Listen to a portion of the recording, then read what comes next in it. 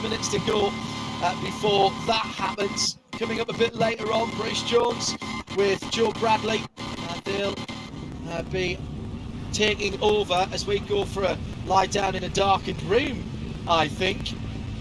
Still, the cleanup continues at Schwedenkreuz, but that's not the only incident out there. The beautiful thing is that because it's such a long circuit, we're still racing, and Fred McAfee is making up positions and just getting a little hip and shoulder from the Audi that he's battling with. That's Frank Stickler that he's having a go at in the Phoenix Racing number 11, and Frank was, I'm afraid, deciding he wasn't going to go by there. It was an outside manoeuvre, but further around the track it is incredibly wet with standing water, making it look like the cars, the first and second place cars, have got bow waves. Now they are still struggling, I believe, Peter Mackay, I believe that the leading cars have not yet stopped, so they're still on slicks. No, according to our information, the number 7 of Raffaele Marciello has gone straight through. He now leads the race in the number 7 Mercedes. The number 9 Get Speed Mercedes, that's the Pro-Am car, that's the Janine Schaffner entered car, driven by Moritz Krantz at this moment in time. It's gone straight through, and also Tobias Muller in the number 44 Falcon Motorsports Porsche, interestingly. So sorry, Sven Muller, I've done that twice now this weekend. Sven Muller, 29-year-old from Mainz. So will that be genius or will it be foolish? I wouldn't want to call which one. It's brave. The other car, by the way, that was sitting at the top of Arenberg, at the top of the Foxhole, was the Aviazog Rennsport BMW that almost but not quite got away with it, and that's requiring some attention as well. There's slow zones and yellow flags so far. And Schwedenkreuz is now showing us all clear at Marshall's post 82 to 86. So the Marshals, God bless every one of them, wherever you work, wherever you are in the world, whether you call yourself a marshal or a corner worker or a flagger or whatever, thank you, and thank you to all of our volunteer officials as well, without simply whom we can't go motor racing. I'm not sure it is clear at Schwedenkreuz, actually. It's still showing us yellow as Maro Engel goes through there. It's that 350 Porsche to remove, isn't it, John? We've got to get rid that of that. And the Aviazog Rennsport machine. Correct, yeah. You said about various names for marshals, track workers, corner workers, whatever. I think without overselling it, heroes. Spot on. Orange Army. Orange Army, yeah, white in the States at the moment, trying to stay as dry and as warm as possible. The change of surface flag out now. When I first started racing, it was called the oil flag. That soon got changed to a slippery surface flag. It is now regarded as a change of surface flag because it might be that somebody's brought gravel, debris, grass, etc. So it's a change. So it's a change of surface, as I think you identified yesterday at one point in your qualifying report, John. But it's to warn a driver that the surface has changed. Yeah. It might be something totally different, fluids, etc., etc. But it's a change of surface flag now, which is probably one of those few things I'd say it's a good update. Yeah, and it can, as you say, Peter, it can be debris. It was once described to me by a rather senior marshal, and a hello to everybody in the British Motor Racing Marshals Club, of which I'm honoured to be an ambassador, as CRAP on the track flag. Indeed. Yes. we all like a mnemonic. Yes, exactly. Yes. Yeah. So don't start me. I'll go back to army training. I think you can probably say crap on the track. It was crap on the track. I think you can. Yeah. Well, I have now twice. Yes, exactly. If I get slapped on the back of the head by the responsible adult, it'll be any seconds now. Peter Mack, just listen and learn from our great leader. Hardly that. Raffaele Marciello then leading by 5.2 seconds in the Team Get Speed AMG Mercedes from Falcon Motorsport in second position. That's number 44. Then Maury Krantz for Get Speed in the Mercedes AMG GT3. That's number 9.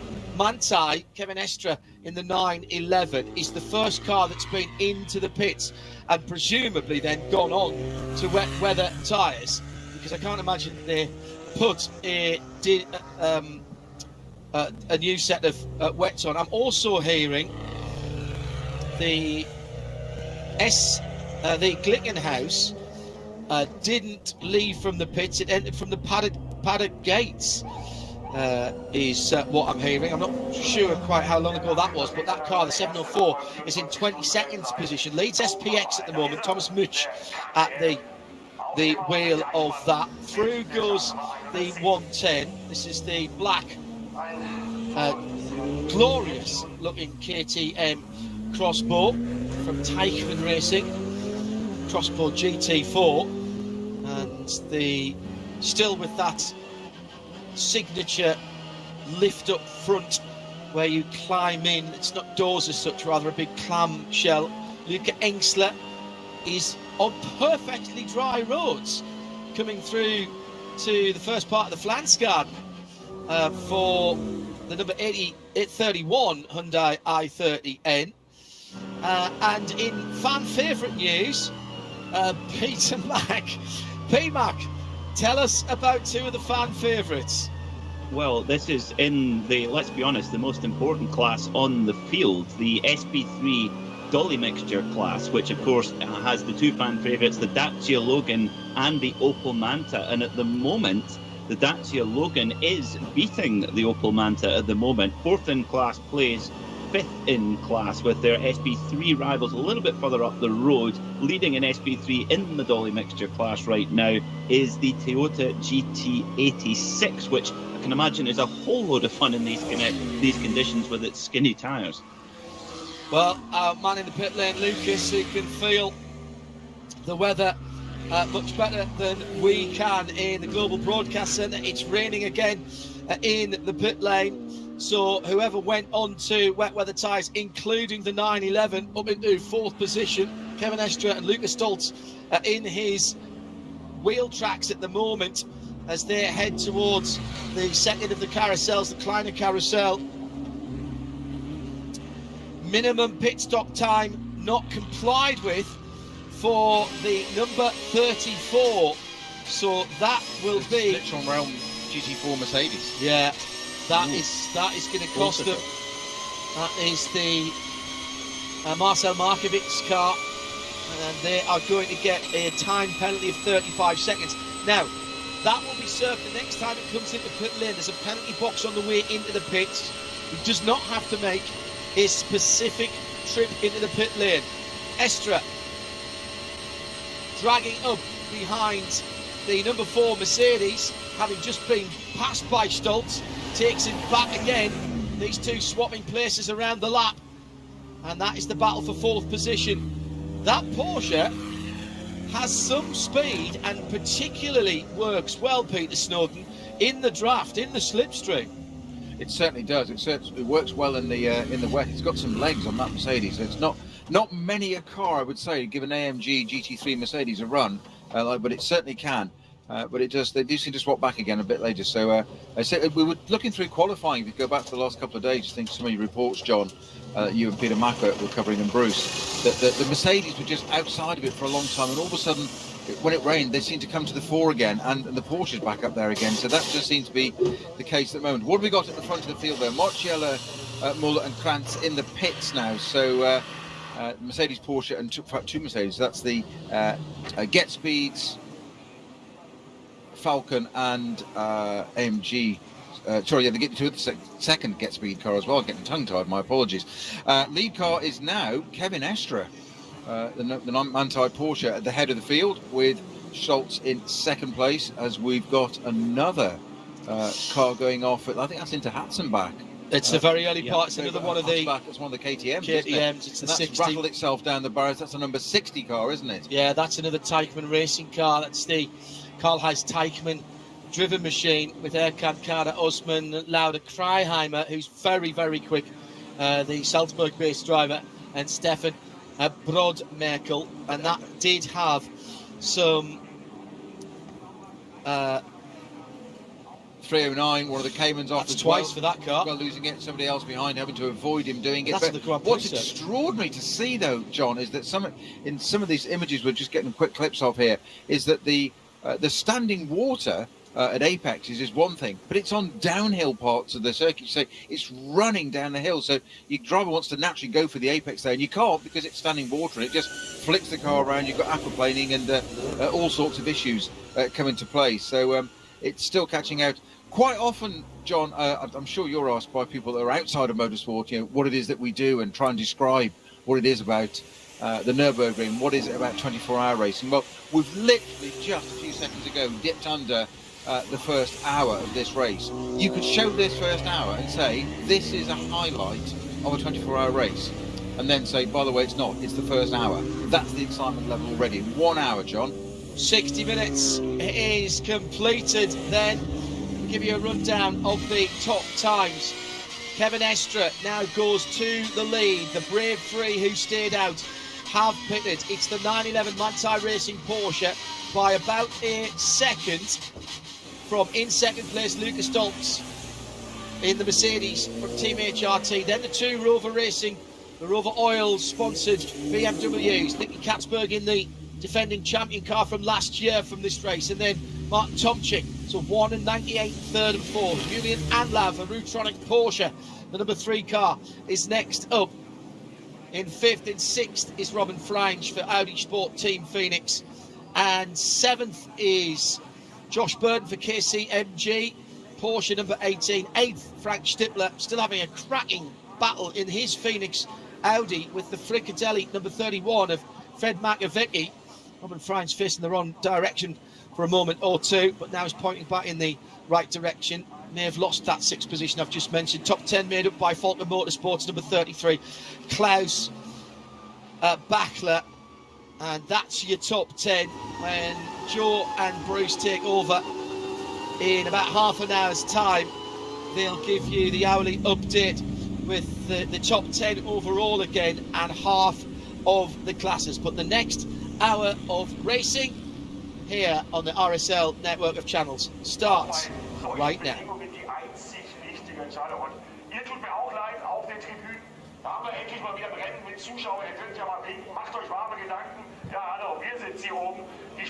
Take a deep breath, everybody. We've still got plenty to go. Hope you've stocked up on snacks. Don't forget, if you've got to nip out and go to the supermarket, you can take us with you. RS1 unblocked without any ads and all still free. player.radiolemans.co and select channel RS1. You'll get the audio from what's going on. Take a wee bit of the Nürburgring Nordschleife and the 24-hour races with you. Long recovery for the Avia Zog Rennsport BMW. That's still going on. Robert Franz now pointing in the right direction. And joining me in the Global Broadcast Centre, Peter Snowden and Peter Mackay. Peter Mackay, your first experience of racing on the Nordschleife for the last 90 minutes, or last hour should I say, or so. What do you make of it so far? In one paragraph. One paragraph. Well, my English teacher always said my paragraphs were too long, so hopefully I'll try and keep them. I mean, again, we saw it, we said it in qualifying last night in similar conditions. These guys here, they are the very best in the world at what they do, and you can include F1 drivers in that as well. This is just incredible. You look at the bravery at the front from Kevin Estre, Lucas Stoltz, Nicky Katzberg in 500 horsepower machines on slick tires coming through wet patches. Now they're on the full wet tires, but you can see just how much standing water there is. There's these Michelin wets and in Hankooks and Falcons. They're very, very impressive tires, but there is a limit. Once those tread blocks fill up, you're a passenger. And we've seen, well, unfortunately, we've seen a lot of damaged machinery so far. But to sum it up in a word, crazy. Crazy but beautiful in some respect. Yes. That was a great song, actually, wasn't that? Beautiful, crazy. Go and look it up, kids. It's country music, so probably not. But I can't play it. I'll get the guitar out in a minute.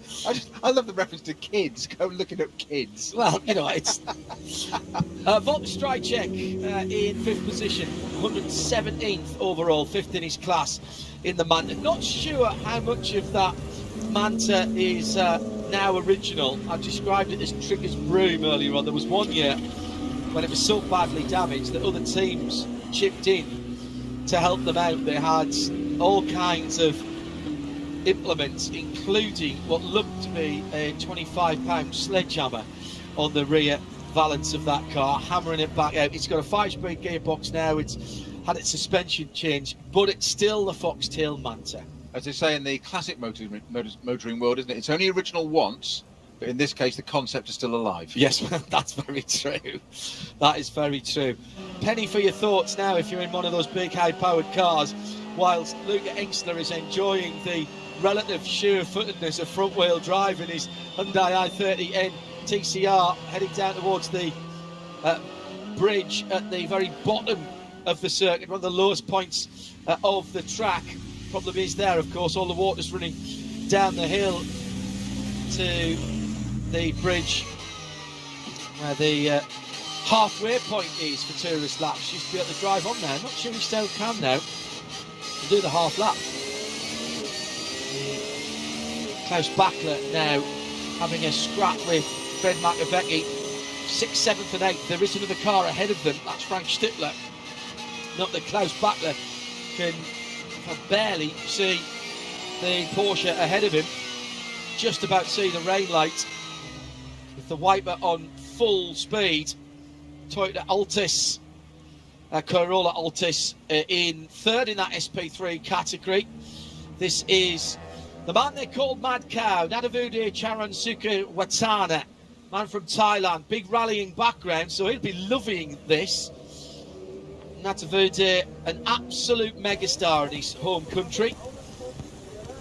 Problem for one of the BMWs in Cup 5. It is the 240. Now, it's not the first time we've seen this car off for Adrenaline Motorsport, Team Alsna Automotive, Yannick Fubreck, Francesco Malini, Marcel Fugel and Roland Frozer. And John, that is well and truly beached, is absolutely the definitive definition of beaching a car. That's what that one is, well into the gravel. Meanwhile, the Teichmann Crossbow has been sort of recovered on the hats and back.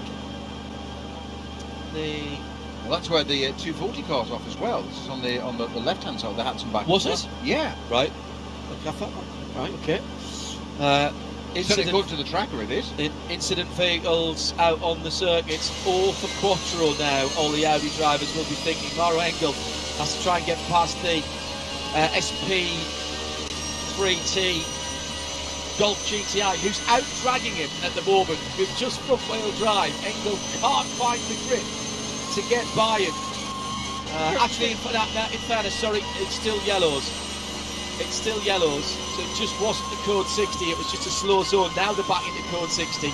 Fred Makovecki is driving into a wall of water, so he must be driving on muscle memory alone, because I'm looking to the side, heading up through Mutkurv now, Kesselchen area, all climbing uphill towards eventually the Caracciolo carousel.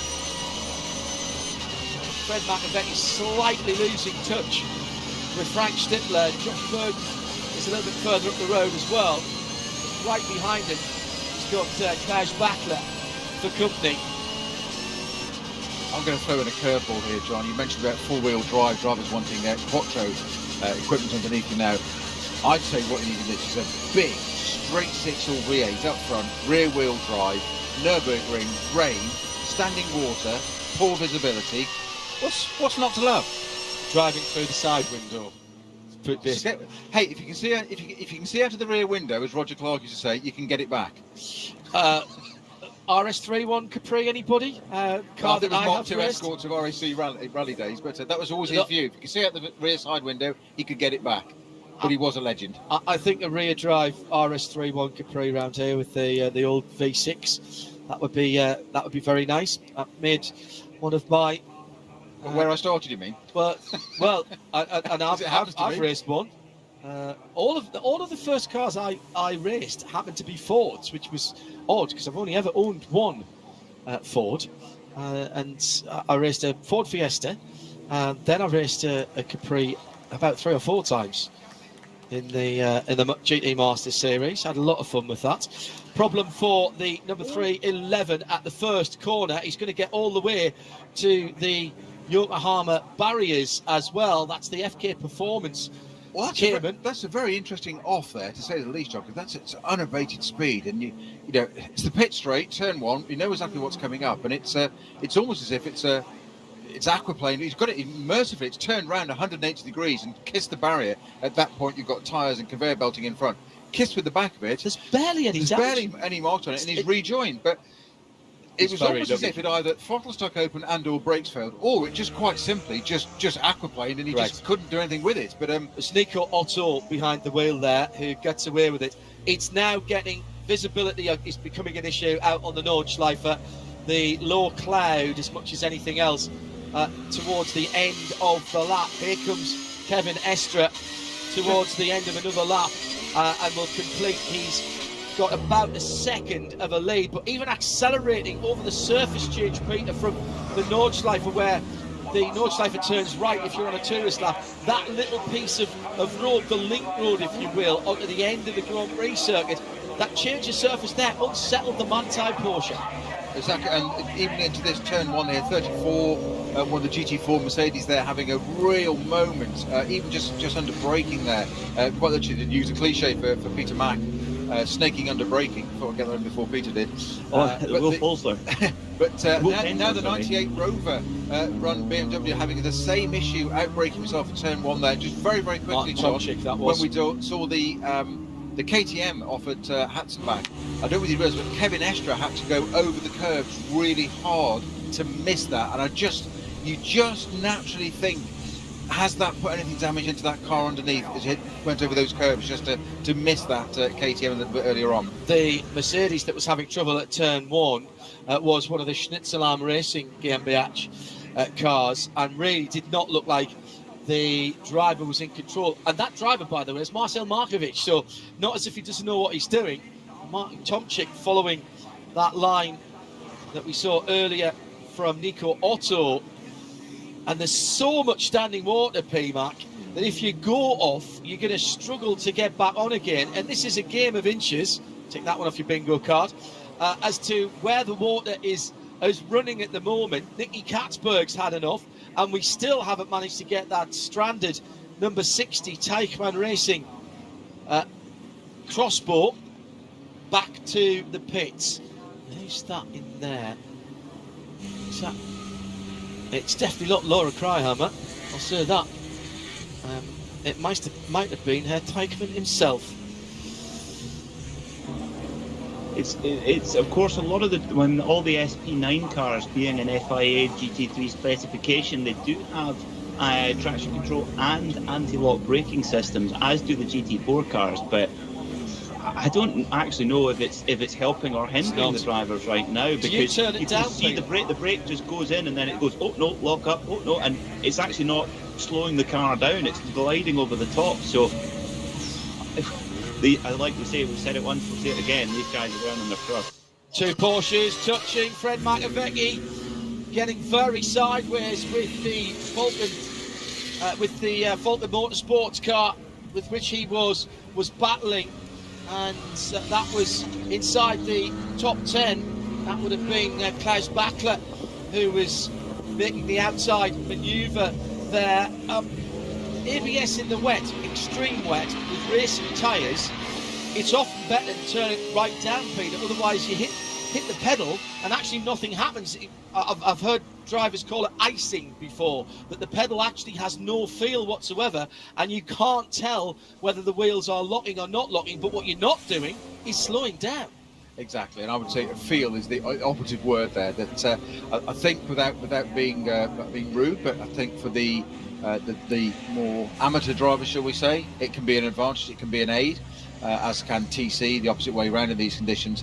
But for the top class pro drivers there that Peter Mack's just been talking about, you need that feel. And I'll tell you what this brings into play for me now, thinking of one particular car in this field. I think it's the 125 car, which is the Space Drive Mercedes with Darren Turner as part of the team, with this fly-by-wire steering on that car. And I did have a bit of a chat with him on Friday about that car, and it was very interesting. A bit more of that a bit later, but I just wonder how that would feel in the wet there, because there's no physical direct connection between the steering wheel and the road wheels of that car. It's the number 25, actually. 25, my and apologies. it's Phil Ellis who's driving that car at the moment.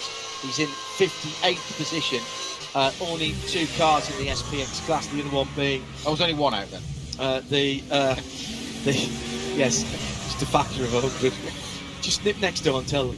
The Glickenhaus is the other car in that category. I'm not sure about that. You're absolutely right. I don't mind driving in the wet and driving on a wet circuit, but you need to know what's going on, because you've got to find the right pace for you in the car. And it's not about being brave, it's not about being clever, it's just about saying to yourself, right, I can feel that I have some connection with the steering, with the wheels on the front of the car, with the track. But I'll tell you what it is about.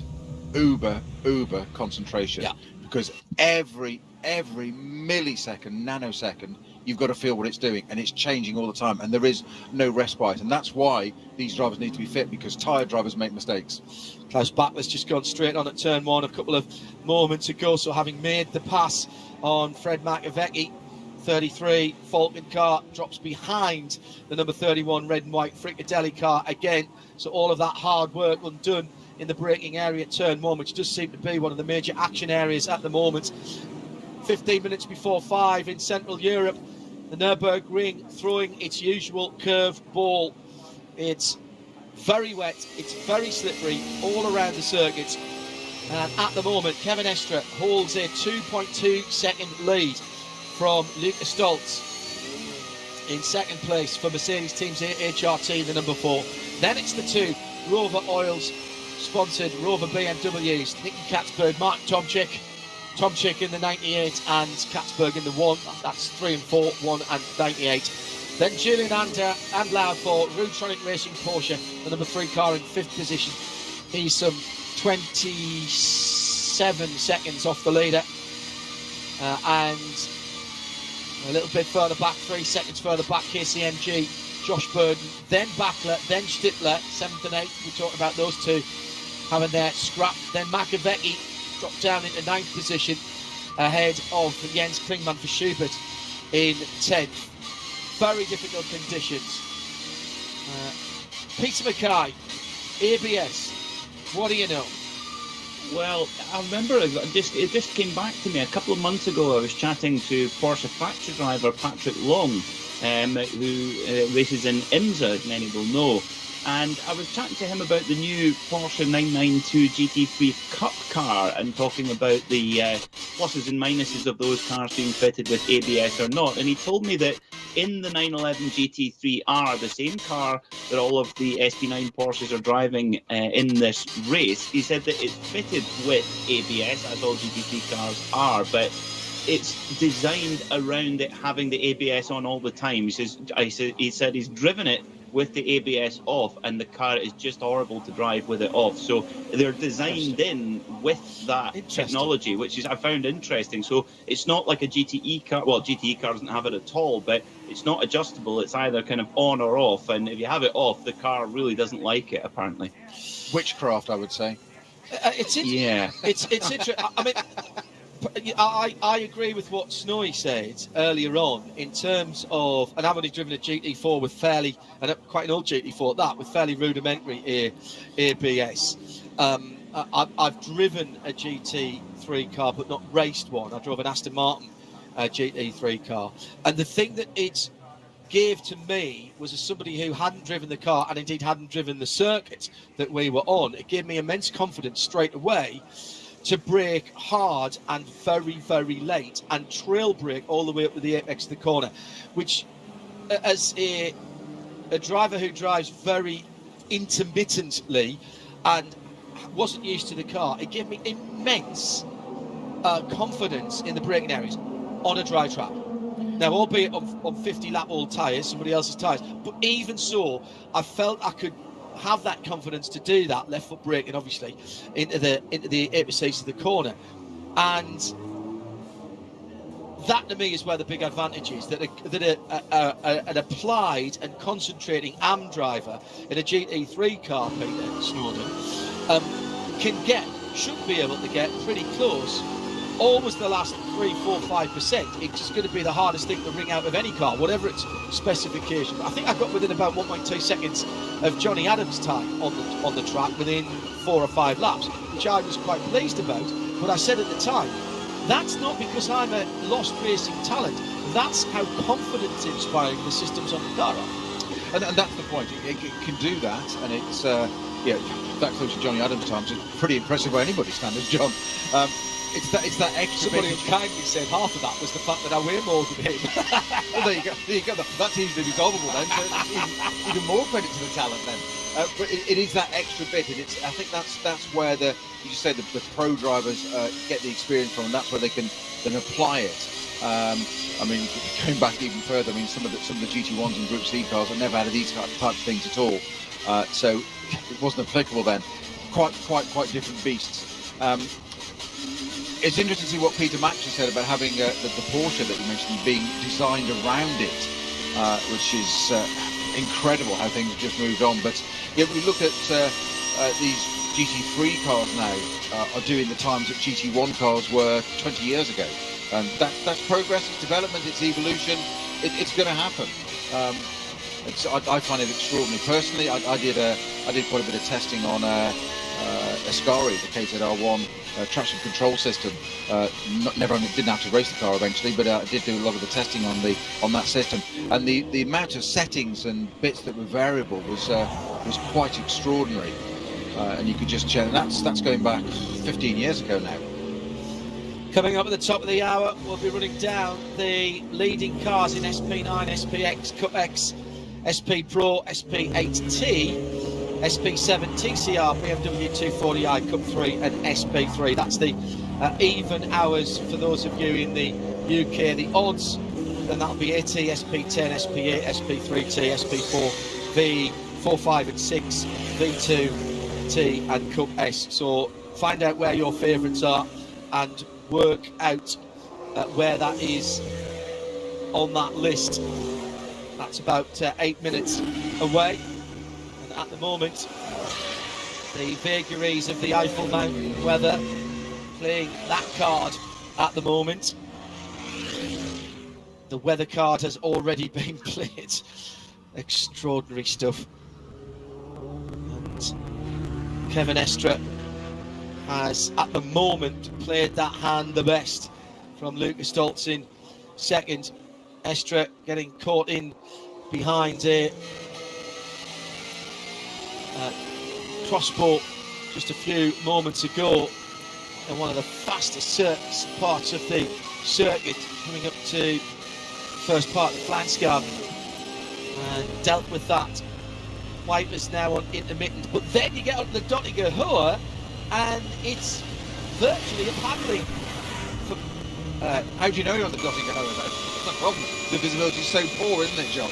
Yeah, it's shocking. But here over on the right-hand side, it doesn't seem to bother Kevin Estre. He's getting back to his close to his favourite part of the circuit there, which is the grass on the right-hand side, and he does seem to favour that, doesn't he, over the right-hand side? He loves that bit. I'm in awe. David Pittard, by the way, back out in the 101 BMW. That had a close encounter of the Armco kind when the rain first hit at the top of the Vauxhall Adnar Forest area. He's got the car back. It is refettled. It went into the box for a little while. Refettled and now on its way. Katzberg fighting his way through to fourth position and very carefully changing down through the gearbox at the end of the Tearguard into the final chicane. Still getting a huge slide on there, and he's barely using any throttle, tries to stay off the white lines, but even the outside of the Grand Prix circuit, the very thin white line as he went over there, the rear tyres breaking traction, and all the way down the start line, of course, has got the grid hash marks on it, and that's causing problems as well.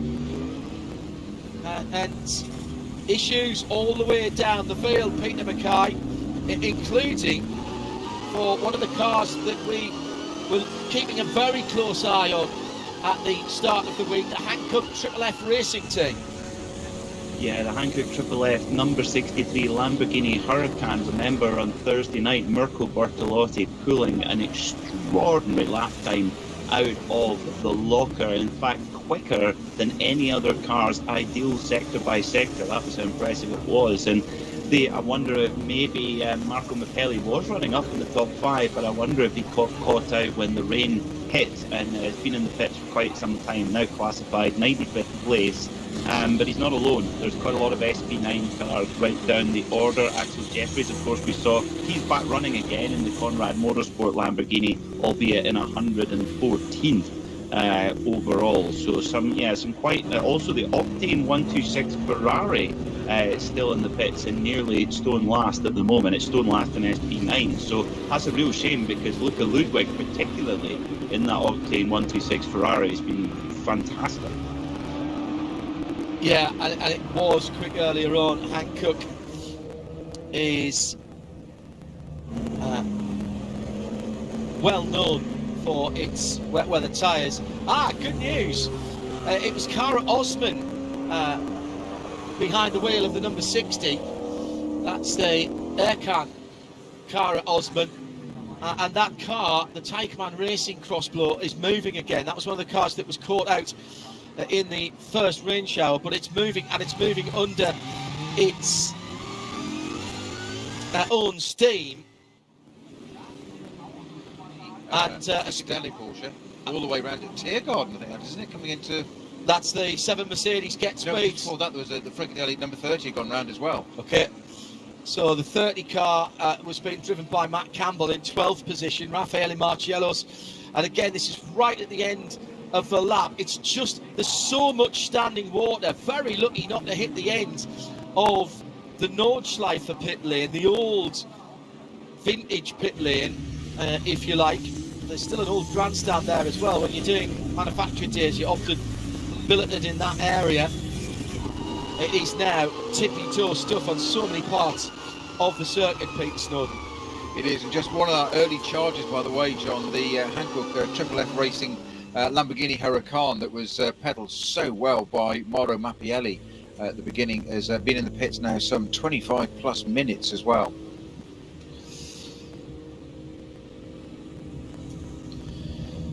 So just the standing water at the end of, the top of Tiergarten there just caught out the number 30 Fricadelli Porsche, and indeed one of the AMG Mercs, also number 34 going round as well.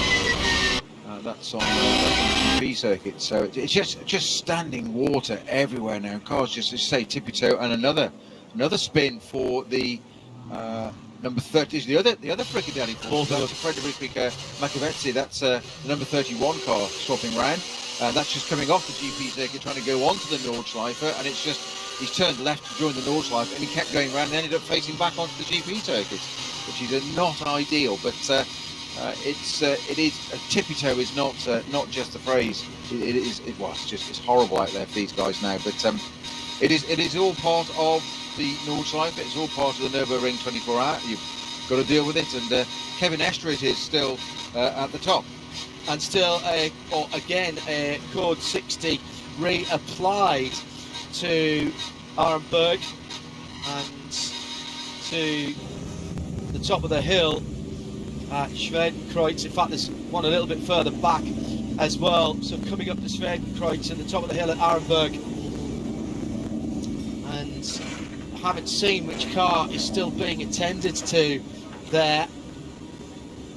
Marshall's Port's 45. I think he's still on the Grand Prix circuit, isn't it? They're calling that Jaguar. That's right at the end, either the end of the Grand Prix circuit or the start of the Nordschleifer. I've never seen Jaguar written down before.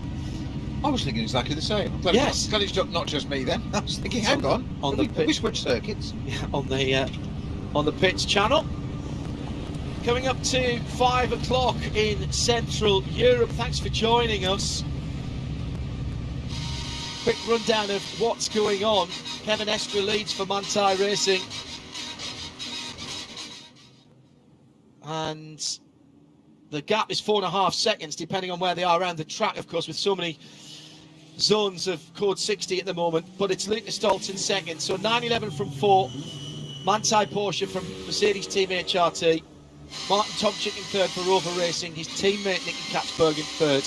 And the top 6 made up by Julian Andlau for Rutonic Racing and Josh Berg for KCMG. So Porsche 911, Mercedes 4, BMW's 98 and 1, Andlau in the 3 Porsche, then the 18 Porsche for KCMG, and that is your top 6 for the moment.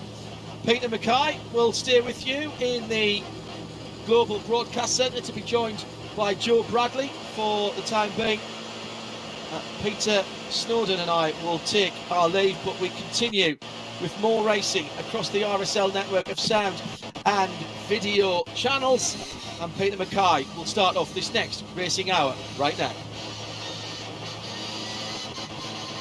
So we look at our hourly update here at the Nürburgring 24. What has been an absolutely extraordinary start to this race. About 90 minutes in. We'll start with our SP9. The overall leader, Kevin Estra for Manthey Racing in the number 911. In SPX at the moment, that class being led by the Space Drive Racing Mercedes AMG GT3. That's the car with the steer-by-wire technology, racing up against the Glickenhaus in that class. In the Cup X class at the moment, that's the KTMs in those cars, running 25th overall, and top of the class is the number 75 machine. In SP Pro at the moment, we have to look down the timing screens, of course. It's a bit of a dolly mixture on the timing screens at the moment here at the Nürburgring Nordschleife. SP Pro, the Black Falcon and the Porsche Cup 911 GT3 Cup MR. Now that is the car that is out of the running. Of course, had a spin at Schweden corrosion, caused quite significant damage. So out of that one there. In SP8T class, we have in that one, we have to look all the way down. In fact, I don't know if we actually have anything running in SP8T at this moment in time. SP7, the Porsche Cup class, in that one there, that one is Christopher Mies in the Huber Motorsport 911 Cup, the number 80 car. In TCR at this moment in time, it's the Hyundai Elantra number 830 leading in that class. In the BMW 240s, it is the number 231 Adrenaline Motorsport car leading in there. In the Cup 3 class at this moment in time, we have the number 309 Müllner Motorsport Porsche Cayman 718. And finally, SP4T class at the moment, we have the number 718 Porsche 718 GTS. And we're getting word now that SP8T led by the Piana in 26 overall in the number 36 Mercedes. Thank you for that one, Bruce Jones. You're welcome, Peter. Well done in the early jobs. Watch the race from the sidelines, and boy, you've had some weather and a bit more, haven't you? Just we certainly have. Yeah, it's been a bit. The one thing that has been interesting, though, Bruce, is that the potential for strategy calls. Of course, we saw a few teams throwing the dice at the start of the race, but when we got on to that 5-lap stint, the rain actually came at just the perfect time for those SP9 teams being able to all put on the wet tyre. Yes, and as early as before the start of the race, I dialed in to check how it was all running and saw a few cars diving into the pits, so they started from pit lane. Didn't all work for them, but again, with a race like this where the field is potentially as close as it's going to be in the top class, in SP9 class, you've got to try something if there's half a chance that there's going to be a curveball coming your way with the weather. Indeed so. And Joe Bradley, welcome to the Radio Show Limited Broadcast Centre. Your thoughts on the race so far?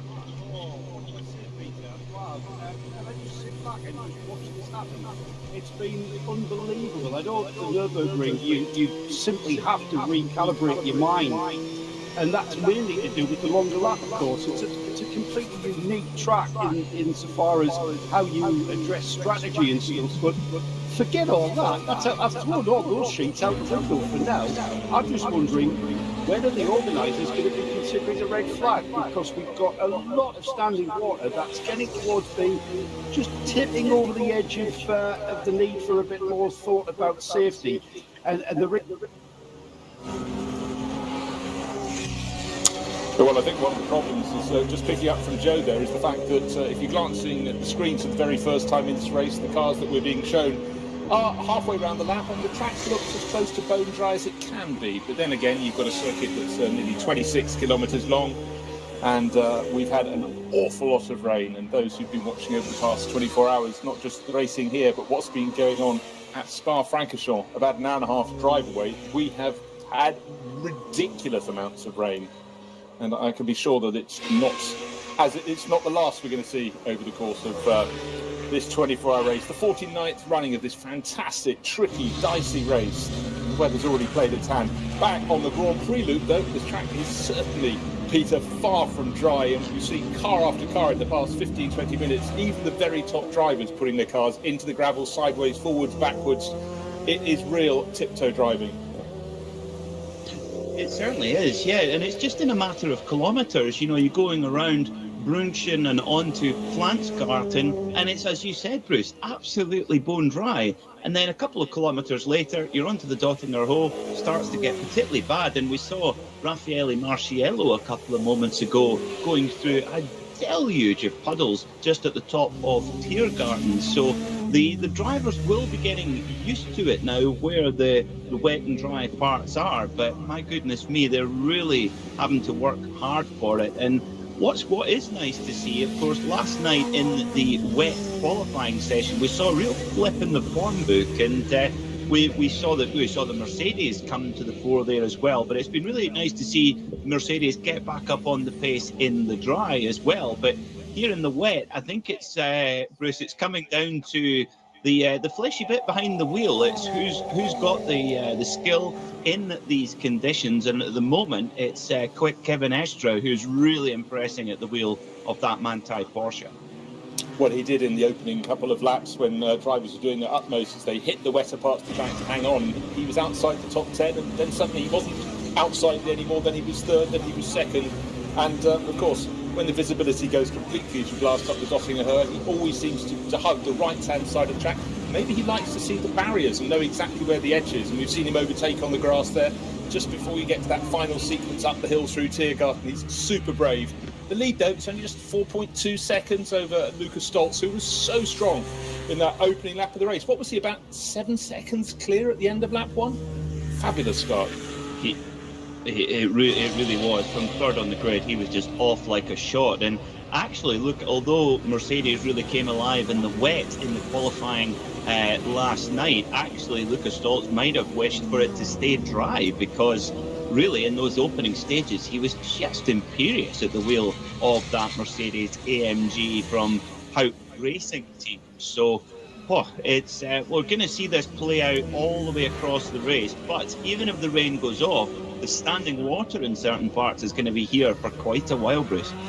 Yeah, it really is a case where the team managers want their drivers not necessarily to shave tenths of a second off, they just want them to keep it on the island. In fact, looking at Marciello, when he had that spin, you know, effectively the final corner of the lap after 25 kilometres, and it cost him about 2.5 minutes to get the car turned around, because even there the track is so super narrow. He came very close to hitting the barriers in that left-right flick, somehow avoided them. But you just think of all the work you do to try and not lose any time. One spin like that, and it really hits you hard. As a consequence, Marciello's down in 15th place. Before that, he was inside the top 10. It hurts. So, wet, I'm not going to say wet. It's very, very wet, but other parts of the circuit are still dry. Let's just quickly refresh what's happening at the top of the charts. It's Kevin Estra leading the way in the 911 Manthey Racing Porsche by just under 4 seconds now from Lukas Stolz, the best of the Mercedes from Team HRT. Then the two Rover Racing BMWs, another handful of seconds further back. Martin Tomczyk in 98, Nicky Katzberg in car number 1, last year's winning BMW M6. Then two more Porsches completing the top 6. In 5th place, Julian Andlauer, Rutronic Racing. He's 10 seconds back from the second of those BMWs.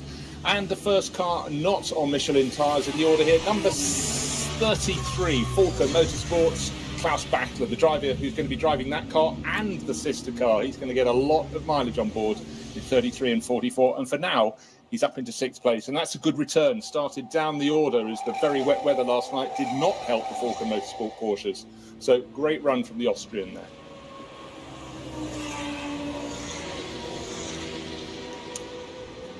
So hoping to hear from Joe Bradley, who's watched the early stages of this race and now joining the crew. Hard to pick out the cars. A, it's a little dark out there, and B, all images are absolutely full of spray in the face of the drivers. Of course, they've had a lot of running on Thursday, Friday. This morning we had an hour of warm-up. Not everybody made good use of it, and they sort of know what they're doing, but I don't think we've had 2 laps really with the same conditions once the rain has started to fall.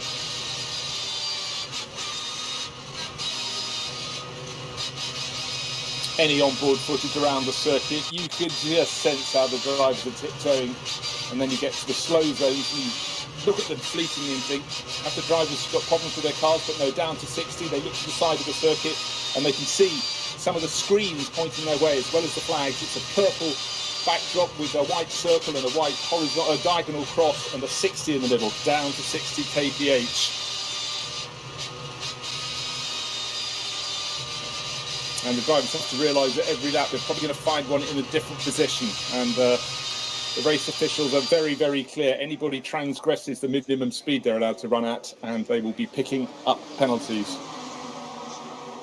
Meanwhile, biding the time, sitting in the garage with the other drivers, feeling like spare parts, nothing they can do about it. Dries van Tor, one of the stars of qualifying yesterday evening, as the rain was coming in, hadn't quite arrived, and he put in 2 super quick laps in number 15 Phoenix Racing Audi. But for now, he's got to twiddle his thumbs and sit there and wait. His car, Robin Freitz at the wheel, that's in 10th place overall. And that was one of the spinners. Saw the Dutchman getting it wrong towards the end of the Grand Prix loop before they get out onto the really, really fearsome bit of the track, which obviously is the Nordschleife part. Slow zones. Raffaele Marciello still picking his way through. Lukas Stolz in 2nd place, but Kevin Estra waving the flag for Porsche, leading the way for Manthey Racing.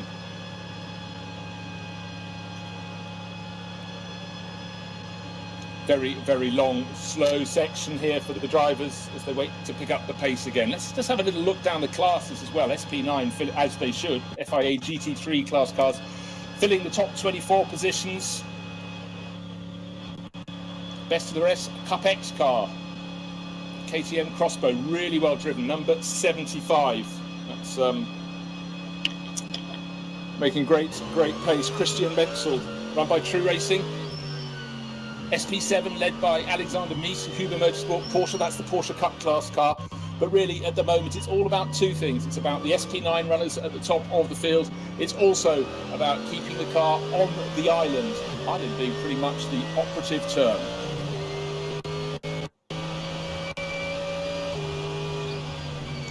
For the drivers who come out of the slow zone, typically that's on one of the wettest parts of the circuit, and thereafter the track seems to dry out a bit. And to me, one of the most fearsome parts of the circuit is the run from Brunchen, Flansgarts and Schraubenschwanz towards the end of the lap, and it dries out a bit there. It gives them more confidence, but still huge amounts of sitting water.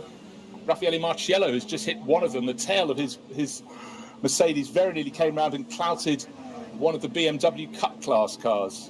And so very, very tricky conditions. Car 890 leading the Cup 5 class. That's the class for the BMWs.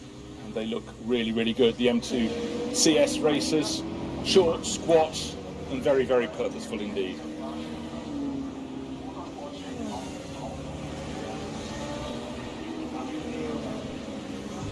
And in many ways, it's not so much standing water on the Grand Prix loop, it's just very, very wet track. The standing water is at the apex of some of the corners where the curbing is higher out on the first third of the lap. We've seen cars going around very much at hats and back, and that's one of the places where the water is sitting and almost inviting the drivers to put their cars sideways by hooking a wheel into it.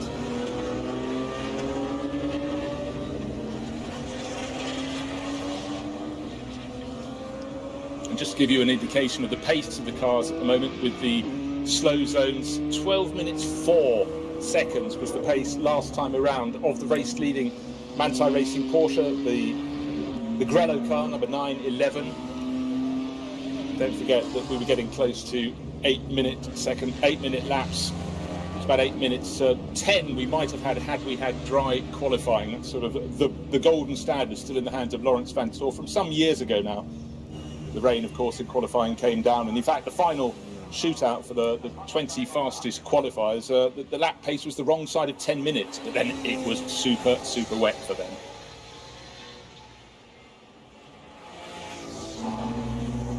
So, Joe Bradley, it's wet, it's dry, but it's great fun.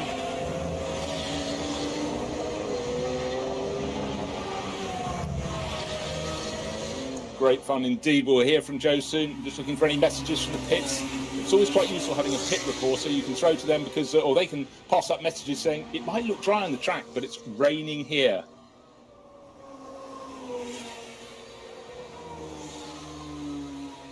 Still plenty of battling, but at the moment with the slow zones,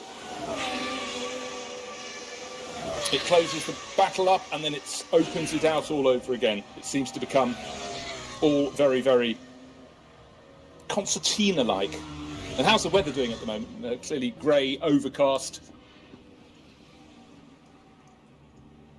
and with the threat of more rain. Windscreen wipers on. All around the circuit. Fred Makovici is putting on. He was one of the early spinners just outside. Just outside the top 10. Looking to make up time, looking not to make mistakes at the moment. Kevin Estre not making mistakes out front. He's got that 4-second lead, his 911 Porsche ahead of Lucas Stoltz in the better place for the two HRT team Mercedes, and that's the number 4 entry.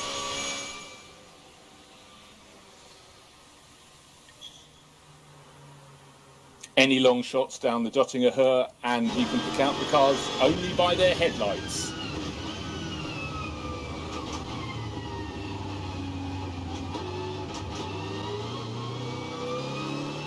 So if you want to run down the march, we had high hopes for Lamborghinis, but it's not been their race so far. Both of them showed great pace in the qualifying.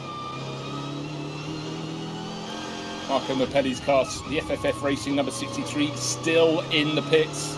Axel Jeffries also injured on that opening lap, way down the order. Outside the top 100, so it's going to have to be a comeback drive of some order to receive anything.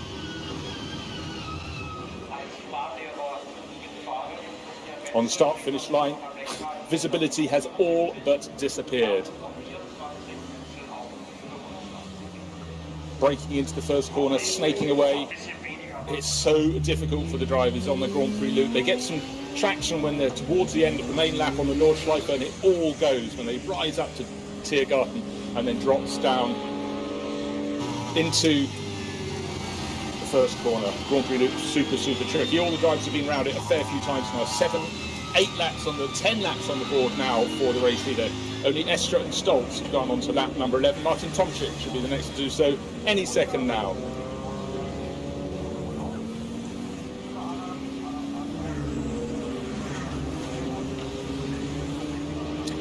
And in among all of this, the best of the Audis at the moment is Frank Stippler. Well, it would be Frank, all that experience. And he's just down at the bottom end of the top 10. Frank is in 9th position, the number 11th Phoenix Racing Audi. So it's Porsche, Mercedes, 2 BMWs, 3 Porsches, another BMW. That's the Schubert Motorsport car with Jens Klingman at the wheel. And then Frank Stippler, Phoenix Racing Audi.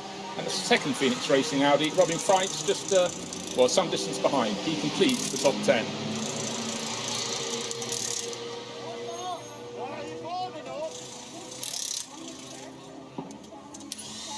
Double checking what sort of tyres people are putting on their cars in any pit stops at the moment, and not surprisingly, nobody's thinking about slicks, a fresh set of wets, because 10 laps around here for some of the drivers is more than enough on their rubber.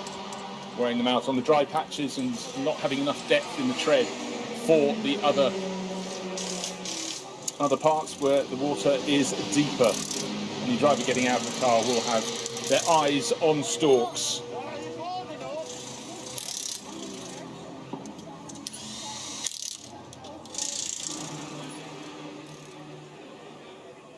And the visibility really does change from lap to lap with cars. Let's see, the pace has now improved. It was 12-minute laps a while ago with slow zones.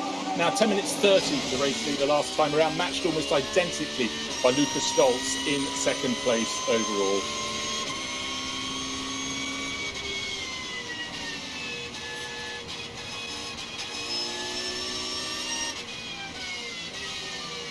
And Kevin Estra, that mixture of caution plus pace. Still leading the gap, only 3.5 seconds. Rain Meister, isn't he? He's right up there. He's not just a Nürburgring Meister, he's a wet Nürburgring Meister, and we really are seeing that. With fog coming in, we had a few minutes ago, Bruce, we had a report from race control that fog is a Tiergarten. Well, we can see that fog is now rolling towards Tiergarten, not too far away from the start-finish straight in the pits, and we're seeing that fog rolling in, and it's just how far that fog will extend. We've had this race red flag at various points, and there was one year, Bruce, which I seem to recall, that the race was stopped for about 6 or 7 hours overnight for fog, and we've got so much weather in the Eifel-Rennen region that, pretty much anything can happen. I'm not expecting any hailstones to the extent we saw a few years ago, though. No, we've had all sorts of weather. You feel like they often joke that certain parts of the UK get a year's worth of weather in one day, or 4 seasons in one day, I think was the lyric from a song back in the period. But here we're having 4 seasons of rain in effectively 24 hours. It's a question of how it's spaced out. And obviously after last year, we're 9.5 hours from 11 o'clock at night to no running because of unbelievable amounts of standing water. Hopefully it won't become that bad, but right now certainly they're facing a deluge. But how much is it actually raining, and how much is the water just still hanging in there and it hasn't had a chance to dry? What do you reckon, Joe? You know what, I was worried just before I came on air. I was looking at the track and I was thinking, there's a lot of standing water there, and standing water creates spray, creates visibility, and my big worry, even in great conditions, in great weather conditions, the speed difference with the classes here at the Nürburgring 24 hours are massive. And then when you add in a slippery track, aquaplaning, and then a complete lack of being able to see what's in front of you, then it's got to be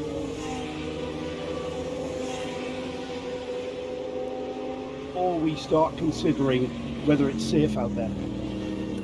I suppose one thing that's different this year when we've had conditions like this is the fact that we had 121 starters. In other years, in non-pandemic years, with often another 50 cars out there on the track, which does make it a little safer just by dint of having fewer cars that may spin around in front of it. Kevin Estra, though, you mentioned Kevin Estra, Bruce. He's a Nürburgring Meister, isn't he? He really is. And then, add in the wet conditions. He knows this place like the back of his hand, and you also know the wet line. And what do I mean by wet line? Well, a track gets rubbered in, and a racing line is created, and the grip is not necessarily on that racing line. It comes down to experience, and I think also you look how many years Kevin Estra's been racing a Porsche. They can't surprise him in any way. Other drivers getting used to racing Porsches might take a short while, but he's got that. And you look at his record here and his record at Spa-Francorchamps, you know, the two trickiest circuits they'll race on, and they're circuits on which he absolutely stands out, and I really think that sort of says it all.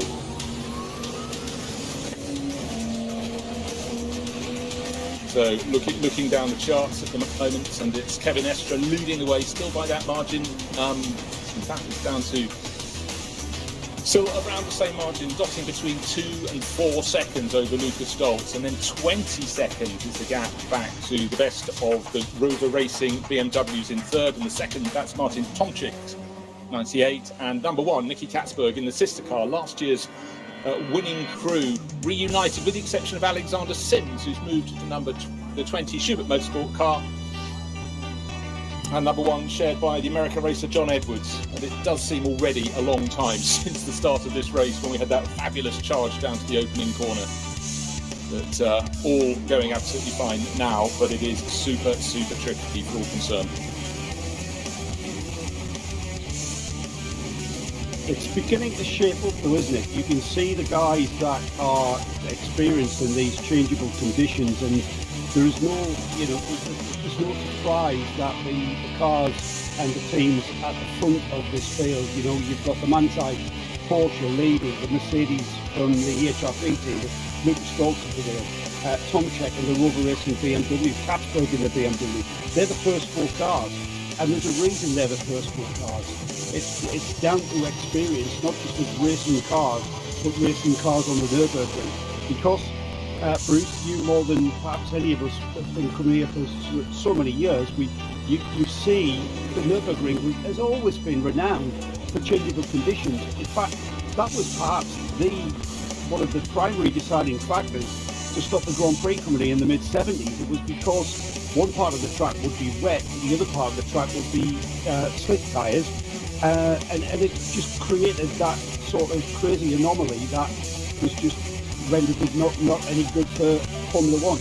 Not that difficult in a GT3 car, but it all depends on, speaking of what I said earlier, I've never heard of drivers being referred to as the fleshy bits. Yes. But I'm going to use that from now on. I like that one, the fleshy bits. It's down to the fleshy bit now. Off you go, mate. Yeah.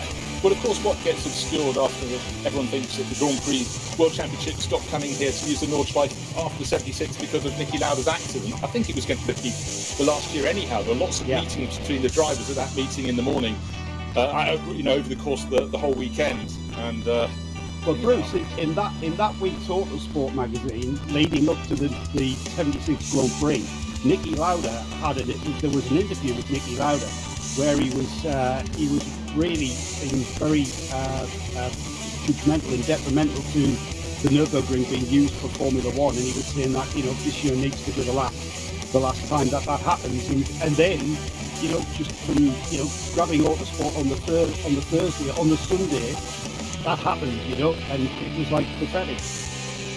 It was as if he saw what was going to happen in the future. Yeah. I mean, this isn't tongue-in-cheek, but there was an element that obviously Niki survived all that happened to him, but there was a history with the magazine back in those days. If the driver got a rare interview, they often didn't live to read it. It was a dreadful run. But Niki, I mean, what a loss for motorsport when he died last year, because he just had an opinion that really carried weight in whatever element of the sport he was talking about. Yeah, he really was, and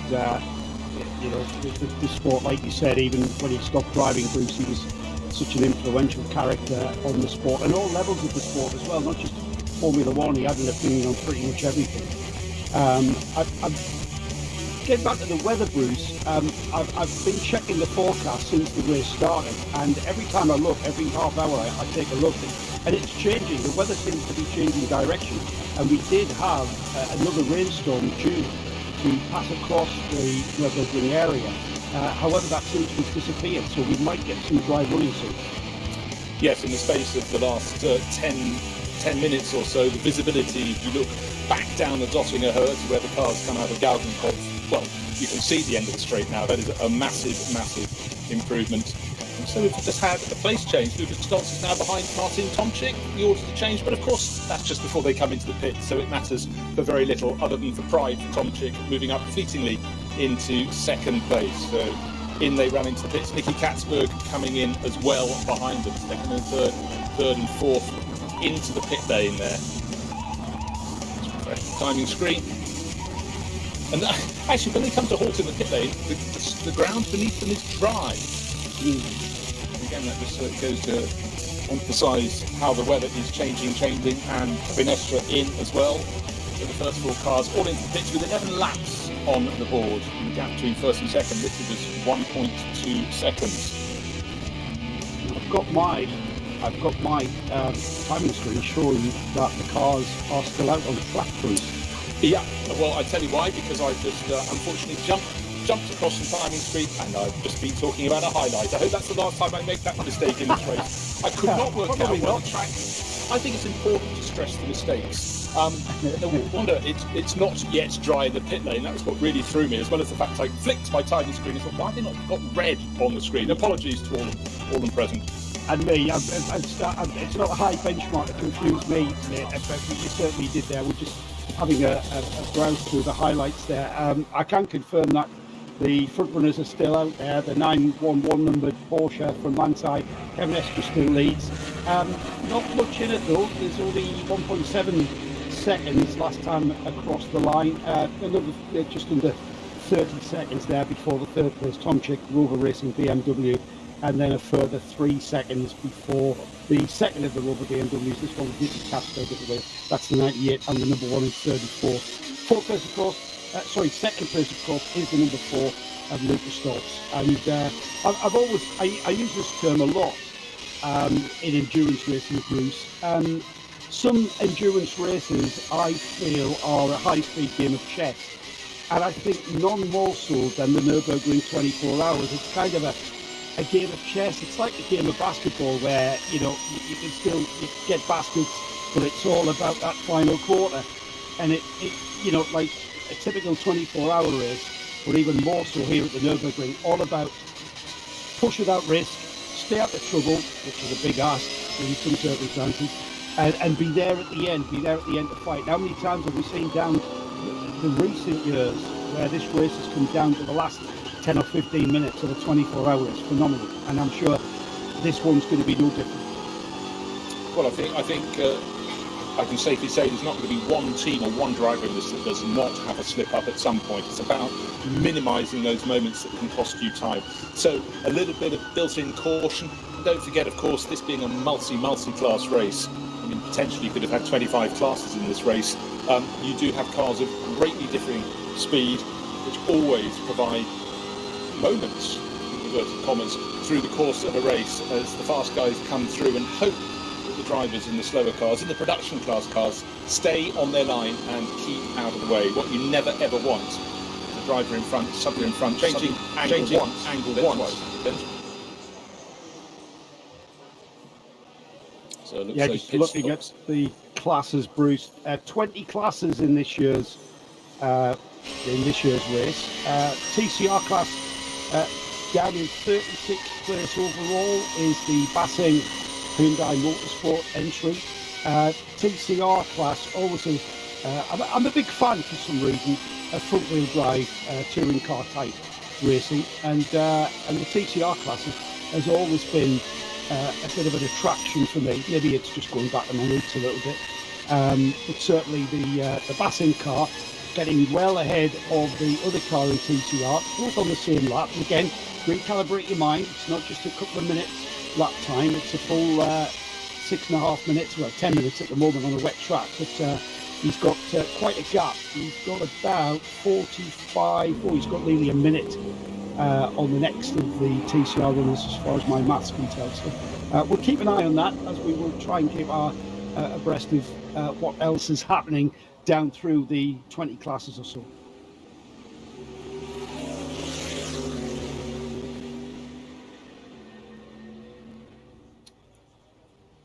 To my eye, and it's easy for me to say it from a commentary booth, Joe, does appear to be drying out. Visibility is picking up, but again, we've still got this dichotomy. But what we also have is a fantastic scrap at the head of the field. Kevin Estre has got Luca Stoltz, the two yellow cars, the Porsche ahead of the Mercedes.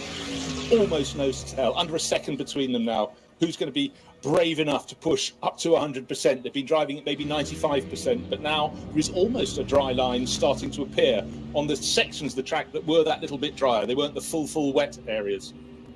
And because of the troughs and rises in the Nürburgring, around the Nürburgring track, we are getting clumps of fog that are settling in the lower areas of the track, and they're kind of drifting around. I think, once again, variable conditions, a very wet track towards the end of the lap, up towards the Dottingerhof and through the Schwalbenschwanz area of the track just before then the Pflanzgarten.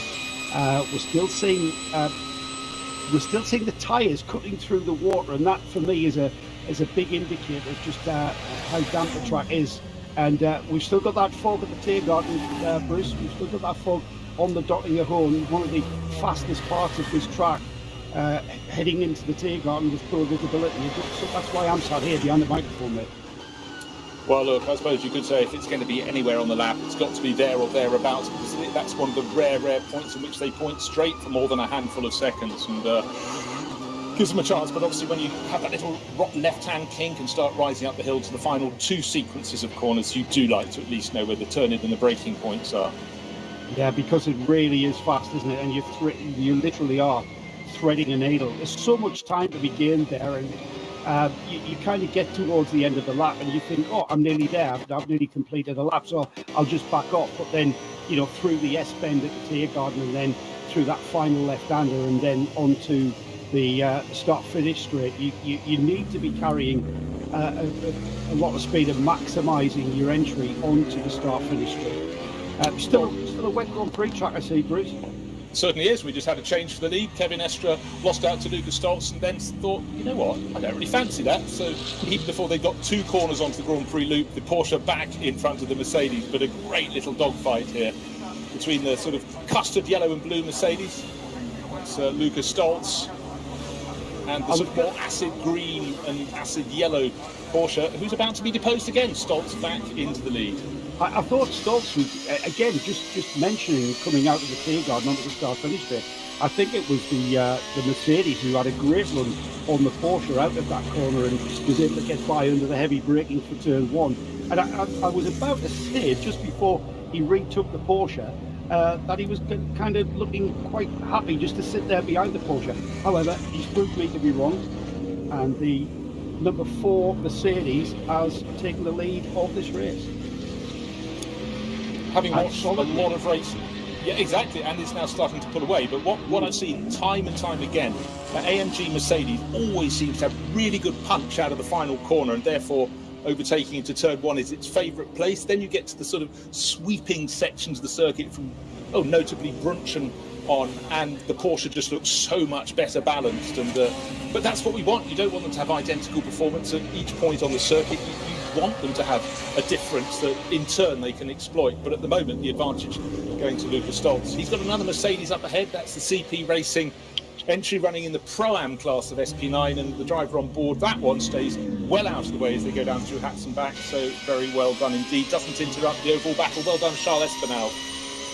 Yeah, very experienced driver in the CP Racing Mercedes. That's the predominantly white with the red and blue livery, getting in amongst the slower traffic as they get into the Hatzenbach and head out onto the Nordschleife now. And there's no doubt about it, the Mercedes has pulled quite a gap. They were pretty much nose to tail around the Grand Prix striker. That's not the case, and already, just as they head down towards, out of Hatzenbach, down towards the Footplatz, the Mercedes pulling out a gap pretty much every metre. That gap increases just over the brow towards Footplatz. Very, very fast part of the track there through sweeping right-hand curves. And the Porsche looking like he's using a slightly different line to the Mercedes. I noticed that on the Grand Prix striker. And so, again, it's about finding out where the grip is. And you can try not to be startled when you see a car completely offline and maintaining its momentum, because that's where the tyre's finding the grip, not necessarily on the dry rubbered line, but offline on the wet. And there's the Porsche just going through the right hand with Arenberg, and he'll be heading down the foxhole towards Adnav Forst, plunging downhill and then uphill. And now great battle from these two, and I don't think it's over. What I think, Bruce, is I think we're seeing a little bit of tyre performance coming into play here, and there's no doubt about it that the Mercedes is working better in these conditions, and it may be down to tyre life. I'm just going to check that whilst you talk amongst yourselves and just see where we are in the stint. Well, certainly when the track got wet last night for qualifying, suddenly the Mercedes came to life. They'd scarcely been in the top 10 after serious running, and then suddenly they started to take half of the top 10 qualifying positions. But then again, there's wet track and there's very wet track. We've had all versions of every degree of wet so far, but it must be said, Lucas Stoltz looks super poised in the number 4 HRT Mercedes, leading now and just starting to pull away. Kevin Estre will be doing his absolute all to stay out at the front of the field, but can he hang on to Stoltz? And behind them, they've got a margin of over half a minute now to Nicky Katzberg. The two Rover Racing BMWs, third and fourth, they're separated by only half a second, but they just don't have the pace of the front two runners. Lucas Stoltz now in the lead, as he was in the opening laps of the race, and Kevin Estre back down into second place.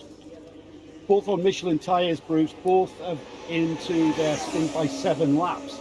So tyre life should be the same. However, what we don't know is how those cars are set up in a way to use the tyres. But there was certainly, the Mercedes had the advantage there when it came to finding the grip and finding the performance across the lap. And that's what we're seeing now. We'll see what the gap is next time by. It's out to 2.4 seconds there as they've just clipped past. I'm not sure what sector they're on, but it's out to 2.4 seconds already. So I can see that increasing as we get round the start. They're getting towards Exmuller. Bergwerk will be coming up next for them. So that is where they are around this mighty lap, 25.3 kilometres of amazing fun.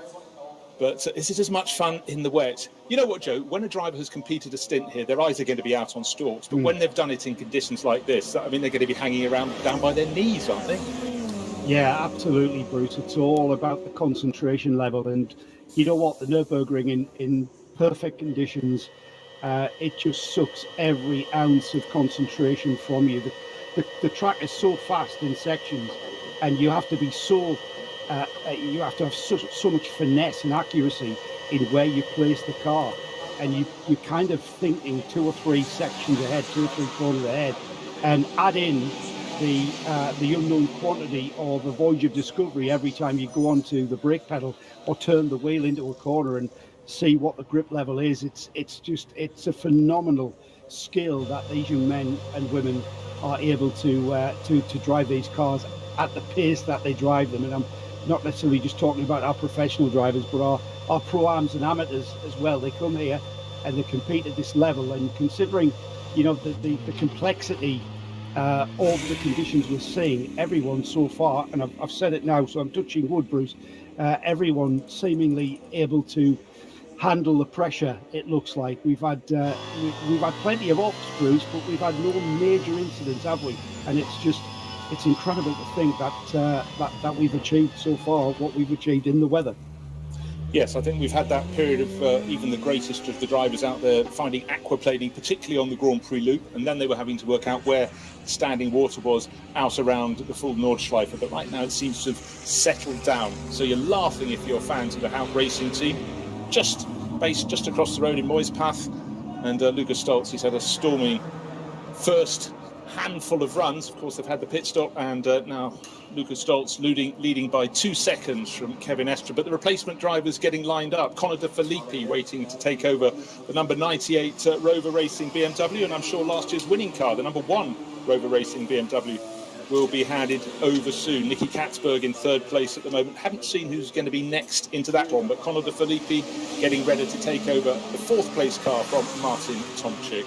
Of course, his eyes will be within his skull at the moment, but he's aware that all is going to be very, very tricky as he dials himself in. I'm interested to see where the decision on what sort of tyres to run out there, it's got to be wets.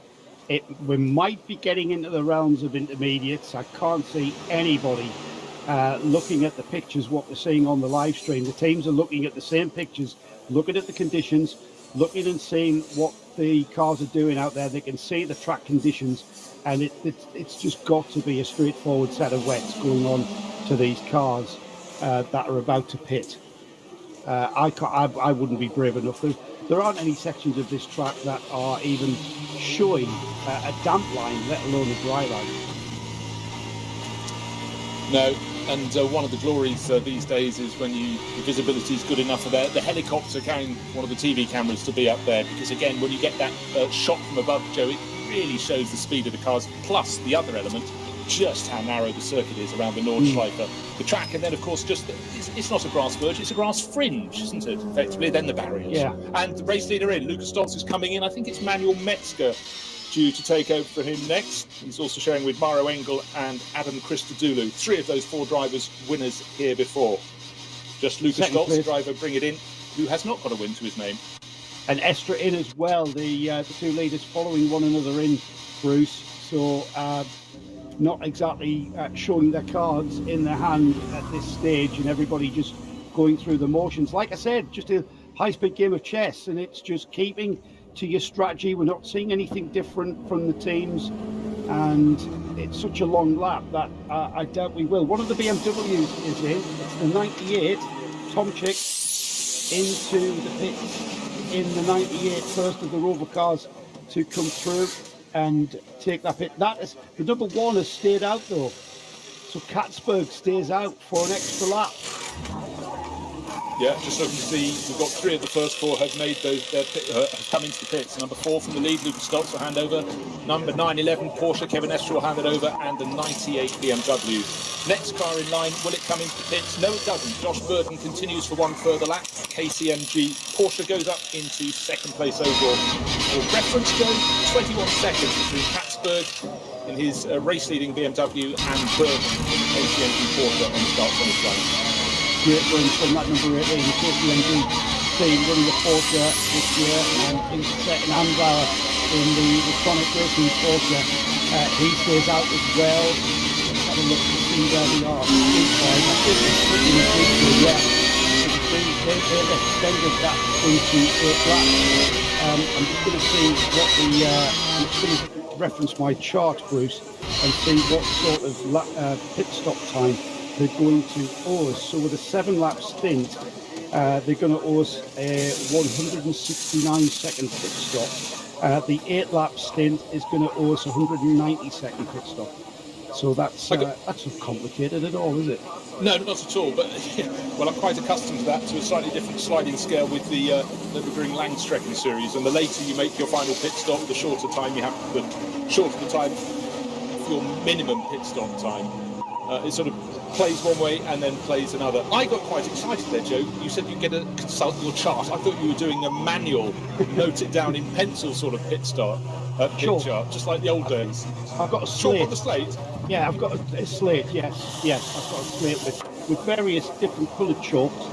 I did go to crayon one year, but the crayon just gets messy, Bruce. Doesn't work on hot weather, in hot weather. Now, it doesn't. Reports of fog. Marshall's Post 189 to 201, that is Tiergarten, effectively. I think we worked out yesterday, John and I, it's 207 or 209 Marshall's Posts around the 25 and a bit kilometres, but frankly, we did see wisps of fog starting to come back down a lap or so ago, but anyhow, the officials have noted that down. Yeah, there was fog, Bruce, about, I'm trying to think of the time it was quite a while ago, maybe 50 minutes ago, that reported fog. Leaders are out of the pit. That's their pit stops completed, and the Mercedes stays ahead of the Porsche. And, yeah, and it's and slides very, very deep into turn 1. Estra, I believe, staying at the wheel of the Porsche. I think he might have taken over, actually. No, Christensen has. Right. Christensen but he halved the gap. It was about 1.5 seconds before the pit stop, and it was about 1.5 car lengths when they came back out. And just completing the housework, the Rover Racing BMW that was brought in. In fact, I was wrong. I thought I saw. No, I was right. Conor De Filippi has taken that over, so he is rejoined, listed as 8th place. It will be lower than that. But the Porsche, the 911 Porsche, actually got running earlier. Its pit garage was about 2 car lengths up the road, closer to pit exit, further from pit exit than the HRT Mercedes. But he was up and running, but the yellow and blue Mercedes just pulled across into its path to resume in effectively. But of course, that's got to wait for those that didn't come in to make a pit stop, which was about the top. About 6 drivers carried on by. When they've made their pit stop next time around, then we'll see the true order all over again. But these 2 cars, the number 4 Mercedes from HRT and the 911 Manthey Racing Porsche, just remember they had a lead of the best part of 25 seconds over the Rover Racing BMWs. So expect them still to be in those positions. And they're effectively our race leaders. There's everyone ahead of them, Bruce, owing us a pit stop, as you've just mentioned. It's looking like a sprint race between the number 4 and the number 911 for sure. They are nose to tail. Now, we did see the Mercedes having the performance advantage, and I put that purely down to the grip that Lucas Stoltz was finding, and it's down to whether Metzger can find the same level of grip. It's a voyage of discovery. They've just gone out on brand new wets, and albeit the wets were heated up in tyre blankets and in the ovens, the moment they roll down the pit lane, Bruce, it's like when you pour water onto a hot plate. The heat dissipates out of the plate immediately. As soon as those cars were on the ground, that heat would have just been leaving those tyres, and now they're beginning to get the tyres up to their optimum operating temperature, and the wet tyre does operate at its best at a much lower temperature than, say, a slick tyre does. Yes, it must be quite remarkable. You'd be quite easily convinced that the team hadn't bothered to warm the tyres at all, and the fact that turn 1 is a very, very sharp right-hander and it's wet really doesn't help matters. But a few corners in, once they start going through the Nordkera and then down through the twisters at Hatzenbach, they should know the level of grips on their car. But of course, the drivers coming out of the pits, Joe, they don't know where the water's standing around the circuit. They might have looked at some of the onboard footage, but even so, they've still got to find what it's like around this outlap. Quite wide lines coming from our race leader, Manuel Metzger, their effective race leader. I have to put that in. Others haven't yet pitted, but maybe pushing a little too hard too soon there. Well, yeah, I did mention this just a wee while ago. Don't be startled by what looks like drivers driving offline and getting into trouble. They're searching for the grip, Bruce. They're going off the rubbered conventional racing line and finding where with add water, that actual conventional racing line is slippy and provides you with less grip than the line off the conventional racing line does. And that's what we're seeing. We're having glimpses of that from both of these runners. Darren Wood, who's listening, hello Darren. He's very sad not to be here.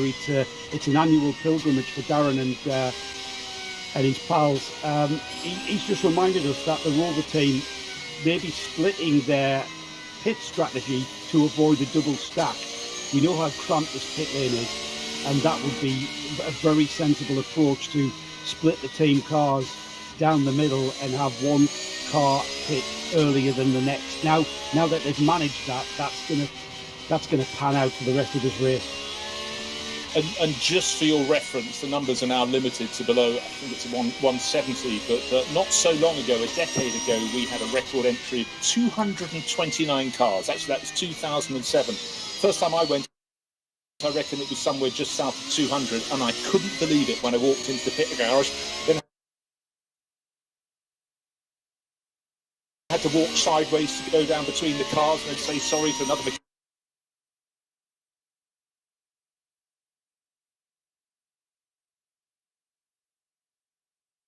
I kept coming for a handful more years. Then I've had a ridiculous hiatus. I've watched it, but I've always been working this same weekend.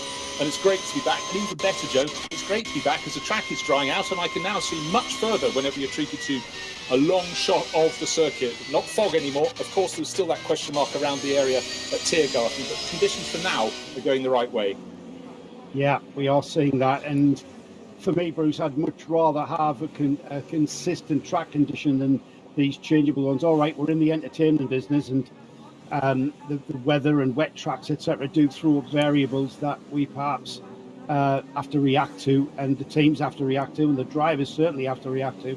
But we as commentators also have to do that. And this track,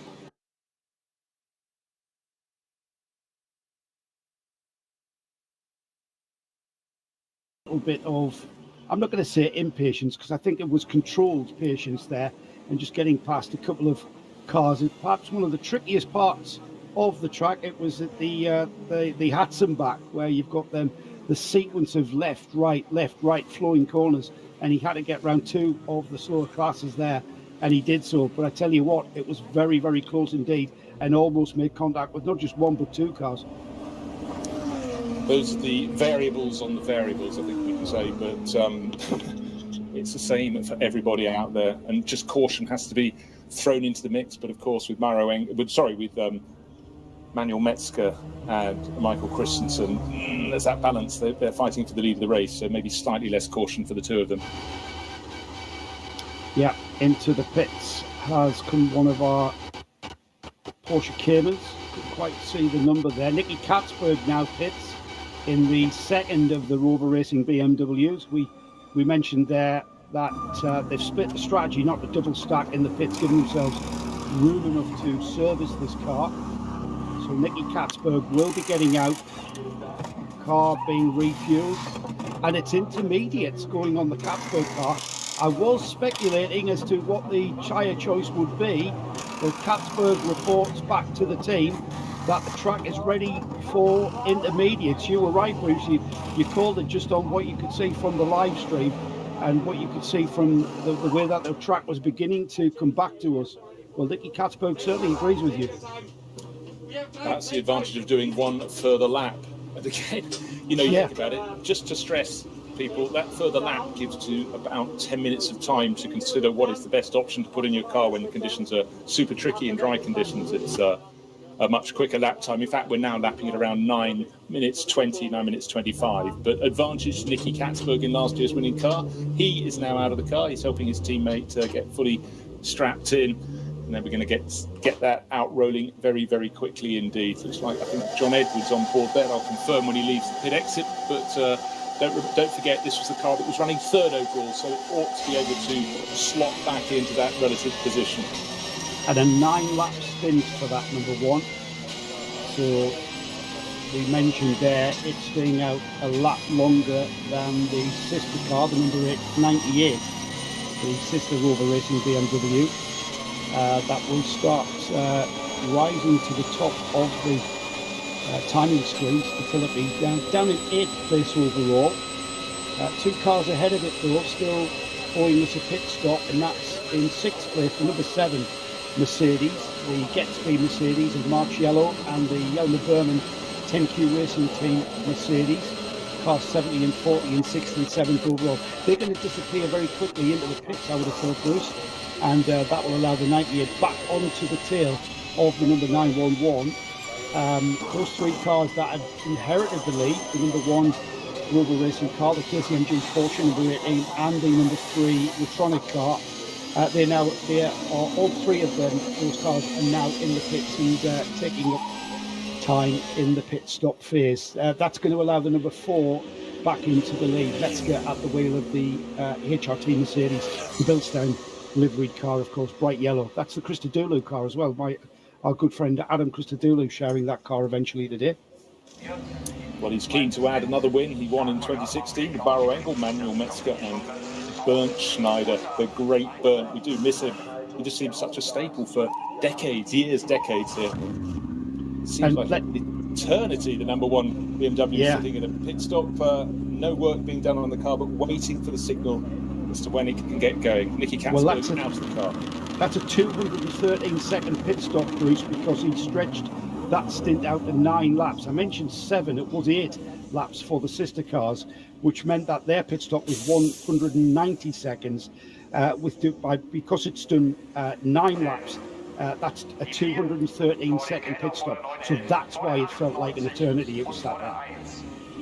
Again, it's a mathematical equation, and come the end of the race, it sort of almost matters not, unless you've really pitted very, very late on. But we'll see the order. You know, what you gain with one hand, you potentially lose with another. And the driver who's taken over the number one, skittering around, it is indeed John Edwards, as I surmised it may be, just trying to get a feel through that first tight right and the tight left that follows of just how much, or indeed how little grip is available.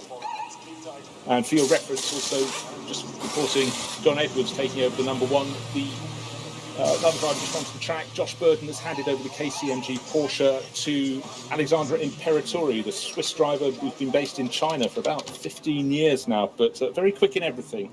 No wonder he's always on the books at KCMG. Rest of the track beginning to come back to us, but it still looks very foggy down the bottom end of the Dottinger Hohe into Tiergarten. Not as bad as it was, and as we're just getting information that the fog is clearing at Tiergarten. So that's, like we said, Bruce, that looks like the weather's going to clear. The time in Germany, of course, coming up to 6 p.m. So it is going to cool down, I would have thought, ever so slightly, and that might stop more rain. I don't know what the satellite picture's showing, but the weather forecast I've got is for not much rain in the area for the next 2 hours, but then it all goes awry. I think the forecasters are even not willing to put a dollar on any bets on what the weather's going to do here, because it can change, can't it? It's the territory, isn't it? The environment. It just creates weather. Little weather fronts are created from the altitude of the Eifel Run. And it does seem such a far cry from all the really hot runnings of the Nürburgring 24 hours that you've been at, that I've been at, Joe. It just feels like it's from another planet. Oh, interesting message from Race Control. Unsafe release, car number 4. We know that car, don't we? Of course, that was a car that Manuel Metzger was released just in front of Michael Christensen. Remember I said that Christensen had taken over the Bantai racing car, got going sooner, because his pit garage was closer to pit in, but the yellow Mercedes pulled in front of the Grello. I thought it just squeaked it in. It's under investigation, so we'll check that one out. Keep an eye on that. That could have, these little things can really add up, Joe. They really can. Bruce, we're at the top of the hour, so it's our even numbered classes. Their turn to find out what's happening in their classes. The overall leaders, we've mentioned them already. The number 4 Mercedes Team HRT of Metzger leads from the 911 numbered Christensen-driven Manthey Porsche. Conor De Philippi is in third in the number 98 Rover Racing BMW.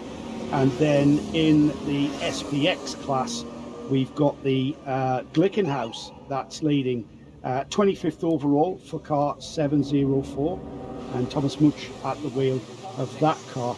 The Cup X class has the number 75 Automoto. Let me just give you this car's full title. Automundo und Sport.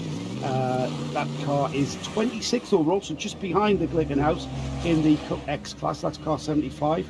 SP Pro, and just looking down the order for the first of our SP Pros, and I can't find it, Bruce. That's typical. I put it on the list and it's not on the... Oh, there it is. It's right down the bottom. 119 spot for car 350.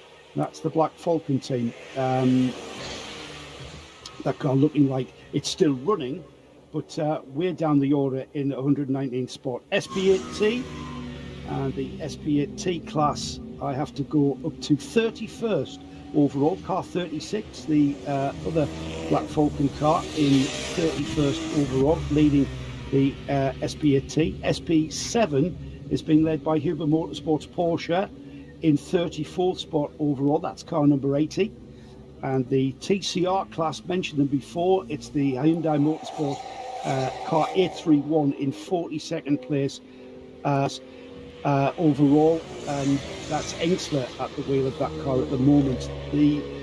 One of my favourite classes, the BMW 240i class. I really love the look of these cars. That's being led by the number 231 that has a friend of one of the collective, David Drinkwater, down to drive that car later on. And that car is currently 82nd overall in the order. Only 2 classes to go. Cup 3 is the next one on the list, and I go back up the order to 36th overall for car 305. That's the G-Tech competition Porsche Cayman, and that car is 36th overall. And then the final class at the top of this hour is the SP4T runners, and they are down in 81st overall, and it's being led by the number 86, which is a Porsche 718 into my chart. That's the hourly update for our even class, even numbered classes. Well, not even numbered, but even houred classes, let's call it that. More of that and on the next hour, where we'll have a look at the other classes in the order. Thanks a lot, Joe. And while all that was happening, of course, those that hadn't come in for their second pit stops have now done so. And as predicted, number 4, the outracing team Mercedes, the car that is under investigation, don't forget, leading the race now by 7 seconds from Michael Christensen. So Metzger's settled down very, very well indeed, and is stretching clear. And then there's another 20 plus seconds back to Conor De Filippi. And Marcus Winkelhock at the wheel, down in 17th overall for the Audi Sport Team Car Collection Audi R8 LMS. Not used to seeing the number 2 running as far down the order there, Bruce, but with just under 21 and a half hours, don't be surprised if you see the number 2 rising up through the order with that great driver lineup. Winkelhock at the wheel of the car, but he's just look at the driver lineup. Christopher Haase, Nico Muller, and Patrick Niederhauser are yet to have a turn in that car. I'm not sure who started it, but the number 2 went down in 17th, and we should see. Nico Muller was the first driver. Was he? Right. You know, in a race this long. Sorry? More pit stop action. Looking very crowded down in the pits here at the Nürburgring. 4 and 5 teams sharing one garage. That must be a nightmare. It does look as though they're just allowed to park in any angle they possibly can get into. So some are nose in, some are nose out, some, if they know no one's around them, they can park sort of in normal parallel parking fashion. But majority of them have to be swung around to make sure there's space for others to fit in. It looks like Bedlam, and at times it feels like Bedlam out around the circuit. But the good news for all the drivers going out is what was a very wet track in parts is getting drier by the minute. But don't forget, it's 6:05 in the evening. We'll have a few more hours of sunlight, but certainly in terms of sunlight or light, but light that can dry the track is ebbing away by the minute. So any more rain, and it's going to stay around a whole lot longer once it stops pouring. But for now, it's dry, Joe. Well, I can tell you, Bruce, good news from Darren Wood, our collective meteorologist. The weather is travelling this way, so we should have some good dry running as soon as that track dries. No rain behind the current band of weather, at least as far as Spa-Francorchamps, which isn't that far away geographically speaking. But thanks for that, Darren. Keep the weather forecast coming. I'll tell you what, after yesterday's downpour, I think Spa-Francorchamps probably moved a bit closer, to be honest. Slide down the hillside in the Ardennes. That was incredible, unbelievable, wasn't it? Yeah, absolutely unbelievable. I've certainly seen the access tunnel at Spa being blocked before, Bruce, while we've been there, and you have to drive the long way out, but I've never seen it filled to the extent that we saw those videos being posted on social media. The tunnel was literally full to the brim. It was level. The little valley where the Eau Rouge runs through, where the corner takes its name from, that the amount of water that was running into that, which is basically a drainage stream, isn't it, for the surrounding hillsides? Well, it was certainly doing its job. Look, Joe, we've both been at a circuit that doesn't get very much rain at all, and the tunnel's been completely blocked. Yes. Dubai Autodrome, don't forget. Yes, yeah. You can forgive them that though, Bruce. Their drainage system isn't really built with deluges of the like of what we saw. But I don't think there's any drainage system which could have coped with the amount of rain we saw, not just at Spa but here as well, Bruce. It was speaking to a lot of the drivers that were out in the weather last night, which pretty much looked like the start of this race, it was getting towards, for me, I think it was getting towards a red flag, and the weather just turned, I think, just in time. I think if it had continued to come down, we were seeing so much pooling and standing water. I think there was a consideration to whether or not we should stop things, but we got away with it. Let's hope it stays.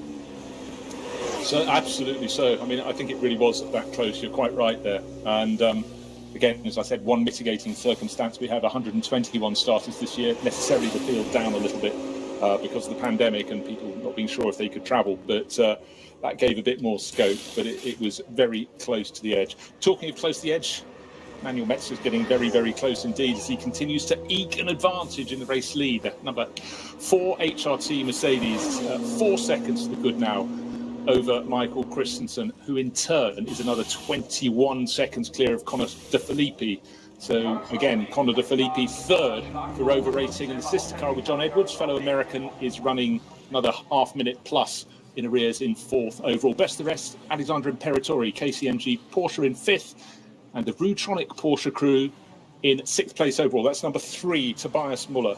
And if you're not that accustomed to Rutronic as a name, of course, the HCB Rutronic team, they won the ADAC GT Masters title a couple of years ago. So they're finding their pedigree up against the teams who are long established. And one of those, Joe, came here with Fricadelli Racing, 2 cars. They were fastest in the qualifying 6 hours a few weekends ago. And it hasn't been their race as yet. We saw great pace from them in practice, but at the moment they've got car number 31, Maxime Martin, in 11th overall, and in the pits, Earl Bamber in 14th. So they are going to have to really go some to try and make up the deficit they've been faced with after just 2.5 hours. Yeah, and that's their third pit stop, Bruce. Let's have a look and see just what the car did on that stint. Sorry, what number are we talking about? I've just lost track of what I'm looking for. 30 and 31 we were talking 30 about. and 31, yeah. The 30 has done, the 30, Bruce, had done 8 laps. Matt Campbell at the wheel, that was his second stint. First stint he did 5 laps in the car. So he's in after 8 laps, so that'll be a regular stop. So that's kind of a regular stint. They haven't stretched it at all. And again, the number 31 Fricadelli car, that car has already been into the pits and has taken its pit stop first before the 30. And that car also did 8 laps. And it's been wheeled into the garage since the number 30. That's never a good sign.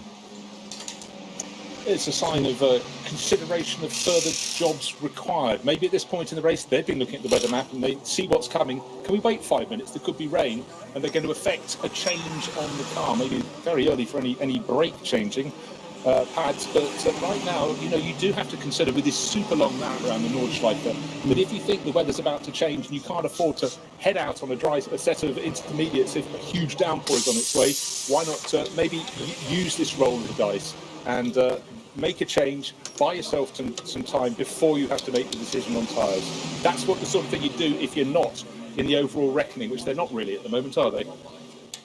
No, and the weather is moving across the satellite, showing the team is using a similar satellite system to what our meteorologist Darren Wood is helping us with.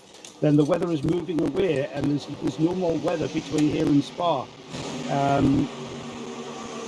Some specks of rain just east of Spa that will eventually develop as it gets towards us, but that's at least 2 hours away yet. So I'm not sure whether that was a problem that's manifested itself on the number 30 Fricadelli Porsche, and they've brought the car in onto the pit apron where it did its regular service of pit stop and tyres, but then the car was jacked up and swiveled round, and it's gone into the garage, and a lot of work going on in that car. The car on the high jacks to allow crew members underneath the car.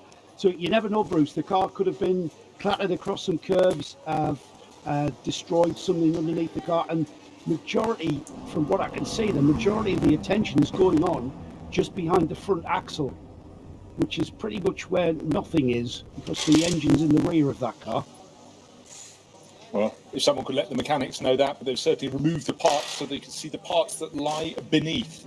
So a big problem there for Earl Bamber. I would suggest Matt Campbell did the 5 lap, the 8 lap, then Earl did 8 laps and then came into the pits. But, you know, so many times on a circuit like the Nordschleife, a problem for someone else can become a problem for you if you're in the chasing car, and perhaps going over the curves in avoidance of a spinning car is what could have done the damage here for number 30 Fricadelli Racing Porsche. Yeah.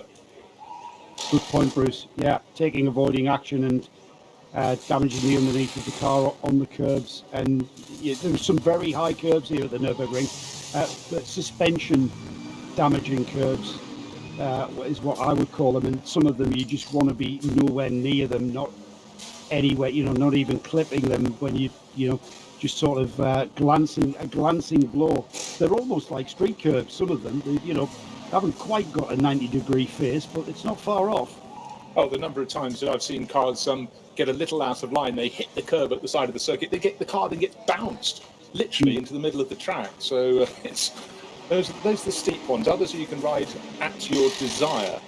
But alas, for the number 30 Fricadelli Racing team, and it's a team that's very close to the hearts of people who love the Nordschleife. They've raced for years in what was the VLN, the Langstreck, and now in the NLS, new name for the long distance series here, and had increasing success. But of course, with the loss of the heartbeat of the team, Sabine Schmitz, earlier in the year, hit the team and everybody in the pit lane here very hard indeed. And her name is on the roof of both 30 and 31, and also the 911 Porsche from Manthey Racing. So she's got a three-way chance of victory. But right now it's all riding with the 911 crew, because 30 and 31 from Fricadelli Racing down the order in 12th place for number 31 for Maxime Martin, and falling down the order as it sits in the pit garage, number 30 down to 24th and falling. Have you ever tried a Fricadelli, Bruce? I've been eating Fricadellis as long as they've been invented, as far as I recall. Lovely meatballs. And I tell you what, Joe, we've worked at a lot of long-distance races. It gets into the small hours in the morning, you're in the pit lane, and then someone comes in with a tray of food, and if you just happen to have a Fricadelli coming past on a little cocktail stick, you don't say no. No. And you can just see also what it means to all the crew members, just at low points when someone comes through, if it's a cold night in the pits with hot chocolate or anything, just to get the blood sugar back up. But a bit of protein, I think, is really what's required. And I think a Fricadelli is as good a thing as any out there. Well, certainly, being in Germany, you have to sample the Fricadelli and the absolutely endless selection of sausage, not to mention the endless selection of beers. It's a great place to be, it's a great place to visit, and hopefully it won't be long. Perhaps next year's Nürburgring 24 hours we'll be able to see the spectators back, because it's a festival of speed. The fans come out here and they camp out on the Nordschleife, and they camp for basically the whole week, and it is an absolutely visceral experience to go out there and walk amongst the fans who have got these makeshift grandstands, these makeshift compounds, blasting out German heavy metal. I'm not really a massive fan of German heavy metal, but it's unavoidable. The 911 into the pits, Bruce, along with the 4. Well, okay, now is this the time that cars quickly, hasn't it? Cars go on to slick? So we've got 16 laps on the board, but the Hyundai Elantra running in the TCR class has just fitted slicks. I've heard news from the pits, so it's amazing how fast this track really has dried out. And don't forget, a while ago, parts of the track were nearly dry. Now it looks though a big enough percentage of the circuit is dry. Let's, if we can, hopefully get a look at the tyres going onto the 911 and number 4, the two cars that have been fighting for the lead of the race. Don't expect driver changes, because Michael Christensen and Manuel Metzger not long ago came in to make their regular pit stops, but now I'm sure it's just fresh tyres. But what sort of tyres? The number 4 Mercedes already got underway, so it's gained an advantage in the pit stop. And the 911 that came in from just a few seconds behind seems to have squandered a bit of time in the pit. So Manthey Racing will be a little bit frustrated there as the Bilstein-sponsored Mercedes pulls away through the first couple of corners and seems to have a fair bit of grip. Last time it came out of the pits, you commented, Joe, about how tyre blankets work for a second, but once hot tyres get on a cold, wet track, the temperature goes away just like that. Well, they must be on slicks, Bruce. They've only done 2 laps. Now, again, recalibrating your mind, 2 laps of the conventional track is a very, very short stint. But 2 laps of the Nürburgring at the Nürburgring 24, that's almost 20 minutes of driving. So they've had a lot of time, enough time to assess what is going to be the best way forward. And they've very quickly made that decision to get onto the right tyre for the prevailing conditions, because quite frankly, your wet tyres will just absolutely demolish themselves on a dry track, and they'll certainly not last a whole lap of the Nordschleife. So they've done literally 2 laps, and you can see the wet tyre just beginning to melt off those heavy treaded wet tyres, the wet tyres on the dry track, and so slick tyres pretty much being the tyre of choice, or the tyre of need, I would say, at this point in this race. Yeah, and it's worth pointing out, just the 2 laps you commented there for our first 2 cars, the number 4 Mercedes, the 911 Porsche, but 2 laps here in old money, that's 31 and a bit miles. So it's like about 10 laps at a regular sized Grand Prix type circuit. So the consequences of just being the wrong side on the arrival of rain, your timing of your pit stop, either for or against, it's really huge, and it really swings the pendulum in a race. But right now, number 4 HRT Mercedes, the number 911 Manthey Racing Porsche, they're covering each other's actions, as you'd imagine that they would. So more and more cars choosing to head towards the pits, and we're seeing the number 29 Audi just coming off the pit stop. Of course, they'll not just be changing tyres, they'll be topping the fuel up. They've done a 2-lap stint. Let's just see what that means. So a 2-lap stint means that they have to do a minimum of 69 seconds. So 1 minute and 9 seconds for the cars that have done 2 stints. I'm not sure how many laps the 29 has. That's currently down in 13th spot, the Audi Sport Team Land car with Van der Linde at the wheel, out of the pits now, having gone on to slick tyres. So we'll keep an eye on the lap times, Bruce, but I'm pretty sure we're going to see them tumbling and getting towards an optimum time. Yeah, well, just looking at the most recent lap times, I mean, a very quickest runners out there last time around were actually the Huber Motorsport Porsche, Marco Seefried and Maxime Martin, Fricadelli number 31. They were lapping in 9 minutes 4, 9 minutes 5. So still potentially another 50 seconds to go down towards the qualifying pace. Don't expect that in race form, but let's call it 45 seconds to be found as the track continues to dry. But more to the point, as they get put onto slick rubber, everybody else diving into the pits. The number 2 car collection Audi, the latest one in, Marcus Winkelhock, into the pits, BMW Junior Team, car number 77, tail end of the top 20, the pair of them, they're coming in, wet tyres off, quite steaming as they're being removed, but certainly slick tyres going on. Good to see, we like a bit of variety. Yeah, absolutely. Rob Chalmers spotted something that I was about to mention as well, Bruce. The Fricadelli Porsche we saw there, the middle section of the floor, the underfloor area of the car came off, and it was very wet on the inside. Now, whether that's due to the related wetness of the track or coolant, Rob Chalmers spotted this, and I'm going to have to err on the fact that I think that was probably coolant. There's 2 radiators at the front of those Porsches, and the coolant would have flowed back. And I've got to apologise to Mick Palmer of Motor Racing UK magazine. I've woke him up by saying I didn't like German metal. I knew that would wake me up. Well, I'm sorry, Mick. I know you do, but I don't. Sorry. See you here. Let's have a walk out into the trees next year. What have you started? Yeah, let's have a few beers with the German metal fans. He would love it. Well, I tell you what, any budding engineer or construction engineer would love walking around, because what always used to stand out to me were they weren't camps, these were edifices that were being erected out, particularly in that wonderful sweeping section of corners at the start of the lap, down from Hatzenbach and along.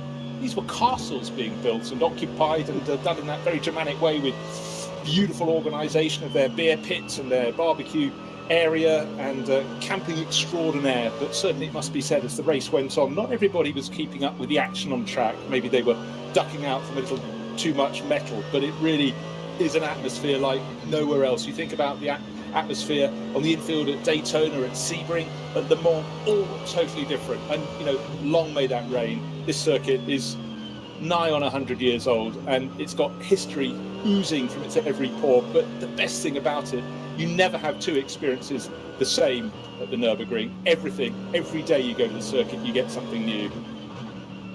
More information coming through on the number 30 Fricadelli Porsche, Bruce. Thank you to Marcel Duke, who tells me steering issues on the Porsche should be back on track in 20 minutes.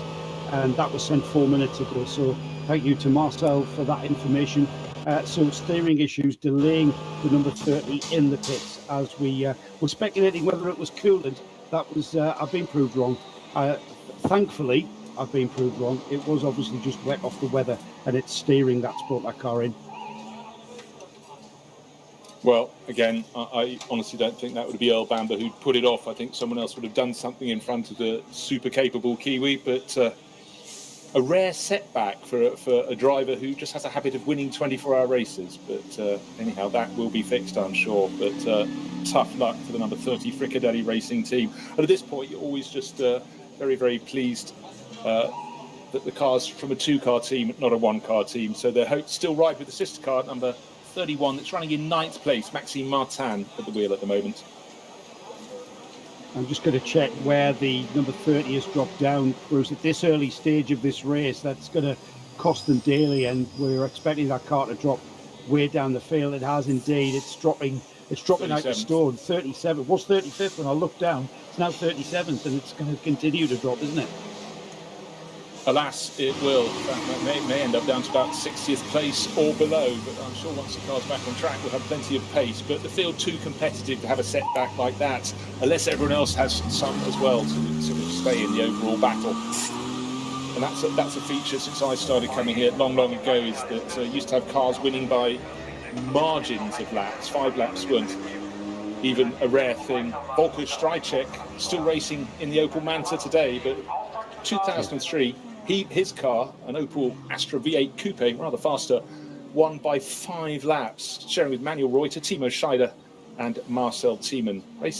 Run by Team Phoenix, and Team Phoenix on the track, or in fact, not on the track, because suddenly Dries van Toor's gone off. He slid over the grass virgin front three-quarter angle into the tyres on the outside of the circuit, and the windscreen completely flooded with muddy water as it came back off the tyres. Head in the hands for Dries van Toor there. Oh my word. That was one of the favourites in the race, has taken a tumble, and that's Phoenix now with its Audis. Yeah, you know what, that car just snapped away from him again. Cars going out onto what is in places still a very wet and damp track, and they're on slicks, and when the slicks when you lose control on a damp track on slicks, it's very, very hard to get it back. He was down in 16th, Van Toor, and has he managed to get that car going? I think he has. Yes. He's pulled it out of the barrier. It was a big hit, and I'd be absolutely amazed if that car has not suffered any kind of suspension damage. It's got to have suffered suspension damage. That was a massive hit, and the front end of the car absolutely buried itself. Well, he's got every chance. He's got every chance of crashing again, because the windscreen is covered in mud, the muddy water that came back, so he's got to go back, A, because there's possible damage on the car at reduced pace, and B, very reduced visibility. Yeah, and he's just at the part of the track, he's just at the right-hander before the steep rise towards the carousel, I think, from my estimation. Yes, indeed, confirm that. He's got a long way to go yet. He's got all of that sequence of corners out through Wipperman and Brunchen to after, of course, he comes out of and it looks like the car is damaged. I would have been amazed if he hadn't, Bruce. He's got to limp that car all the way back round, probably 2/3, if not half, of this Nordschleife track, and we just you could see from the in car just how deep he went, and the car just snapped around on him, and he caught the oversteer, but then it snapped back on him, and that to me, Bruce, was definitely down to slick tyres on what is still a relatively wet and damp track. The track went left, the car went left, but then it went right, and it had sort of 2 movements as it started to go away from him. The second one was just the fact suddenly it was on the grass, and the grass was wet, and then the car whipped round when it went in front three-quarter, front right corner into the tyre wall, and then left rear corner, spun around at another 90 degrees to that. So frustration and disappointment. And another spinner is car 100, but that's done it on the Grand Prix loop, so sitting sideways on the track, not having hit anything. So that at least is good news for the Pro-Am entry from Walk and Horse Motorsport. But so just as the track's getting dry, you're thinking, why are people spinning? But that's because, as Joe pointed out, they're out on slick tyres, whereas before they've had more grip, albeit going away from them. Oh, and the long shot, there's no rear wing on Dries Van Toor's rather tattered and battered Audi as it comes home. The front corner is damaged, front right-hand corner. Rear wing obviously came off on the second point of impact with the tyre wall. There may need to be repairs also to the tyre wall because he pushed the strapping on the banding on the front up, and certainly that Audi is not running four square on the circuit, Joe. Rear suspension damage by what I can see as well, Bruce. We've got the right rear wheel that seems to have a toe link that's become detached because it's absolutely flapping. He's getting a lot of rear wheel steer from that right rear, and he's keeping up a considerable pace to return to the pits. Quite a frantic pace. He's got nothing to lose. The car is really extensively damaged. That's going to just knock the number 15 Audi out of contention for an overall win, because there are people who are going to get through this without too much adversity, and that's just an overwhelming amount of adversity there. That's hit the number 15. It really is, and that was a car that was, one of the I thought one of the strongest quartets. Matthias Drudy, Robin Freitz, Frank Stippler, who started it, and Dries Van Toor. And Dries was an absolute star in this car before, as he has been in any Audi he's driven for the past, 5 years or so. Still only 23 years old, but I'm afraid that's a little bit of experience coming his way. What happens when he tries slick tyres on a circuit that's still drying out? You know what, Bruce? There isn't a textbook on it. You can't get the textbook out and say, what do I do when I go out on the, because the track is different at various points, and you can have as much concern, as much awareness as you can have. And Dries Van Toor is no slouch. He's very experienced. He's very experienced in driving in Europe in all sorts of weather conditions as well. And you know what? You can't really apportion blame to him. It's just pure bad luck that car just found a bit of damp track. Just as I presume, just as he went on the brakes, the car went out of balance, and another part of the track, he might have gotten away with it, but he was just. You mentioned it earlier, Bruce. There is very little, if not almost zero, amount of runoff. You go off the track here, you're going to hit the barrier hard.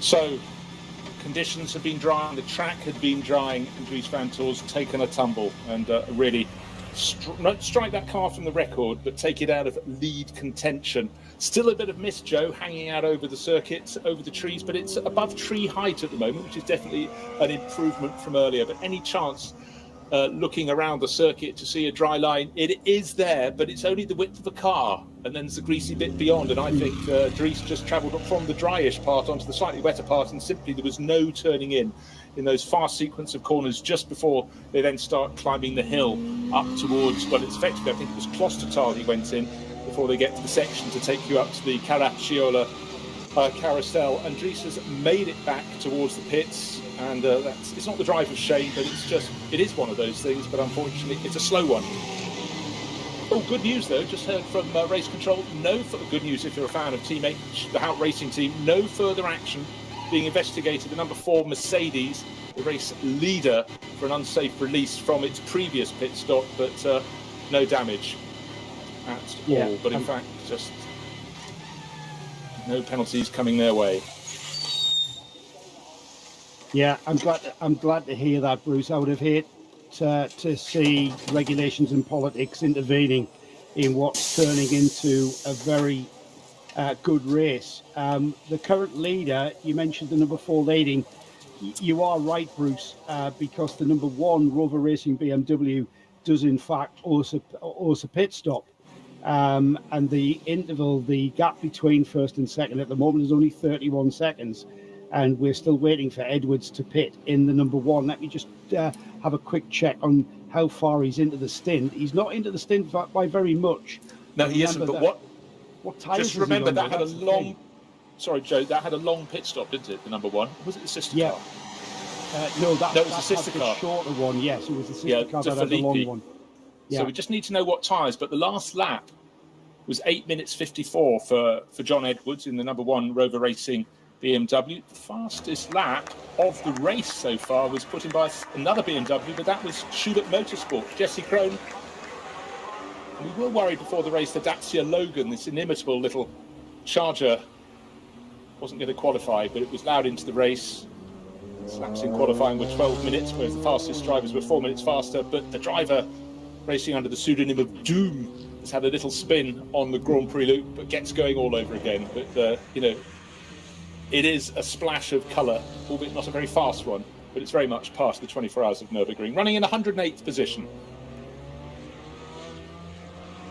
Let's get back to just what we think might be on that number 1 car. Are idiots at the time? That won't be as bad as being on wets. That's kind of perhaps certainly the tyre to have. I'm sure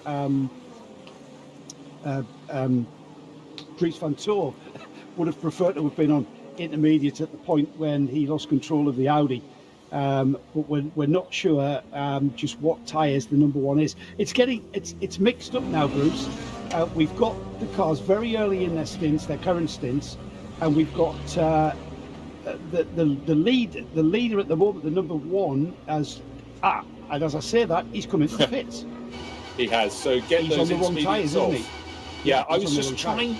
I think we were both trying to do the same thing there. Work out, did he really preempt going on to slicks? But the answer was he hadn't done slow enough laps, and though his previous pit stop was two laps before number 4 and 911 came in to make their pit stops, John Edwards clearly went out on intermediates. I think his intermediates were going off as the slicks were getting up to speed, but for the drivers on slicks, Metzger and Christensen, who's come in with the 911 Porsche. So Metzger stays out in the Hout Racing Team Mercedes, number 4. We know that's on slicks. It's now got, I can't remember how many laps, 2 laps under its belt on slicks. Christensen reports the pits in the 911, or has he? No, it's now flashed up. He hasn't come into the pits, I beg your pardon. It was simply screen changed and glitched, but he just put in a very quick lap indeed. Took nearly 4.5 seconds out of the race leader, out of Metzger. Apologies for thinking he dived into the pits. He's come through in 2nd place, but he's halved his disadvantage. It's down to 3 seconds flat between first, which is Metzger, and 2nd, which is Christensen, giving chase in the 911 Grello Porsche. The cars light up in a dark red, don't they, Bruce, on the timing screen? Well, that one that lit up in a kind of a pink cerise. Beautiful cerise pink, and that was because it's just posted the fastest lap of this race so far. 8 minutes 35.5 is that, and the car behind it, the Schubert Motorsport BMW, Jesse Krohn at the wheel, everybody putting in green lap times, 8 minutes and 37, so just 2 seconds off that fastest lap. The number 1 who came in, and I think that was intermediate tyres that came off that number 1. That would explain why he's had to pit after only what I think would be now 4 laps in that stint. I'm just going to check that actually. Let's get rid of that. Just talk amongst. I think it's 2 laps. I think it was 8 laps. 8 laps. They've got 18 on the clock. Right. I'm just going to. I could be wrong. Check on that one. Yeah. No, it was 4 laps, Bruce. 4. So yeah, he was on 3 laps, and as he came round, just as we were talking about him, he dove into the pits, and that one was that was the 4th lap of that run.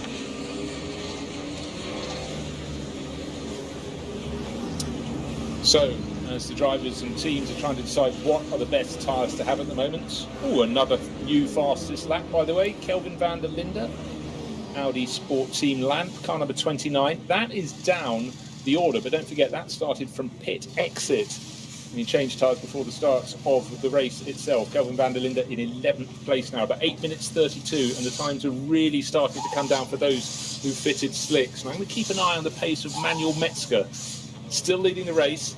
Can he rebalance and pull slightly away from Michael Christensen? Yes, he can. Christensen took 4.5 seconds out of the race leader last time around, and this time around Metzger's responding. Maybe he took a little bit longer to get confidence on those slick tyres.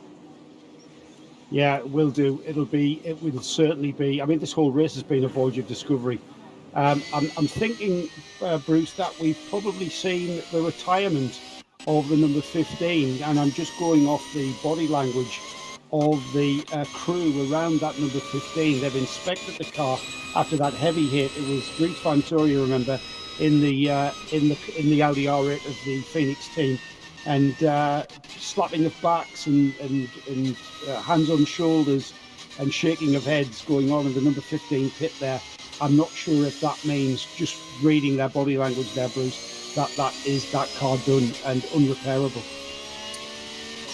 Well, for Dries Van Tor, who was a winner here 2 years ago, that's over and out. But Frank Stippler, he's entered in a couple of the cars, so he can move across to the number 11 Phoenix Racing car, which he shares with Nicky Thiem, Kim Lewis-Schramm and Michele Beretta.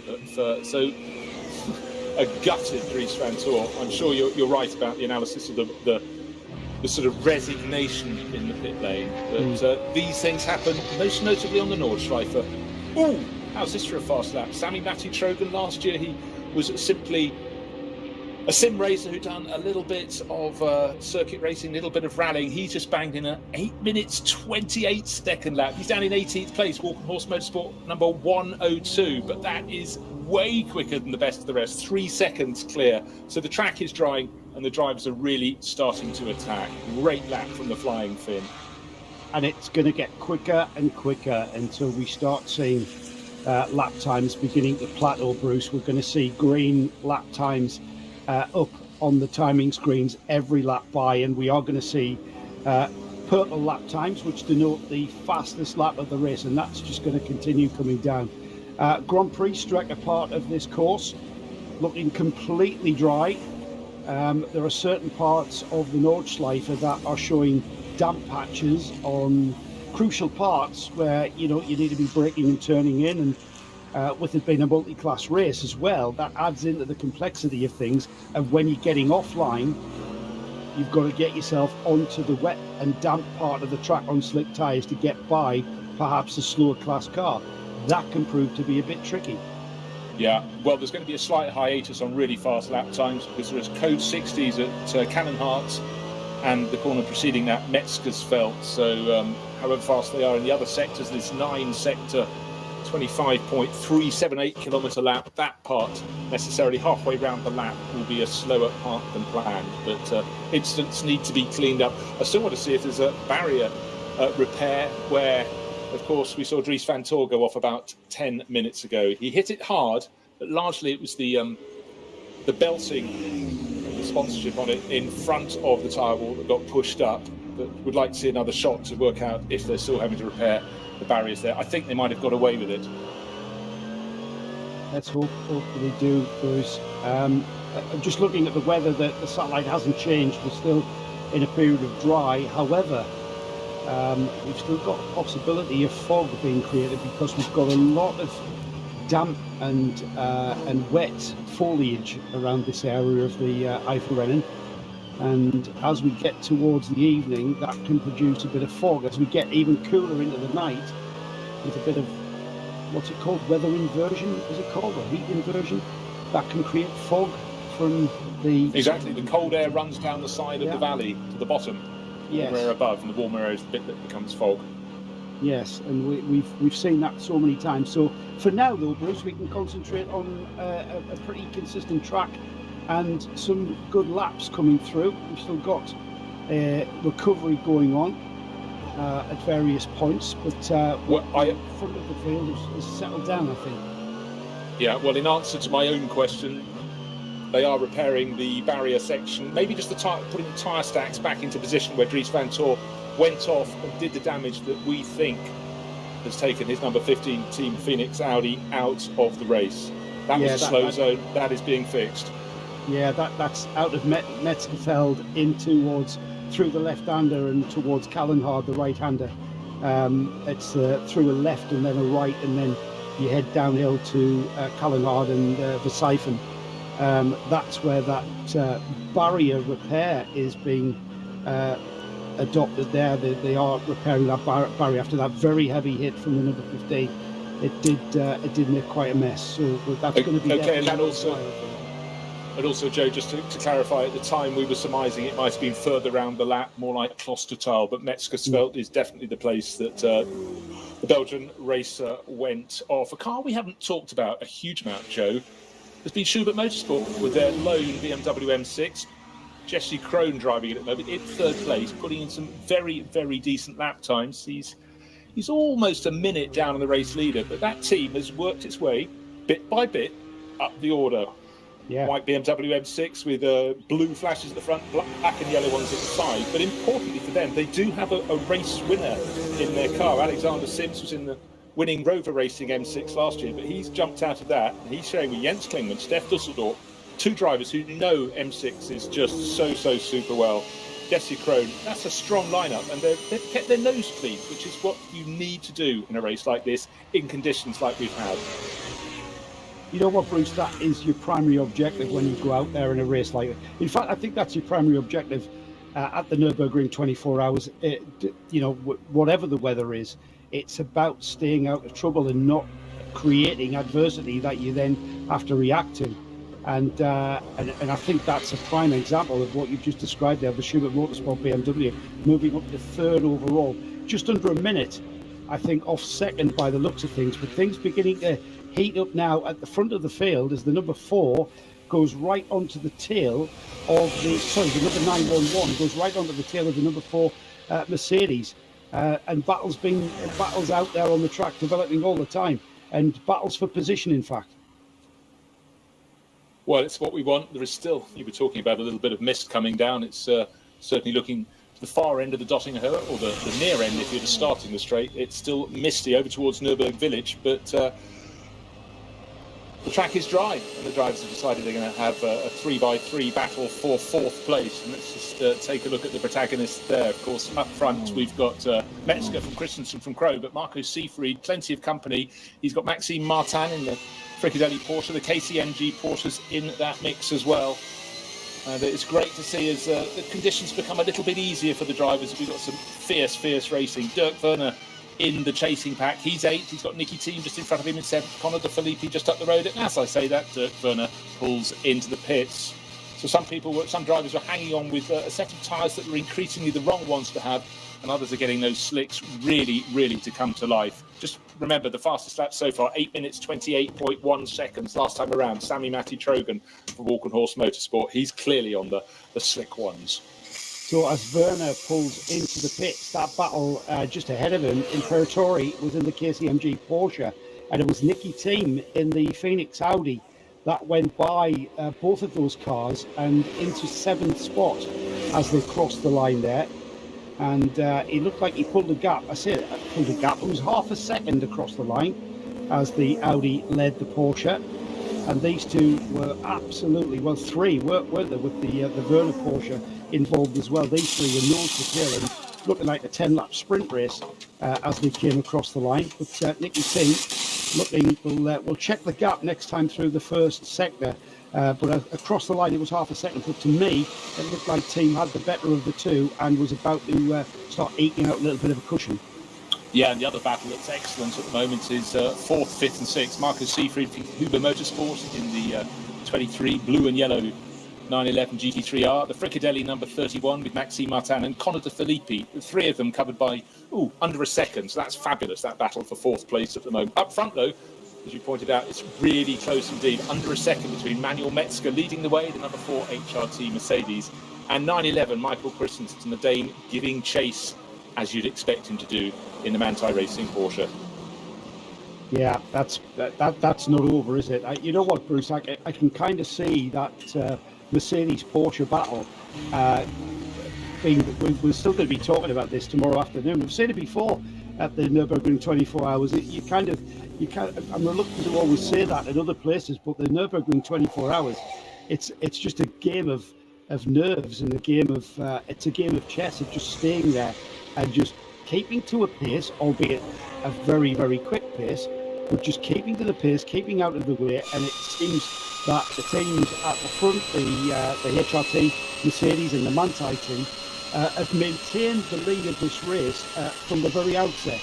And through various periods of very important tyre choices, they seem to have made the right calls at the right time, and that's why they're still at the front. And the other thing you really have to try so super hard not to do is transgress pit lane speed limits. It is just, it makes us weep time and time again when drivers had a really, really good run. 133 is the latest car to be pinned for that. That's the V6, that's the production class Porsche 981 of Xavier Lamadrid and Madrid Senior, Max Girardo, the sort of auctioneer of fabulous road cars, and Nicolas Abril, 30-second penalty for transgression of pit lane speed limit. It's such a frustration. Great battle with Maxime Martin in 5th and the 4th place car 23 of C3. It's Hoover Motorsport against Fricadelli, and they're coming upon the barrier repair at Metzgerfeld. They'll then get back on it when they clear that, and they're nose to tail. It's the blue coloured Hoover Motorsport leading the red and white livery Fricadelli car. I do love red and white for obvious reasons. Bruce, you've heard me. I'm not going to it.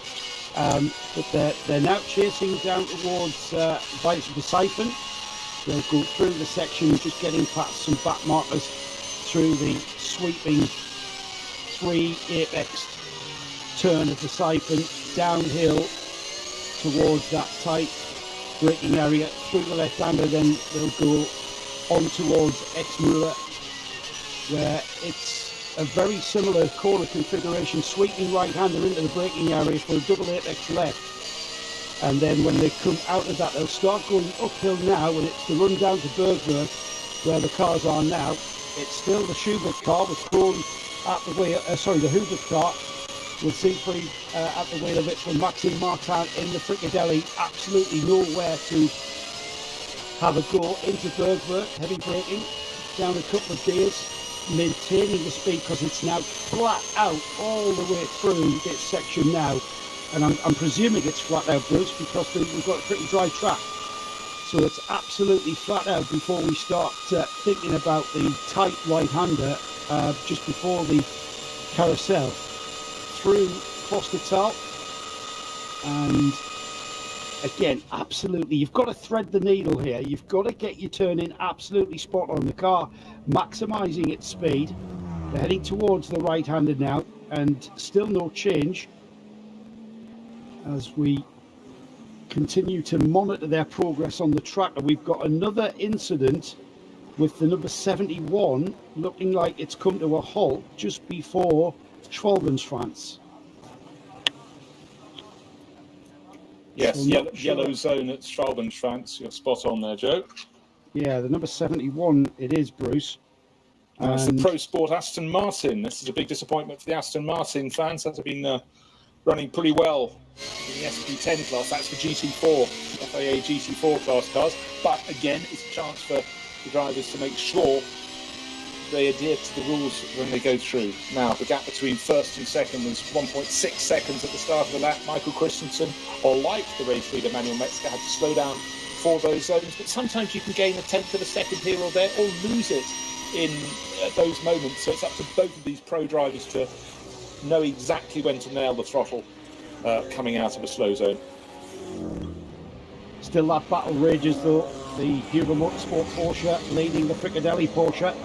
It's blue and yellow that leads red and white at the moment, and these cars have been absolutely glued to one another. They're just coming out of, I think, heading towards the Flansgarten area of the track, which is another section. Yep, they're into Flansgarten now, just sweeping to the left, through the left to the right, over the rise there. Cars going very light through the right-hander towards Schwalbenschwanz, and then on towards the mini carousel.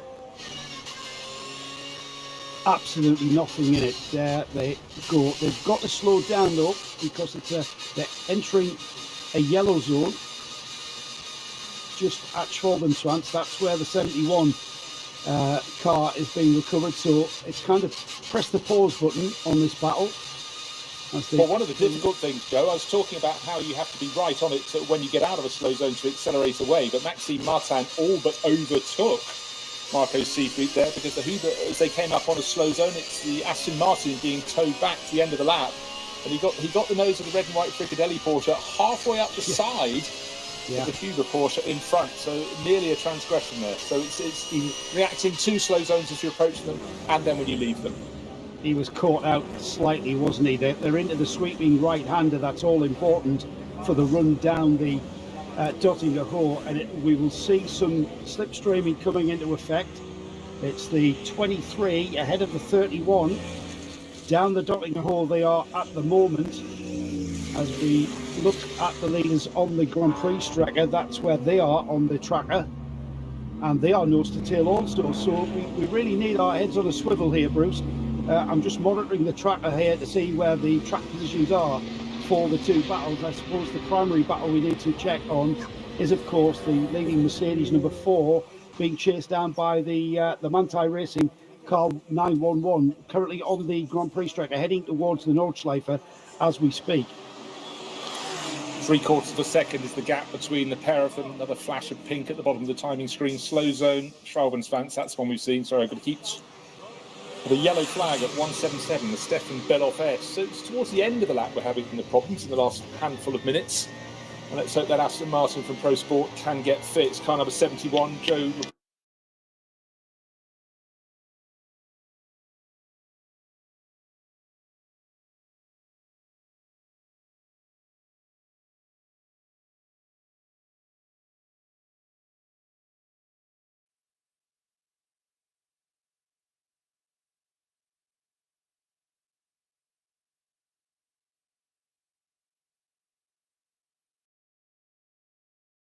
Back outside back.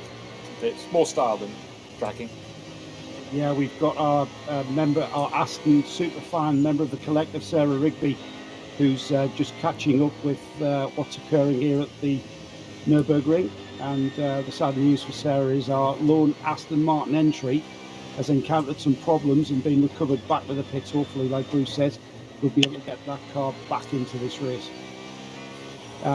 Still doing the barrier repair, I can tell you, Bruce. That's the update on the Metzgerfeld slow zone. And as far as I can gather, there aren't any other slow zones out on the circuit at the moment. So just the one, and that's down in Metzgerfeld. And I would think, Bruce, that all of our competitors will be aware of that section of the track now and be very wary as they head down through Ardnau Forst and towards Metzgerfeld. Still actually a code 60 zone at Schwalbenschwanz, just waiting. No, that's just now being cleared, sorry, just being cleared. As you look at the tickers, they move to a different colour and on. So I'd really love to see a lap where everyone can go for it without slow zones or interruptions, because I want to see what sort of pace they can actually achieve without interruption or slow zones on these slick tyres. A few laps into their runs on slicks now. Some went out on intermediates and very quickly regretted it, including the number 1 BMW Rover Racing M6. That's down in 9th position. Don't forget, before getting the tyre choice wrong, they were running in 3rd position overall. So they were the ones that lost out by just guessing wrongly, let's say. Well, the fog continues to come. We still can't see the castle, Bruce, from the paddock. And that, by all intents and purposes, Marcel confirms as well. So thank you, Marcel. That fog is coming. Not an uncommon feature at the Nürburgring. In fact, Jackie Stewart's greatest Formula 1 win was 1968 here, in complete foggy, hard to see conditions, visibility down to about 100 metres, and it was one of Jackie Stewart's finest Grand Prix wins. I think he still classes that as his greatest win here at the Nürburgring.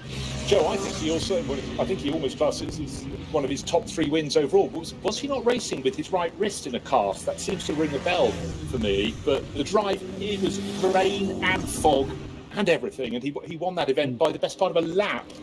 Think about that, a lap around here. Yeah, and that's when there wasn't as much runoff. Try imagining that. There's hardly any runoff now. I was going to say, they kind of produced it. Yeah, they certainly have. So 1968, let me just quickly check the margin of victory for Jackie Stewart. The Grand Prix of Deutschland and Europa. Oh, he won by 4 minutes and 3.2 seconds over Graham Hill, Lotus 49B. And the lap time was about 8 minutes, Bruce. Well, it would have been longer. Fastest lap of the race, because it was wet and foggy. Yeah. Stewart, 9 minutes 36. Wow, incredible. I think some of the people who were watching were still drying out their camping gear. Yeah, I think so. And that was the 1968 race. My memory as certain. Yes, it was. Yeah. Well, like I say, the fog, not quite as nasty the conditions here as it was in 1968, but the fog becoming ever present as the actual track surface certainly beginning to evolve and becoming consistently dry. Fog doesn't usually create many issues with regards to creating a wet track, Bruce. It just keeps everything cool. Now, another thing, absolutely so, Joe, another thing you always have to look out for is cars that might have spun in front of you, but at a certain point around the circuit, some of the front-running cars were confronted just a few moments ago by lots of debris scattered left and right across the track, and though they managed to nix their way past it, including Maxi Goetz and Kelvin van der Linde running 10th and 11th, they had to snake their way through. Can't tell you who's dropped it or where precisely, but getting some of that wedged under your car, or the debris maybe giving you a cut tyre, undoes all the good. Yeah, that can cause problems, and so like we've seen so many times, it's sometimes very, very difficult to just change direction. So like when you drive to the shops and you see something in the road, the cars are absolutely committed to the line they're on. They're in full chat and absolutely committed. It's not just as easy as these boys and girls make it look by just changing direction. They're absolutely on the edge. Indeed they are, but for now they're registering the fact that they can see where they're going, they can feel the track through their tyres, and now, as we approach the very end, it's just coming up to 8 o'clock Central European time, it's time for a handover for me, Bruce Jones, and Joe Bradley. It's time to duck out and watch it without speaking for a while, and hand over to John Hindhoff and Peter Snowden, ready to take over. So that's it from us. Welcome the new crew. 7 o'clock. Actually, Bruce, not 8 o'clock. Sorry, good but, you've just wished another hour away. I suspect that for some people that would be the case. Another racing hour starts right here, but not before we've done the hourly update. And as it's the top of an odd hour, we'll start with the AT category, and that is being led by the number 13 in 44th position, the Dodge Viper for alternative fuels. A few cars had a go at that. Porsche Cup car, which is the biofuel cars. Haven't seen the Mustang yet leading that category. SP10 is the Hoffer Racing by Bonk Motorsport BMW M4 GT4. The number 70 is in 34th position. SP8 is... I've got to be careful here because there's an 8 and an 8T. And of course I'm looking at the wrong one. Novell Racing for Toyo Tyres, that's the Lexus RCF. Oh dear, what's happened to the GT Tyres 53, which was racing earlier on? I shall check that for you in a wee moment. 54 car then in 55th position and leading SP8. SP3T is the Andreas Gulden driven Max Kreuzer Racing VW Golf GTI TCR. It's number 10 car in 37th, a creditable 37th position. SP4 is the next category, and that is one of the older BMWs, the 325i 390. That is the number 325 car, running in 89th position. In V6, Team Mathol Racing Porsche Cayman S is running 71st for the 132 car and is in the lead. In V5, that category is the Adrenaline Motorsport Porsche Cayman 981, and that is the 141 car in 98th position. In V4, which way am I going here? I need to go down a little bit for that one. My apologies. Oh no, there we are. E9325, number 151 car is in 84th position. V2T, that I do need to go down another page for. There's the mouse gun. Be prepared, better Hindhoff and scroll down to the bottom before you needed to. V2T, seeing on my screen there. I'll come back to that one. Yeah, that's not showing. And Cup S, I don't think we've got. Oh, Cup 5 that is. Excuse me, I've been my own writing. That is the 61st position car. Just entered the pit actually. The 890 BMW CS, the M2. So now I'm going to be on a mission for the next hour or so to find out what's happened to V2T. Next hour we'll do the other half, and at the sharp end of the field in SP9, of course, leading the race, it is the Bilstein AMG. I've said that so many times. Still leading out over the rest of the field. So just after 7 o'clock in the evening.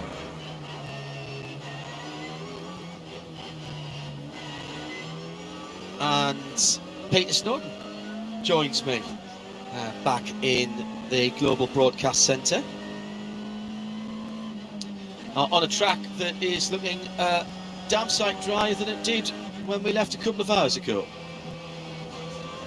So, yeah, exactly right. Is it the same? I'm not sure it's the same race at all. Actually, I think Bruce and Joe have been talking about something entirely different. It is certainly changed, and everything's changed at the top as well. In some ways, apart from that pesky. We've got obviously cars in the pits now, but just the Ficadella car quickly there. But the HRT Mercedes at the front now. Manthey Porsche in second, with Christensen Metzger in reverse order there at the wheel. The Schubert Motorsport BMW M6 in third place with De Filippi in the Rover racing car. That was the defending champion and the pole sitter that was started by Nicky Katzberg. Sorry, that car's down in seventh place. My apologies. That's the other Rover racing BMW that's up in fourth place. The 98 car, the number 1 car, Jonathan Edwards at the wheel. That car now is down in seventh place. So all a bit of a change around the front. So Mercedes, Porsche front two, then a brace of BMWs, Audi, Porsche, and Lutronic also a little bit further down there as well. Then we get a whole group together. We have, however, got 15th, 16th and 17th places in the pits at the moment. That's the Huber Motorsport Porsche, my apologies, Fricadelli Porsche and the Valkenhorst BMW. I was trying to do it in reverse order and got my makes mixed up there, my manufacturers. So we've seen quite a lot going on in the first hour or two. The second bit there that Bruce and Joe had had some barrier damage, all sorts, but the track drying out consistently now. But I think Joe it was that was just mentioning, our colleague Joe Bradley a few minutes ago, that the fog is now starting to appear. Now it doesn't dampen the track, as Joe just said, but it does of course affect visibility. It sounds pretty obvious, but it depends on how much it comes down. We are in the Eifel Mountains, and we were talking yesterday, well, you guys were talking yesterday during the qualifying sessions about what was going on at Spa, which is only about sort of 60 kilometres away. And it's often it's maybe not an exact reference, but a little bit of a guide what's going on there. But the rain they've had at Spa is that the entire meeting that's running there this weekend has been cancelled to the point that the track at the source, the corner there, the track has been lifted by 50 centimetres. 18 inches, mate. 50 centimetres. I mean, you need parking sensors for that. Well, you did it pretty hard if you reversed into it, wouldn't you? Yeah, wouldn't you just? So it can happen, and we said at the very beginning of this, didn't we, John, at the top of the show, that you can't call a winner, you can't call it, but you can't even try. But the one thing that we know will have the biggest winner of anything taking place in the Nordschleife is always the weather. And Bruce and I comment on this when we covered this for Radio Show Limited when on the NLS events, and they're just a 4-hour race. And this is a 24-hour race, so it has a greater effect. As we said, multi classes. That is another element of the 24-hour racing. We saw some images earlier on we were able to talk about with some of the faster cars coming through past the slower stuff, and the speed differentials was absolutely phenomenal. And that's where you've got to hope for in a faster class car that the driver in front stays where it is, looking in his mirrors, and it's. We always say it quite easily that it's always the faster car's responsibility to get around a slower car. It's an ethic of the track driving, whether it be a simple track day, a Grand Prix, Le Mans, 24-hour here at the Nürburgring. It's always the faster car's responsibility to get around the slower car. But what you need then is you need some compliance, you need some consistency from that, and you need the compliance of the slower driver being experienced enough or disciplined enough, more importantly, that when you do have, let's just say in this case, an SB9 category car, i.e. a GT3 car, and you're in a TCR or an M240 BMW, whatever class it may be, a cup class car further down the field, you've got to stay where you are. You've got to stay online, do your own thing, and let the others get round you. And it's quite daunting and tempting, I would suggest, to get out of the way. Talking of TCR cars there, the 113 Golf, driven by Wolf. At the moment, that's the Wolf Muller, Gurian and Garn Golf 7 TCR car. That's got a lot of damage, front left and front right. So that looks like it's been off and rattled against the barrier and tapped the front and tapped the back then, so the side-slapped itself against a barrier somewhere there. I'm guessing it's also got the front left tyre disintegrating or delaminating quite excessively. So I'm not sure which has been cause and effect there, but that's the 91 Golf 7 from the TCR category. That's going to be slow journey back to the pits. I would say that's been in the barrier left-hand side, yeah. Pete. Well, as you say, whether the tyre put them there or vice versa, because there's damage at the rear on the left-hand side as well. In fact, I think he's got a rear left puncture. He has. Double whammy to get it back to the pits. Front right, left front and left rear. The left front's completely damaged. In fact, it's the outer sidewall that's all that's remaining on that car, and the left rear is going down. Just looking at the bodywork damage there, so quite surprisingly, it looks like it's clouted the front left, then kicked the back or kissed the barrier with the left, and just taken some of the bodywork off there. So that'll be a long trip back to the pits, that for the number 91 car. It will make its way back at the pace it's going. There's no smoke, no damage in terms of that's not creating any further damage. But of course, it's now another hazard, if you like, for other cars approaching, and there will be obviously appropriate flags out there. Good to see the Opel Manta out there, the Foxtail car still out there, one of the fan favourites. Great to see that still out on track. But the TCR Golf will proceed back with as much caution as he can, as much pace as he can, to get it back in one piece. But of course, that is going to make life interesting for other cars approaching, and just not what you want, a slow-moving vehicle on the track. But it's part and parcel of the North Life, especially the 24-hour races around here. So, not quite the order we were expecting at the front here still. The defending champions, the Rover Racing BMW that was started to say by Nicky Katzberg, the number 1 car, proudly carrying that number 1 from winning the race last year. Currently in 7th position, as it stands at the moment. Some 58 seconds off. The leading gap is between Metzger and Christiansen in the Mercedes Team HR, Team Mercedes, over Christiansen's Manthey Porsche is 8.7 seconds. We've got some 20 hours and 18 minutes left to go, so we're almost getting to sort of 4 hours in.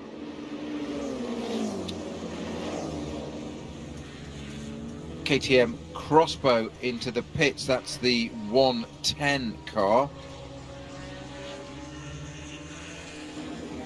That's coming for, I think, look for a regular pit stop there.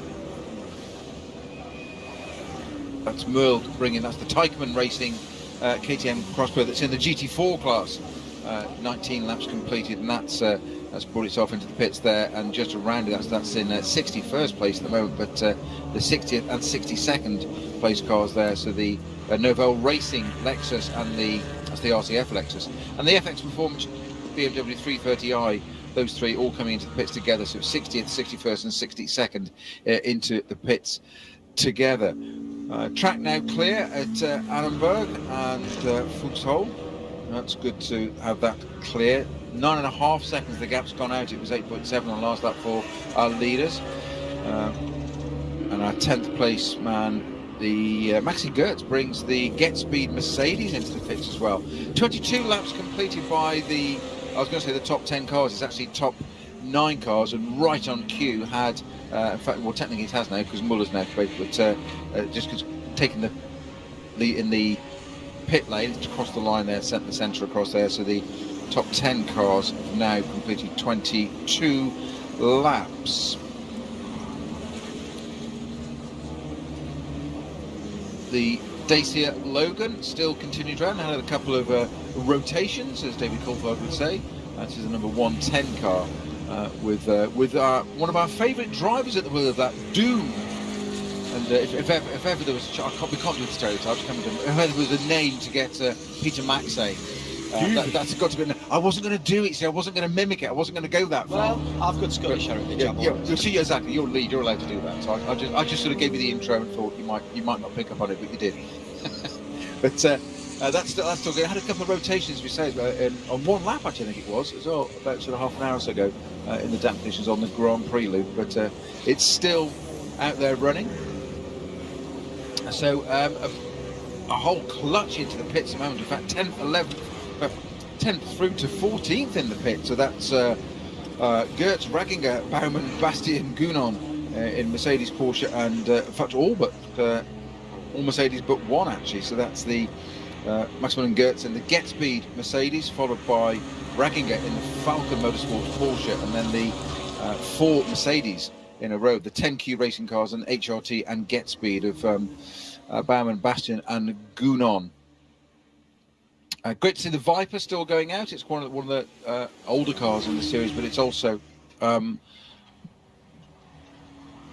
Is that your Peter arrived? So happens when you turn it back off in a break and forgot to turn it back on again. My apologies. Yes, the Dodge Viper out there, the GT3 Viper there, of Charles at the wheel of that. It's one of the last Vipers, but I thought they'd stop racing those these days. But it's great to see it out there in the 24-hour. Running on the alternate fuel class, they have, over the years, messed around with various Vipers and sometimes only run 8 cylinders out of 10. But they're back, I think, to the full 10-cylinder car there. So Kevin Estre leading by 4.3 seconds back to Eric Stoltz. So that at least has remained the same with Mark Tomczyk behind the wheel of the third place car now. So they've swapped positions since we were last talking to you. It is RSL_studio, hashtag RSLN24 if you want to get rid of us. Get rid of us? Well, actually, you know, if you want to talk to us. Manuel Metzger and Michael Christensen driving the leading 2 cars. They've both been out for 6 laps. Jesse Kron was out a lap longer. He had a very short run, actually. Just a 2-lap run in that Schubert Motorsport car. Conor De Philippe been out 5 since his last pit stop, making team 4th.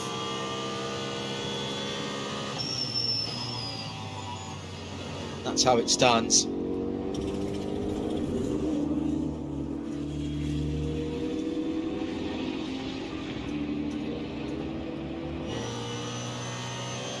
So our gap, we were talking about, there was 9 seconds just, is now down to 5.1 seconds. So Christensen in the Manthey Porsche on a bit of a charge there, trying to erode that gap down to the HRT Mercedes in front, the number 4 car driven by Metzger.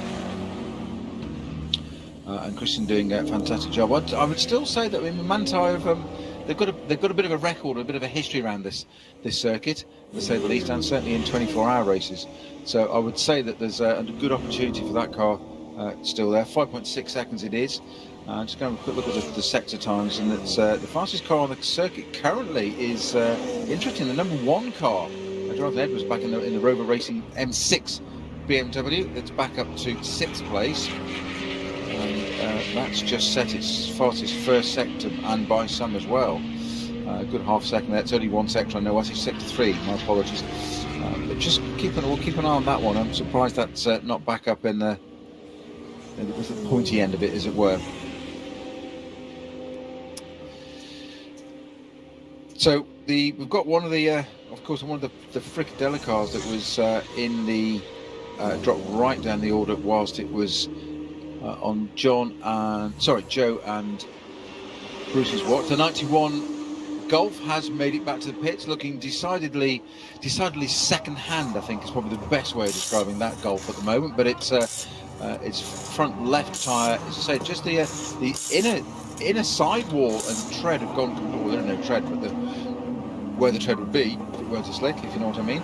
That bit, the contact patch, has gone completely. The outer bit is there still, and the rear tyre done almost exactly the same, looking like a deflated kid's swimming pool. It was an intermediate tyre that was on the back there, so I might explain that. So driver out, and that car will be popped on its jacks, I'm sure, and popped into its box to have some work done. That's got quite a bit of work required on that.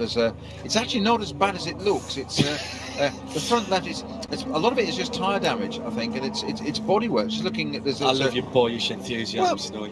Just call me the happy optimist. But you know, inner wings and all that sort of, it's bodywork that's come off it mostly. So as you say, we're not sure, John. We speculated whether it was. We didn't speculate. We tried not to speculate as to what was cause and effect there in terms of the tyre. But I wonder if it's just had a run off the track somewhere because of a tyre deflating, and then he's kissed the barrier. That's taken the bits of bodywork off it. But the bodywork isn't there for them to put it back on and have good old tank tape put on it to get it through. So unless they've got spare panels for that car, that's possibly going to continue the end of the race. Like the headlamp was there, but not operational. We're needing that in the next few hours. The Grello car, the number 911 Manti Porsche with pedalling by Christensen at the moment. The gap dropping down now. We're talking about 4.3 seconds for the lead over the HRT Mercedes.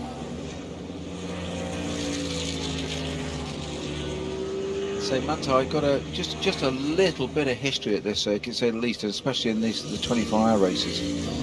So they'll be keen to establish. I'm surprised they haven't sort of put it up at the front there already, because that's what they like to get there really quite quickly and then kind of manage the race from there. But their efforts to lead the race outright consistently has been thwarted by Team HRT, with Metzger at the wheel, currently in the GT3 car. And the Schubert Motorsport M6 is now into the pits. This is the third place car. The number 20, that's now into the pits. 23 laps completed by our top three runners, to say Schubert Motorsport car just tripping that transponder, as you like it, in the pit lane.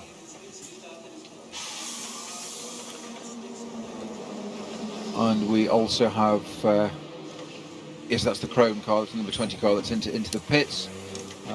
And I think it's just being rotated. Yeah, I was making sure it wasn't being rotated into its box, but of course it's being rotated on its go jacks to its 45-degree angle for refueling. Just coming up to 8 minutes short of the 20 hours to go, which just sounds quite ridiculous. It's effectively, if this was one of the races, one of the NLS races that Bruce and I cover for radio show, it would be 8 minutes off the end of a race. So 4-hour races for the rest of the season, but this is a 24-hour race. And it's hard to get your head around it sometimes, just quite what that is. The drivers get a rest, although you don't really get that much of a rest. You're always on alert, or you get a little bit of kick, but it's not quite the same thing. It is a 24-hour marathon, but of course the car is the bit that goes through and does the whole 24 hours. Yes, it changes tyres and obviously gets refueled, but the poor old car has to do the whole 24 hours. And it's we were talking a bit earlier on about how 15-20 years ago it was still a reliability race, where the cars, you know, if you had an issue or attrition or whatever, something broke down, that was that. It was just kind of accepted. It's now completely reversed, as John and I were talking about earlier, that you don't, the cars don't break down. It's almost always, certainly I'd say well into the 90% or more probably, Correct, of outside influence that causes a car to retire, i.e. damage, tyre, failure, punctures, thing like that, whatever, contact, whatever it may be. There's a whole multitude of them. But the cars are so reliable these days, which is a testimony to engineering and development of engineering and race cars, which transpires down to road cars, of course. Through this series, racing is development. That's exactly what it is. But the cars are now just so reliable. We expect them to do a 24-hour race, and in fact, we're almost surprised when they don't. If something breaks, it's just unheard of. Which the other side of that, the net effect of that is, of course, that the racing has become not so much of an issue regarding looking after the vehicle. It used to be 15, 20 plus years ago, you had to look after the vehicle a lot more. These days they've got so many systems on board, and I think it was Thursday actually when John opened the show. We had an interview with Klaus Bachler, and he was just saying that it's a series of sprints now.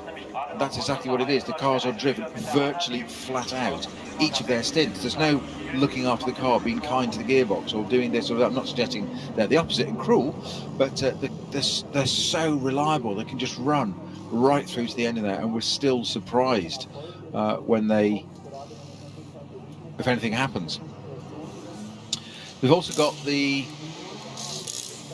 Valkenhorst BMW into the pits, I think.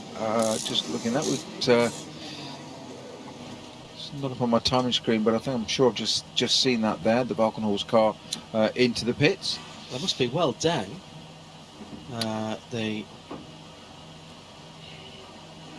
Yes, it is. It's a 101 card. That was the David Pittard car that was delayed earlier on, wasn't it? Yeah, with Ben Tuck at the wheel, so the 36. So So yeah, I'm glad my eyes are not deceiving me. They hit the barrier in the first few laps, didn't they? That was the issue there. 2 laps down that car now on 21 laps, but as I said, we're in 5 minutes' time. We've still got 20 hours to go. So good to see our KTMs out there, the 110 car that had a few issues a little bit earlier on, but good to see that plugging away still. And very soon we're going to start getting into another change of condition for the circuit. Not so much just the track conditions, but of course the next big factor. We've had the rain. We've had a nice dry start. We've had the damp. We've had the bit where we've gone from slicks to wets to intermediates and back to slicks again. And now, just to add in another layer, we're going to have fairly soon, or fairly short, in the next short while, a change of light, which adds just yet another dimension. Some drivers, John was alluding to this yesterday when we were doing the top qualifying, the TQ and the shootout, that because it was we delayed for quite a while whilst it was precipitated, shall we say. Some drivers relish those conditions, and some in the wet, and some drivers relish the dark as well. There are a few weirdos, and I would say that because I classify myself as one of those, that enjoys the wet and the dark in a racing car, and I'm not quite sure why. I think it was the wrong ECU in a thing, or wrong genes. And now we've got a Viper going very the slowly. AT Viper is We've got a car across the track sideways. It looks like, is it not? It's a Cayman. It's the number 87 Cayman, car. It is, yeah. And that car is sideways on the track. This is up at the top again.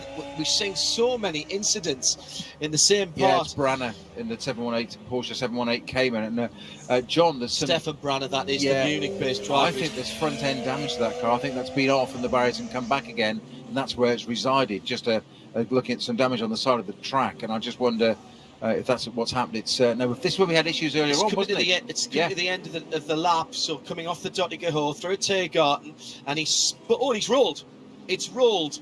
The car actually went over. It was over on driver's right. Great avoidance by the Viper, and straight on clips the curb, hits the wall one side and then the other, and it's been over at least once.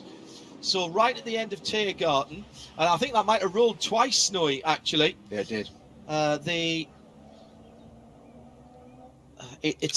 think it is it Tiergarten? Yeah, it's right at the end of the lap, I think. Just coming out from underneath the bridge. That's where. Oh, is it the end of the Foxhole? No, it's the end of the Foxhole, heading up to Adenauer Forest. Yeah, sorry, my apologies. No, I was right the first time. It's Tiergarten. Always go with your first instincts, I think. No, it is Tiergarten.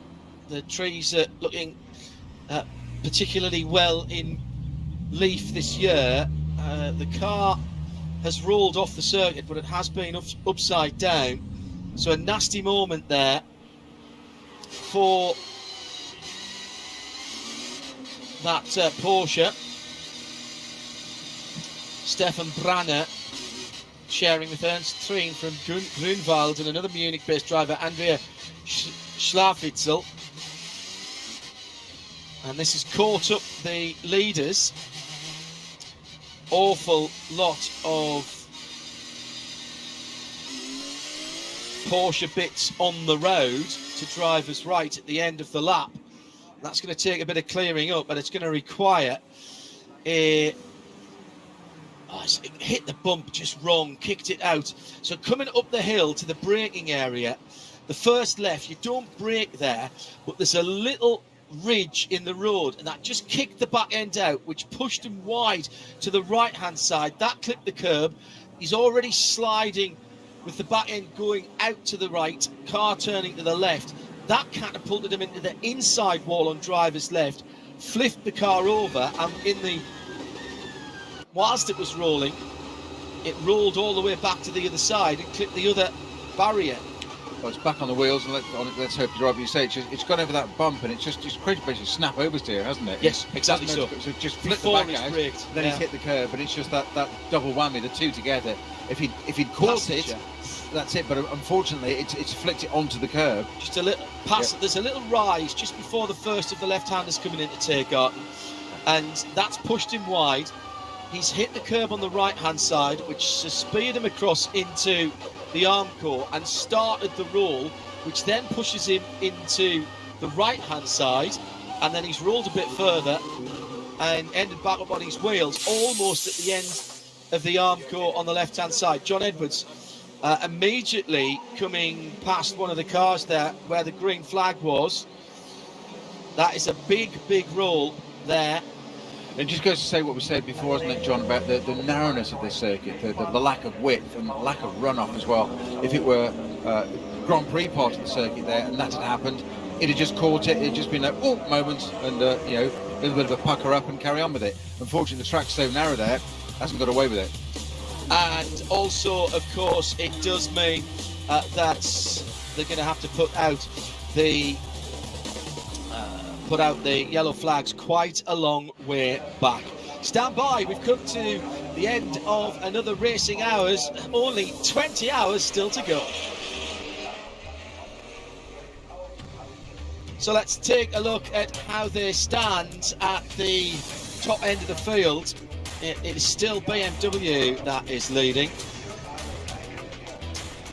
and they have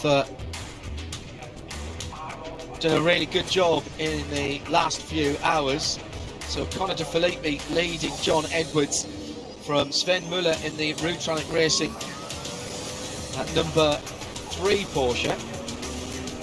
Then all coming into the pits, 4th through to 8th, Manuel Metzger for Mercedes, Michael Christensen for Manthey Porsche 911, Nicky Team for Phoenix Racing GmbH Audi, then Van der Linde for Audi Sport Team Land number 29, then Alex Imperatori. No, Krohn hasn't come across the line yet in the Schubert Motorsport car, but I think he's just pitted if memory serves. So those guys who have just pitted were 7, 6 and 8 laps in, and so they were coming to the end of their pit stop anyway. Now you might ask yourself, dear listener and viewer, why would those guys come in when they had another lap probably in the tank? Well, the question is, that's a slow zone at the end of the lap, Peter, at an inordinately fast part of the circuit, which isn't going away any longer, so they might as well take the shorter pit stop now, do a driver change if that's what they're going to do, get service, and then basically come back out again and see where they are. I think that's really sensible. the Porsche back on its wheels, by the way, the number 87, the Cayman GTS. I think it actually landed on its wheels anyway, John. Probably, but, you might be right. It's quite foggy you there. just made a statement there, which I'm going to back up now, and I'm going to give you a warning here now. So, ridiculous statement coming up now. You said there was ridiculously fast parts of the Nordschleife. Yes. There aren't many slow parts that's of the fair Nordschleife. point, well made, A little bit on the beautifully. Grand Prix circuit. I'm not trying to contradict you at all, John. I'm just saying it's a roller coaster, quite literally at some parts. Never mind the altitude changes, and that's it's caught out that 79 Porsche. It just goes to show, though, Pete, what we were saying earlier on, doesn't it, about the we were talking about the narrow margins that there are here, and we saw there. I don't really think, if I'm honest, that Stefan Branner did that much wrong at that point. The car just took a nasty little hop, and at that point, I'm not sure there's very much you can do about it. I was saying exactly the way it goes up there, and I said, had that been a few moments later on the Grand Prix circuit, had that change of tarmac on that surface there caused that little hop as it did, and that's all it was. He wasn't offline or anything that particular. It's just caught it out. It's almost like a bunny hop. It's exactly what it is. Giving it a snap oversteer. And had the track just been wider, let alone and not that curve where it bunny hopped, jinked to the right, and there was a curve there, and it's just kissed it. You say it's almost like sort of skiing on moguls, isn't it? It's gone over one, off another, and it's an accumulative effect, exponential. And all of a sudden, flip, and all of a sudden, perfect storm, and the next thing you know, he's going over, and not once but twice. And once you get out of sequence with those moguls, perfect. Who's the description by Peter Snowden there, then you're in trouble. And at that point, it's a pinball, because the car's sideways, it's into the wall, it starts to roll, and of course, you're not in control. Nico Bastian just coming through that area of the circuit now back onto the start-finish line, and carries on. Now, a moment or two ago, the Frickadelli car getting turned around by BMW number 331, and was that connection with the wall? That's it was on the inside. It was. Sorry, John. I didn't mean to cut across it. It just clipped it, and it's just on the. It's turned that Frickadelli Porsche around twice, but the end of that second rotation, it's gone into the barrier on the outside. Not particularly heavy, but enough that it's going to make you wonder what's going to happen with another 20 hours of the race. Sorry, 6 minutes less than 20 hours of the race to go now. Not what you need, and certainly not what Frickadelli were wanting. Double winners the last two rounds of NLS with us in the 6 hour. They've been right up at the front there. Great. Just didn't see it coming. We've talked about this time and time again, haven't we, John? And we will continue to talk about it, and I'm sure our colleagues will exactly the same. But these slower class cars, it's multi-class racing. You've got to hope they see you, and I think in that case, it looked, unfortunately, like they just didn't quite see the Frickadelli car there. But all of a sudden it's there, and they've just ever so gently tagged it. And I'd hate to say it's a racing incident. It's not like somebody's gone for a gap or somebody's trying or whatever between two peer-related classes. That happens. I just think that was just pure misfortune, and it just got tagged, and round it went. It's a damp track, and it's spinning twice, and it's connected with the barrier. So there'll be some damage on that on the meatball Porsche there, the Frickadelli one. It's not their race at the moment. No, but there's plenty of time to go. And nobody's saying, by the way, that the driver of that Adrenaline Motorsport BMW, it's a G20 car, it's a 330i, and it was Philip Lyson who was behind the wheel. Nobody's saying, as Peter said, that this is not deliberate, but it's just not good. Oh, and the Manti car's just been off as well, pushing far too hard. With yellow flags out and slippery surface flags coming out of the Hatzenbach on the run down to Flugplatz. And Matteo Caroli has scraped the wall. There was a lot of dirt on the inside of the corner there, and he just skated off on it. But there was slippery surface flags there, which might give some credibility to the BMW that tagged the Frickadelli Porsche off. Just exactly the same part of the circuit. Maybe he's already having his moment, and he just can't do anything about it. And he's unfortunately gone and tagged one of the leading cars, and he will. I'm sure if that's what's happened, he will feel awful about that. But it's just a change of surface again. It's the Nürburgring. It's what it does. You get a little bit of period of settling down, and it just says, hang on, I've got something else in my armoury here. I'm going to throw this at you now and just see what happens. And that's what this place does. And that's why it's such a challenge, and that's why drivers and teams and fans alike just adore this circuit, because it is a constant challenge. And just when you think, it's almost like Jaws, isn't it, back in the 70s, just when you thought it was safe, it isn't. And something else occurs. But the Manthey Porsche there, I would have to say, that was, if it has got away with it, that was I was going to say a lucky scrape. Well, it's exactly what it was, a scrape with the barriers on the right-hand side. But that could have gone in any different angle, done a lot more damage. Do you know straight away, Peter, on something like that when you're driving the car, whether you've done a bit of the toe on either the front or the back? I mean, with a bit of luck, you'd have had the front wheels nearly turned straight there, and it didn't look like that had caused them too much of a problem. But you've got to worry about the camber on the rear wheels on that Porsche as well, and whether it's just not something out of true there, because this is a place you don't want any induced rear wheel steering. Not really, no, not any additional steering, enough from the driver input. The first thing that happens is that there's an expletive that you can't repeat, certainly over there. Inside your helmet. That comes out. If you're brave, you might put that on the radio to the team, but probably not. The second thing, as you say, straight away, is starting to feel what's happened, and often it's collateral damage. And so you might, if it slapped it completely sideways there and hits the rim on the end of the wheel, what can happen is it might not damage the rim, but it can send shockwaves down that does something internally, suspension, arms, etc., etc. Rover Racing BMW into the pits, ready for a driver change. That's Philippi, isn't it, into the pits in our number 98 car. Yeah, and that looked rather like Marco Wittmann for my money, about to get into that car, as Connor De Filippi is already out. Connor helping bolt his teammate in as the team rather leisurely go to work. You won't see 2-second pit stops here. The situation is that there's a set pit stop time, and there's plenty of time really to do tyres, driver, and get the fuel in.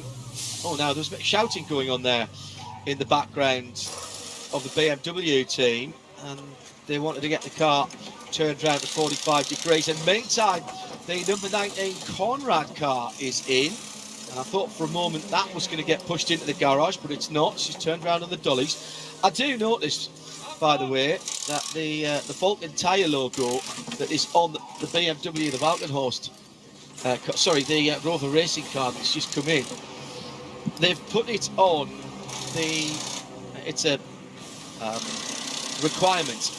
They're a sponsor of the whole event. They've put it on the louvres, Peter, on top of the wheels, and so it's there, but it's almost completely unreadable for the car that's running on Michelin tyres. Funny that, isn't it? Yeah, who'd have thought, eh? Who'd have thunk it?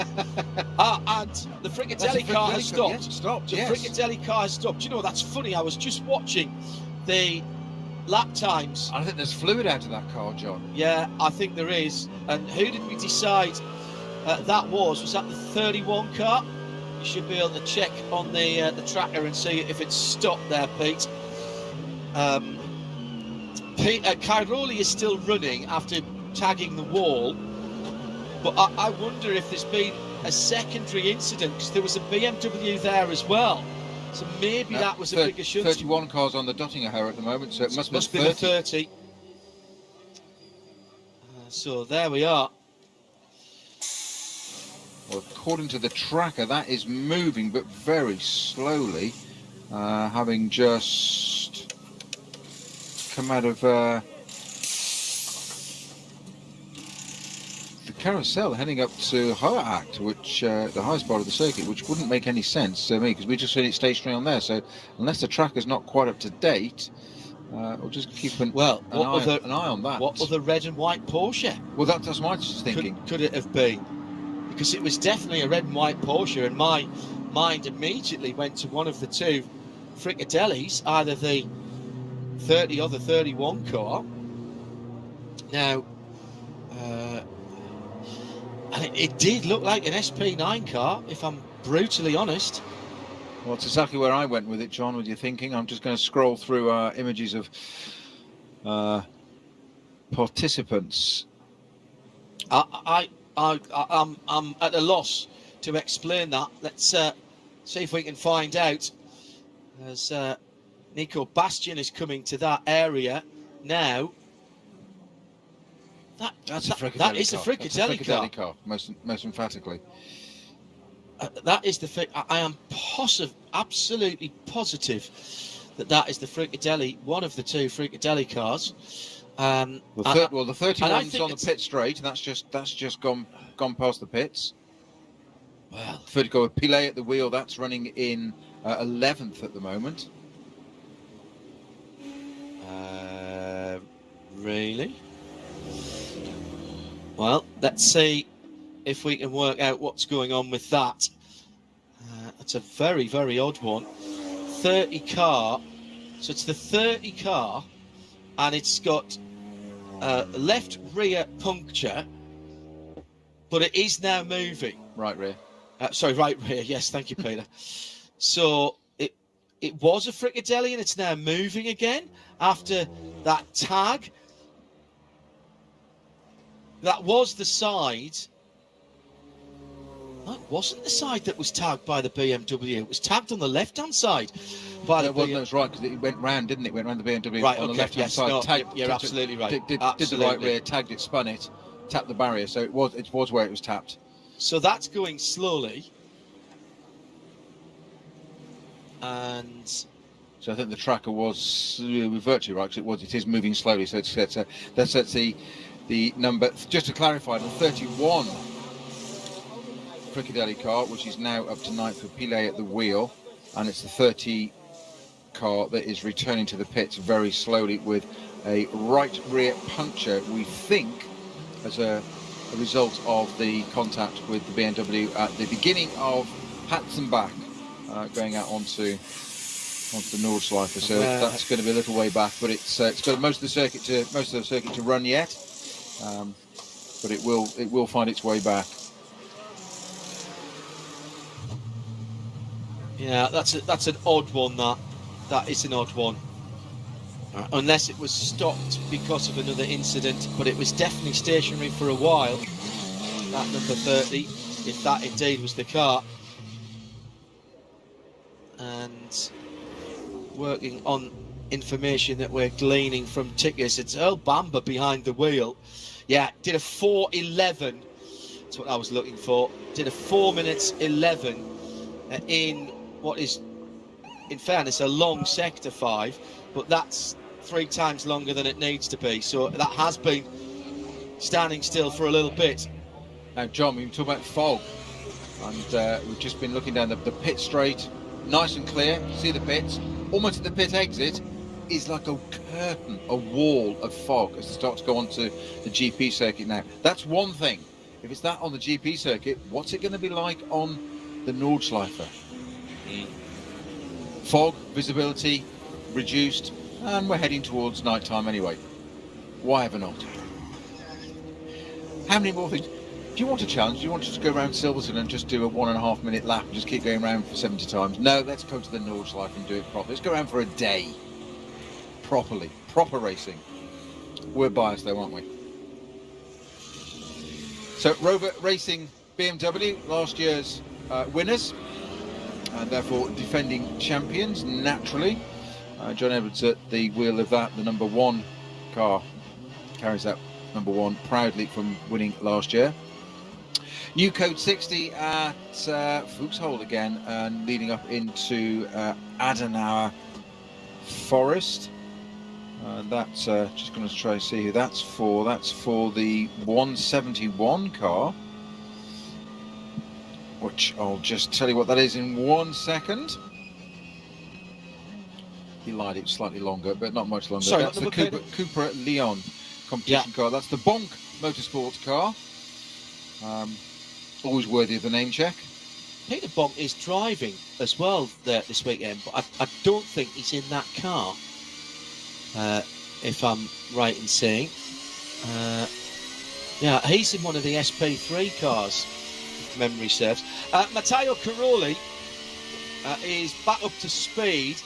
We've got a fire truck on the circuit, and he goes straight by that Golf pickup truck. He heads into the Cracchiola Carousel. Got a blue Porsche ahead of him, which is flashing his lights out already. That's not for position. That's a cup car. Right indicator on from that car, trying Get out to the way stay then. out of the way. I've got a feeling that that was the. Oh no, it wasn't the one I thought it was. Might have been the 350, the Black Falcon Team Identica car, but that car had its problems earlier. I can say that car was out. Yeah, I thought it was out. But that was definitely a Porsche Cup car. But just slightly oddly there, Matteo Caroli was flashing his lights at him, so he indicated right to get out of the way, and then didn't get out of the way. It's just like, well, if you're going to do it, do it. You've signalled.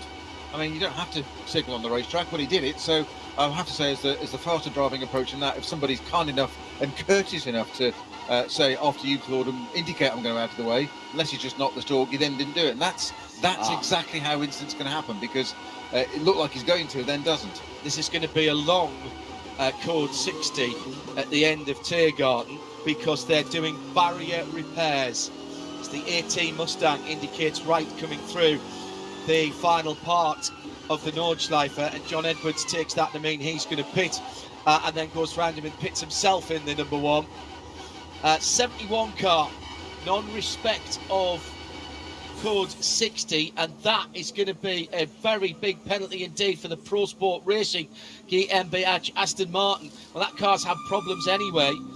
That's the Guido Demery, Maxime Demery, Alexander Walker, and Walker, and Michael Hess. That will be a 1 minute 32 second penalty the next time they are in the pit lane. Remember, you do not have to make a special visit down to the pit lane for penalties.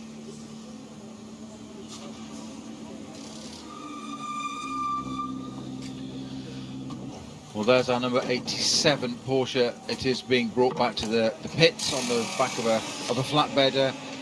Hey, I tell you what, it'll take a bit more than polishing out, but it's repairable.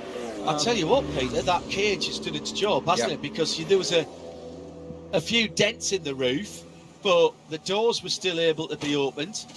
That's a cracking. I think it's fair to say they can reshelve the cage. Yeah, possibly.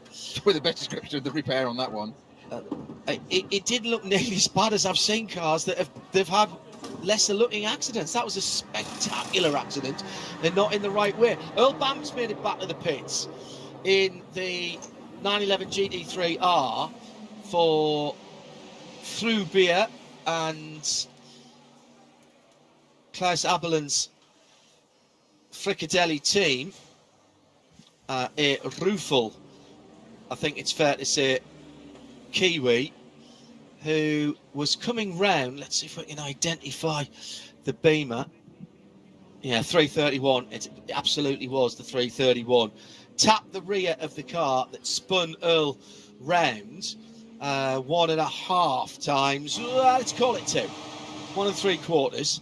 That's punctured the right rear Michelin on that car, and that was right at the end of the Haxenbach before they head out onto the flat out run up the hill. And so that's 3/4 of the, maybe even more than that actually, 8/10 maybe of the Nordschleife before they get the opportunity to come back to the pits. What I can't tell you is why that car was stopped for such a long period, Peter, partway around that lap, and that is still a mystery. Well, it was because the tracker didn't relate that and convey that at all. It had it moving a totally different part of the circuit, which slightly worries me, because we do rely on the tracker there's a slightly greater depth of information sometimes. But our former race leader that's in the pits now, we've got 3 BMWs in, 3rd, 4th and 5th at the moment. It's the Schubert M6 first, and then the 2 road racing cars. That's now been interspersed because we've got out there. So Yenli is now back in the number 1 car, and we saw some stunning qualifying, didn't we, yesterday from Nick Yelly, where it was. There are just sometimes, isn't it, John, when you watch a lap and you just. We're commentators, we're supposed to talk, but there's sometimes when you just watch it going, I'm not quite sure what I can add to this. It was extraordinary from Nick Yelly yesterday, but he's now back out in the Rover Racing, defending champion car, the M6, and of course the M6 being on its swan song, really, isn't it now? It's new M4. New M4 coming out. It's competitively priced at nearly quite a bit more than its rivals, shall we say? Is that right? Is it? It's a little bit more. It's a good 50,000 euros more. And what are we talking about then for a GT3 car now? Forget about a spares package. 400,000 euros. There, give or take. Yeah. Interesting. Very interesting. I remember when we were first working on the Celine S7R, which was a GT1 car, of course, in those days, and people said we wouldn't sell it for £200,000. It was too expensive. Extraordinary, isn't it, how times change so quickly. The low cloud or fog still over parts of the circuit, but it's patchy, and at ground level actually isn't affecting the visibility as much.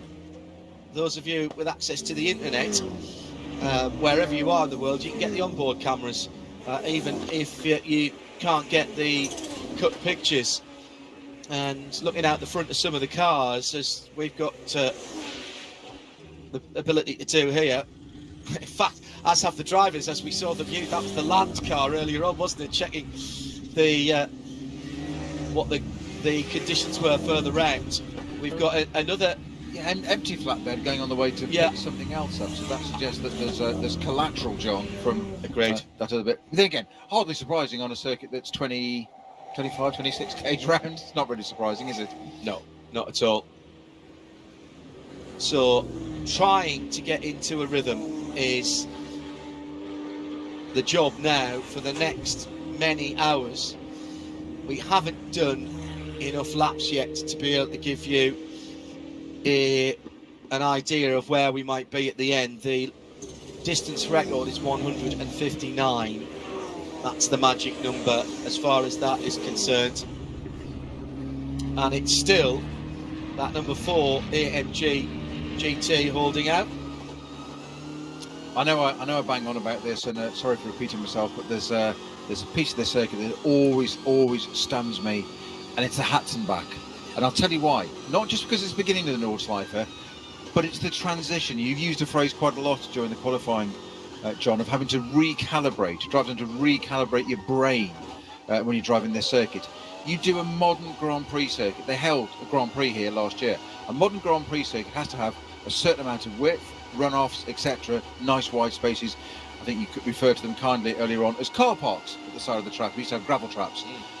That's exactly what you've got on the Grand Prix circuit. You get to the end of that Grand Prix circuit and you don't turn right and restart the lap again. You turn left and go onto this Nordschleife. And the first bit you encounter is the roller coaster of the Hatzenbach. And it's not even a ribbon. It is fast. It's fast downhill. It's a ribbon of tarmac. It's a thread. It's a sinew of it down through that. And then you've got a bit of grass either side. And I think Bruce used the phrase, there's not even a verge, it's a fringe of grass at the side. And it's that sudden change of that. And if anything exemplifies that or illustrates that recalibration required, is you've just come off a modern, contemporary, fully spec FIA Grand Prix circuit. You turn left, and all of a sudden, it's, never mind elbows in, it's breathe in, elbows out, it's breathe in, quite the opposite, the narrow bit, don't get it on the grass, because what's next to the grass? Barriers. Yeah. And there actually isn't even a car's width of grass on the right-hand side down there. It's that, you come on, you do that almost hairpin on to the Nordschleife, and you go right out to the right-hand side into the old pit lane exit there. You put your right-hand wheels over the white line.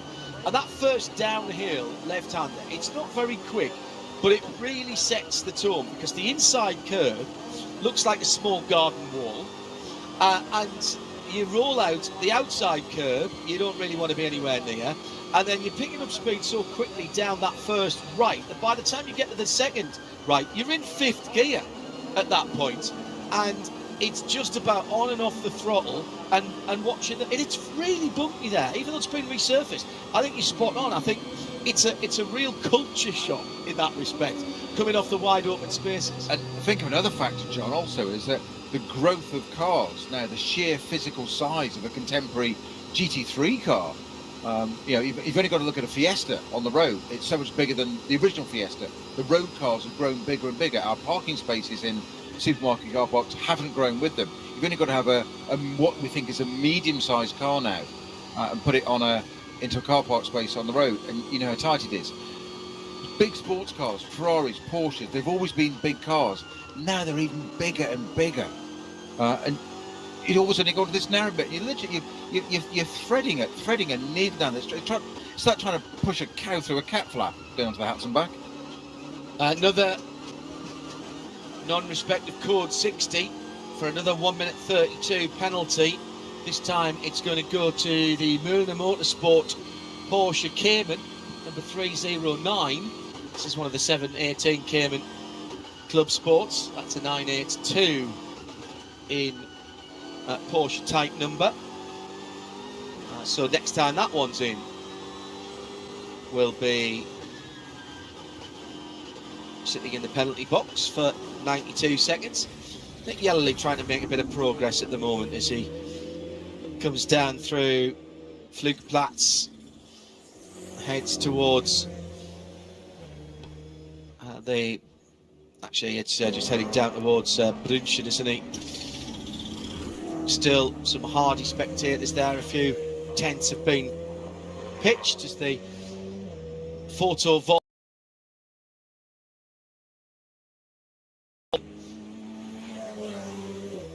a little more visible.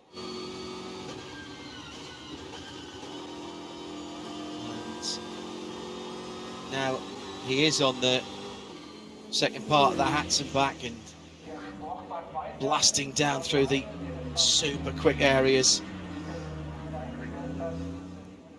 The Cayman in trouble on the Grand Prix circuit, just ploughed straight on. I remember that Tangerine one. We've talked about it before. That's been off there. Is that the beginning of this? Is that turn one? No, I think that's coming out. Oh, it might be turn one, yes. I think it's the 311. Yeah, we've talked about this car. No, that's what went off before, didn't it? And swapped ends and went in and bounced off the barrier and came back out again. So it's FK Performance GBR. Jens Motorfink, Nico Otto it was, who went straight on at turn one, like the clappers when he was aquaplaning. I know what it is. What is it? He's done his Ringo, got his reserve parking space right there at turn one. They're using it up. I think that's what it is. 311. Let's see.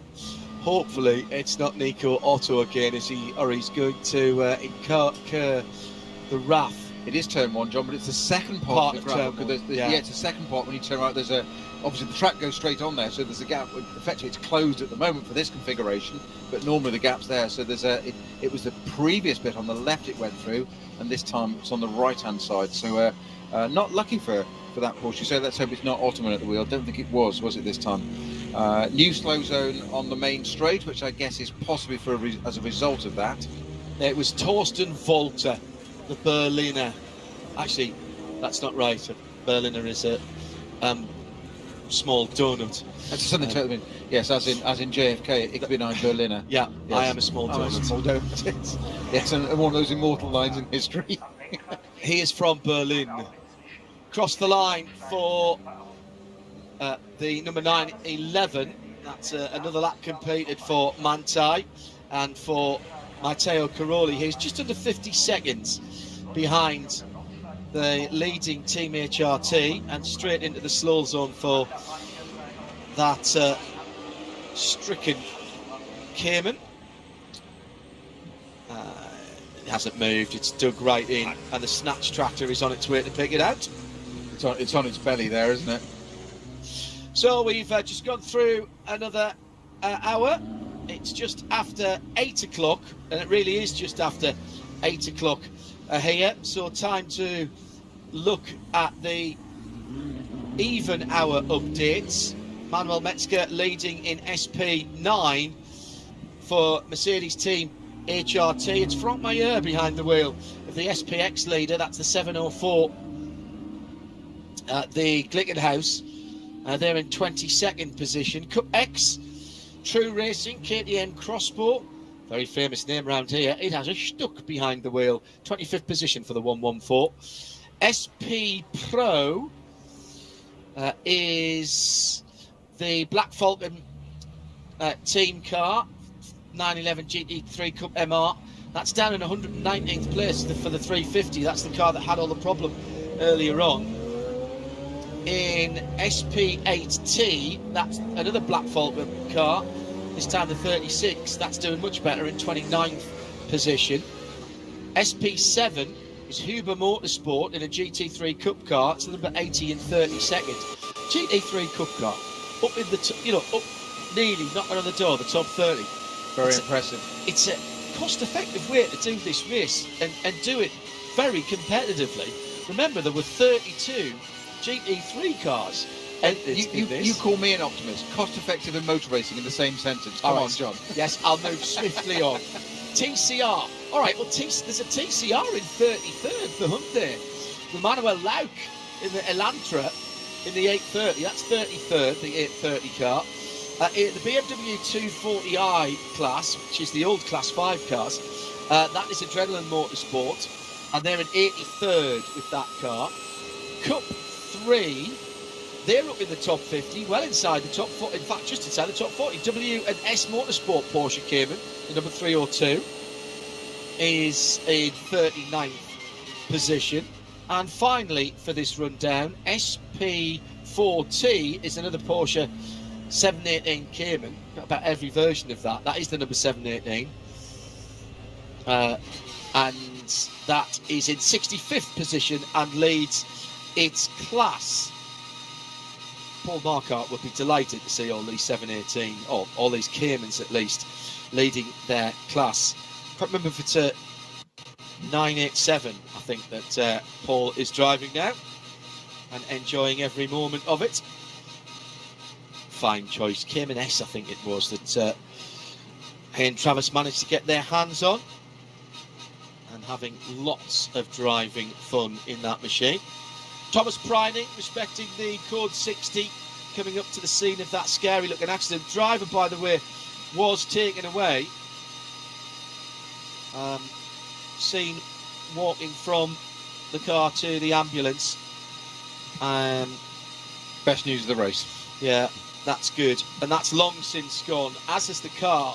So what's keeping that at code 60 at the moment is the barrier repairs, on which subject I should say, by the way, oh, and good news, we've got Torsten Volter back into the race. Barrier you say good news. He's now weaving around the track, throwing all the gravel out of that car. So it's good news for him, but not everybody else on the track. No, indeed. I was going to say the barrier repair is a subject on which the authorities here are assiduous, and I think rightly so at this track. 3-layer arm core at most of the places around the track, and anything that could be called even minorly substantial, if those two words can go together, and I know they probably can't. They can now. They have now, but it might not have been brilliant in terms of English. But if there's any kind of visible damage there, they're in there with the gear and the replacement barriers. They're checking the upright stairs and the bolts around it. They make no bones about the fact that they want to do that. Through the Schumacher S for Pryning. Sun beginning to fall down in the sky. Official sunset tonight on the 5th is still a ways away, 21:38, so 22 minutes before 10. So, and then we would expect to see the sun in the morning, fog permitting, at 5 or some 7 hours and 45 minutes of darkness. One of our less dark races when we talked about 13 hours plus for Daytona 24 and Dubai 24.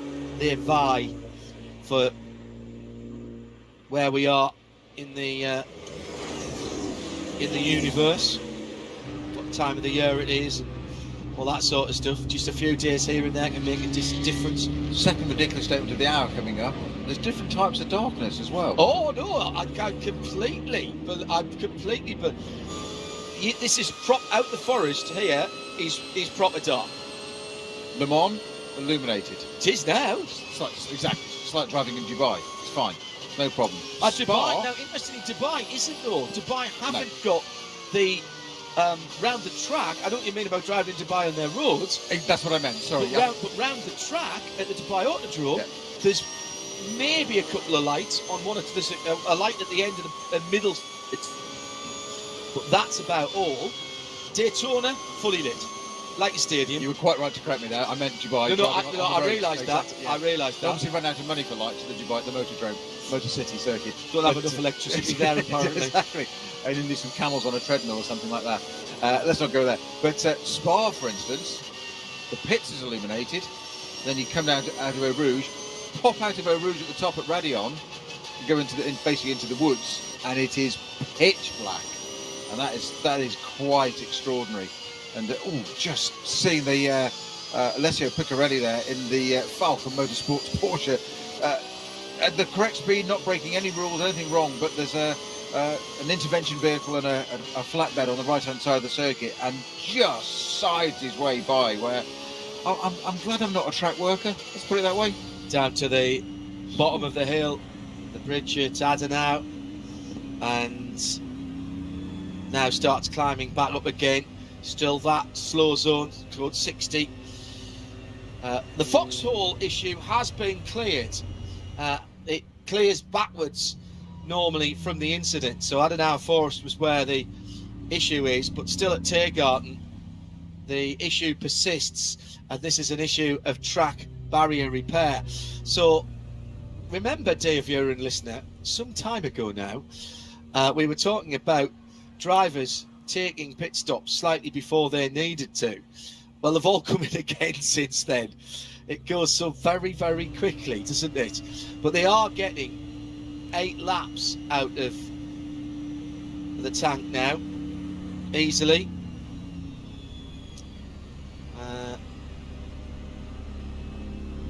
Not having to worry about saving any fuel.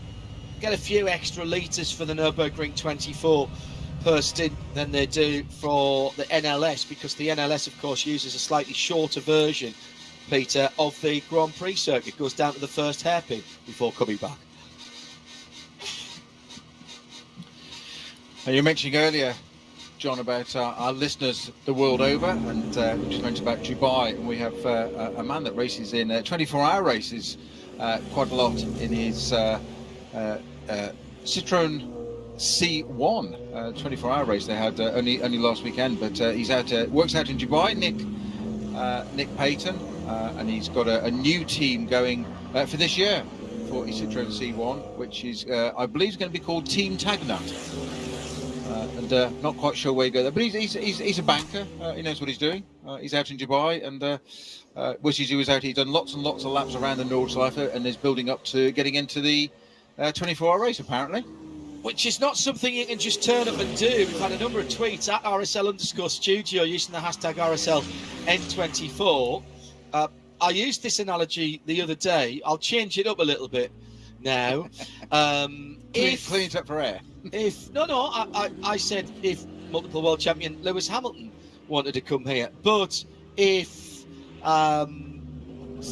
pick any great sports car driver, Stefan Sarazan or Alan McNish. I know he hasn't got a driver's race license now, but even in his pomp, if Tom Christensen had wanted to come here, you can't just rock up here and say, oh, I've got an international A or a super license from the FIA, I'll be doing the 24-hour race, because the organising body here, ADAC, will be saying, I think not, actually, because we're going to put you through a rookie course. I'm sorry?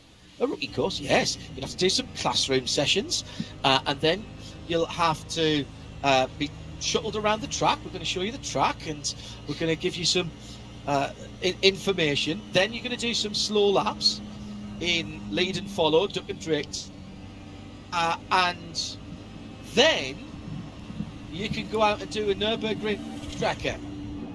And you have to do, and I'll get this wrong, but I think it's 13 laps, or maybe 14 laps of an NLS race in a car that is limited to a certain amount of power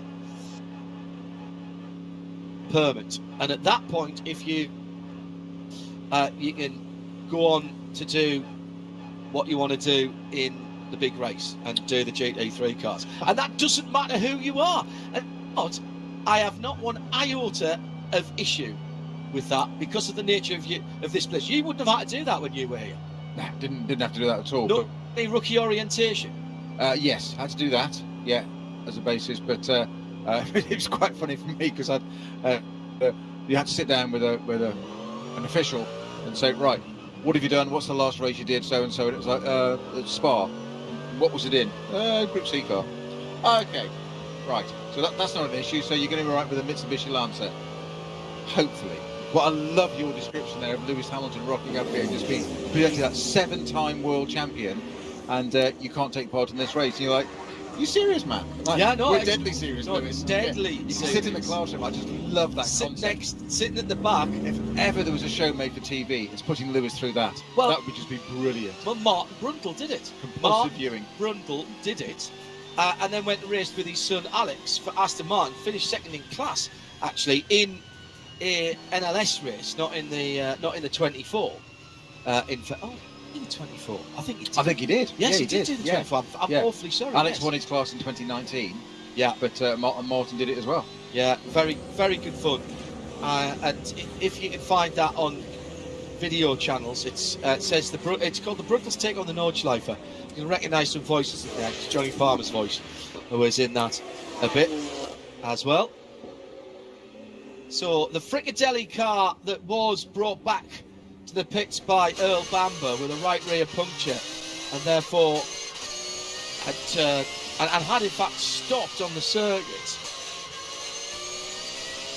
I don't believe that car suffered any other damage. That was a 3-0 car, wasn't it? And I think I've just seen that car back out again. Yes, I have. Nick Tandy, the man from Bedfordshire. He is in that car. Nick Tandy, who has a penchant for building RC remote control model cars, has just completed a rather stunning Mark II Rally Escort that he was showing some video on. And the Corvette driver, of course, he's got a larger scale Corvette C8R, which he took up to a bit of private ground that has some own runways on it.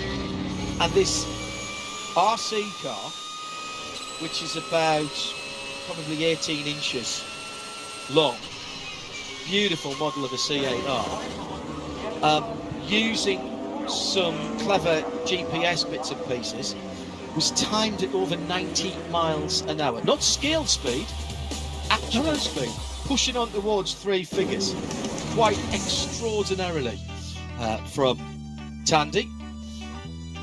So let's take a look at how things stand at the sharp end of the field. It's Team HRT by a full minute now. 4 visits to the pit stop, and Manuel Metzger will be due in the pits in about another 4 laps time, depending on the conditions and how many more slow zones we get. Matteo Caroli in second position for Manthey Racing is 25, call it 26 seconds on Jesse Kron for the number 20 from Schubert Motorsport in the first of 2 BMW M6s in the top 6, make that 3 actually.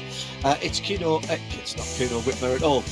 It's number 98 Rover racing car, and that at the moment is being driven by Marco Wittmans and the Whitmers mixed up there. Nicky Team is in 5th in the number 11 at right in behind that though. Kron, Whitman Team all separated by a little under 7 seconds. Then Nick Yellowly for Rover Racing in the number 1 car. He is 32 seconds ahead of René Rast for Audi Sport Team Land, which started from the pits lane. 31 car is in 8th position for Fricatelli, the better placed of the 2 cars.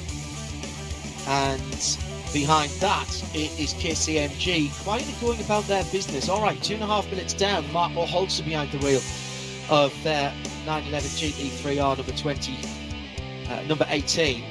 And they are 9 seconds ahead of the 23, Marcus Seefried in Huber Motorsports 911 GT3R. That's your top 10. And just outside the top 10, Romain Dumas for Rutronic Racing. That's another Porsche. Maxi Goetz for Team Get Speed in the 7 AMG. Nico Bastian in 13th for HRT. Team Get Speed second car with still only half a lap down, really, that car at the moment.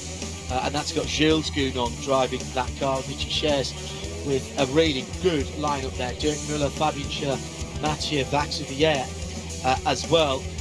Beyond that, it's the Falcon Motorsports number 44, which we've been seeing quite a lot of out on the circuit, because it's been driven with some verve by Alessio Picariello. Then it's Sami Matti-Trogen, just as good in full metal racing as he is on the eSports in the 102 10Q Racing Team Howard Plus Mercedes, the Falcon Horse Motorsport BMW, that 10Q Racing Team Howard Mercedes has Dominic Baumann behind them in the number 40 car. Then Thomas Preining, Falcon Motorsports number 33. BMW Junior team running a little further down than they might have liked, but still in with a shout and still very much on the lead lap with Dan Harper from the Sheffield area, from Northern Ireland, the Northern Ireland Hillsborough. He shares with Max Hesse, Neil Verhagen and Augusto Farfus. And behind that car to make the top 20 is the Phoenix Racing number 5. That's how they stand in the top category, with still, it's 20 past 8 in the evening. We've got plenty to go. The story of the race so far has been one of changeable weather conditions, and that dominated the first few hours of the race. Even as far as on the warm-up lap, the formation lap, race control saying they might require a red flag, that if the weather got too bad. It didn't, and the race start happened, but the rain dropped fairly quickly after that, and we saw at one stage absolute carnage up at Schwedenkreuz at the top of the hill there, just before dropping down to Arenberg in the Foxhole. There was at least half a dozen cars off there within a few seconds, and super driving by the following cars to miss them and turn it into an even worse situation. There's pretty much as soon as the rain came, it did stop raining, and it just dried pretty quickly, and in the space of 90 minutes or so, the track had dried up. One or two cars did take the gamble at the start of the race to go out on wet weather tyres. That really didn't seem to have paid off, and they came in pretty early. Ultimately, everybody had to go onto full, and I would say probably whatever version of monsoon slicks they have. The competition on the circuit just as tight as in the pit lane, with Martin Tomczyk and Kevin Estre coming out of the pits close together, and an immediate mistake by the number 4 Mercedes as it rejoined the circuit after its pit stop almost gave Kevin Estre the opportunity. They had a pretty good battle actually through there. They were swapping places. Dries van Ter was going great guns until he wasn't.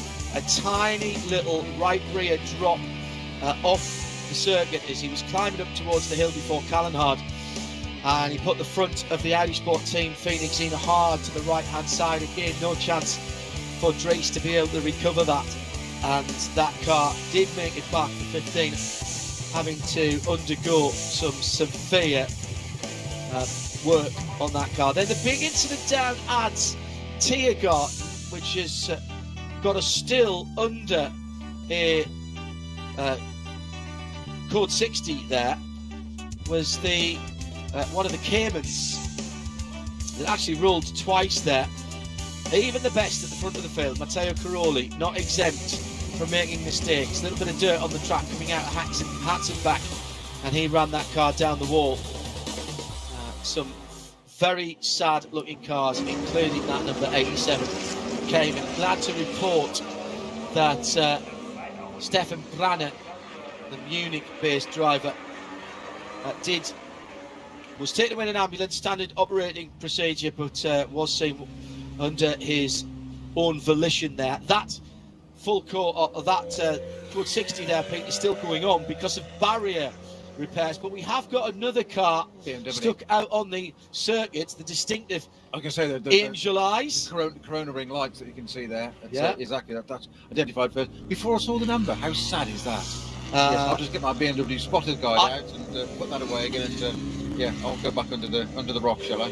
I think that's the Schubert Motorsport Cup 5 leader in class, BMW M2. I'll see if we can get that confirmed. It's the number 890 if it is.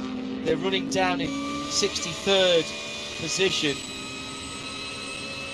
Hello to Lars Klaviter, to Chris Suku, Jonathan Main, Dave Monks, all tuned in.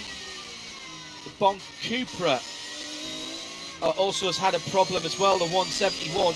That car we were talking about a little bit earlier on, Peter, that had a problem out on the track, and I think that's come back on a flatbed because it came in eagle-eyed. Jake Parrott watching that coming in, not by the usual route.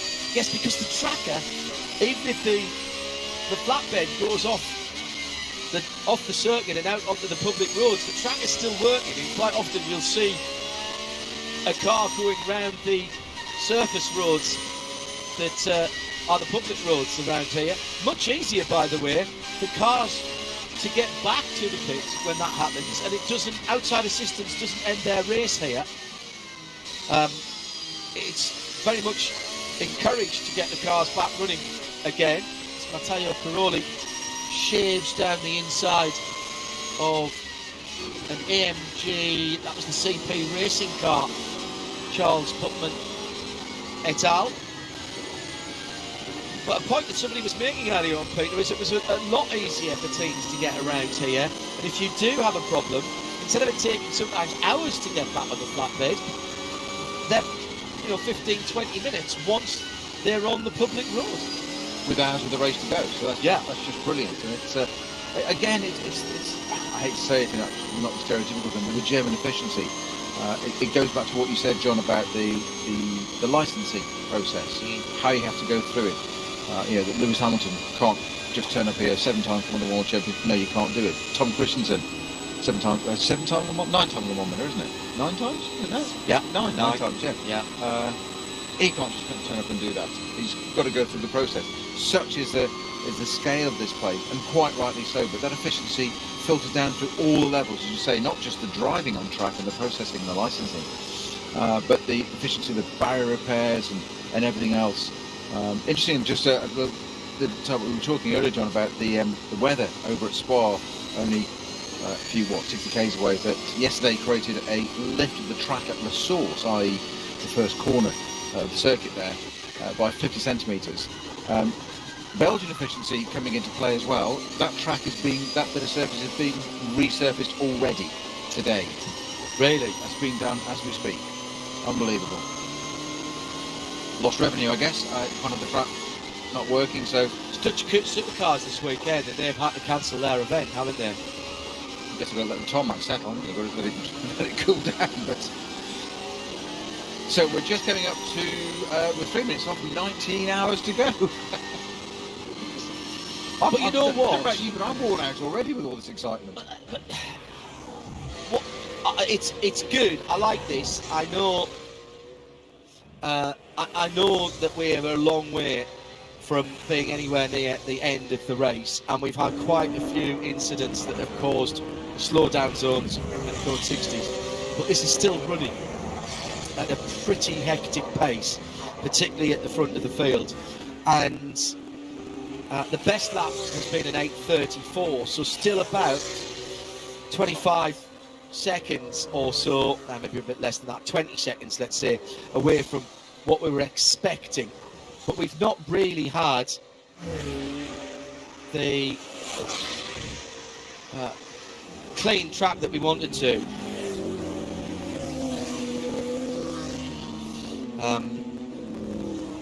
So I'm still hopeful we might get somewhere near 159 laps, somewhere near. And I'll keep an eye on the predictive. Oh, big incident. This is one of the Black Falcon. It's the 306 Cayman. And that is a lot of steam and smoke. That's been in both ends, I'm afraid, for that car. That is going to cause another slow zone. Sorry, that's the G-Tech competition car, not the Black Falcon machine. That's the Jan-Jaap van Groen, Tom Coronel, Maxi Kurtz and Alex Kreuger car. And that has done itself some serious damage on the right-hand side. The leader was in that area. Has that happened right in front of the leader? Yes, it has, coming to France Garden 2. Just understeered off to the left-hand side. Great flag work. Absolutely brilliant flag work by the marshals. And whoever was driving that 306, I don't know if they had much control of the car at all, but they did absolutely the right thing to stop the car spinning right out in front of what would have been, Peter, a completely hapless. It was Tom Coronel. I was just looking down to see if it was Coronel. Not Coronel, like him. Not like him to make the mistake, but my goodness, he avoided something worse there by keeping the car from spearing back on the track and locking the middle pedal. The Matteo Cairoli car was following on behind. The leader had just gone through, and Cairoli, if that car had come off the track there, Cairoli was an absolute flat out. Flansgaard is so quick. The distinctive bright yellow helmet of Tom Coronel out of the car as he ruefully walks away with barely, well, I was going to say barely a backward glance. I'm going to suggest something here. I know we don't like to speculate, John, but I am for a moment, if you'll just bear with me. I'm going to suggest almost a car failure or something there, because that is so unlike Tommy Coronel. I've had the pleasure of driving with him years ago. Well, I wouldn't say the pleasure. I can't tell you why it wasn't a pleasure, but I'll tell you off air, and you decide whether we can mention it next time. Anything to do with the damp suit? Correct. Yes. Right off. He shoots. Yes. He scores. Yes. Not the message you want to hear from an outgoing driver as you do a driver swap, and sitting there thinking I'm sitting in. Yes, and it's not mine. Exactly. Yes, a Dutchman. So do you reckon that right rear was gone then? Well, I don't know what's called. I don't know. I wouldn't go that far. It's just looking at where it is. How quick did the marshals get the double It's yellow? It's just not like Tommy Coronel. Not putting him on a pedestal. But it's just not like him. I'm just very, very surprised.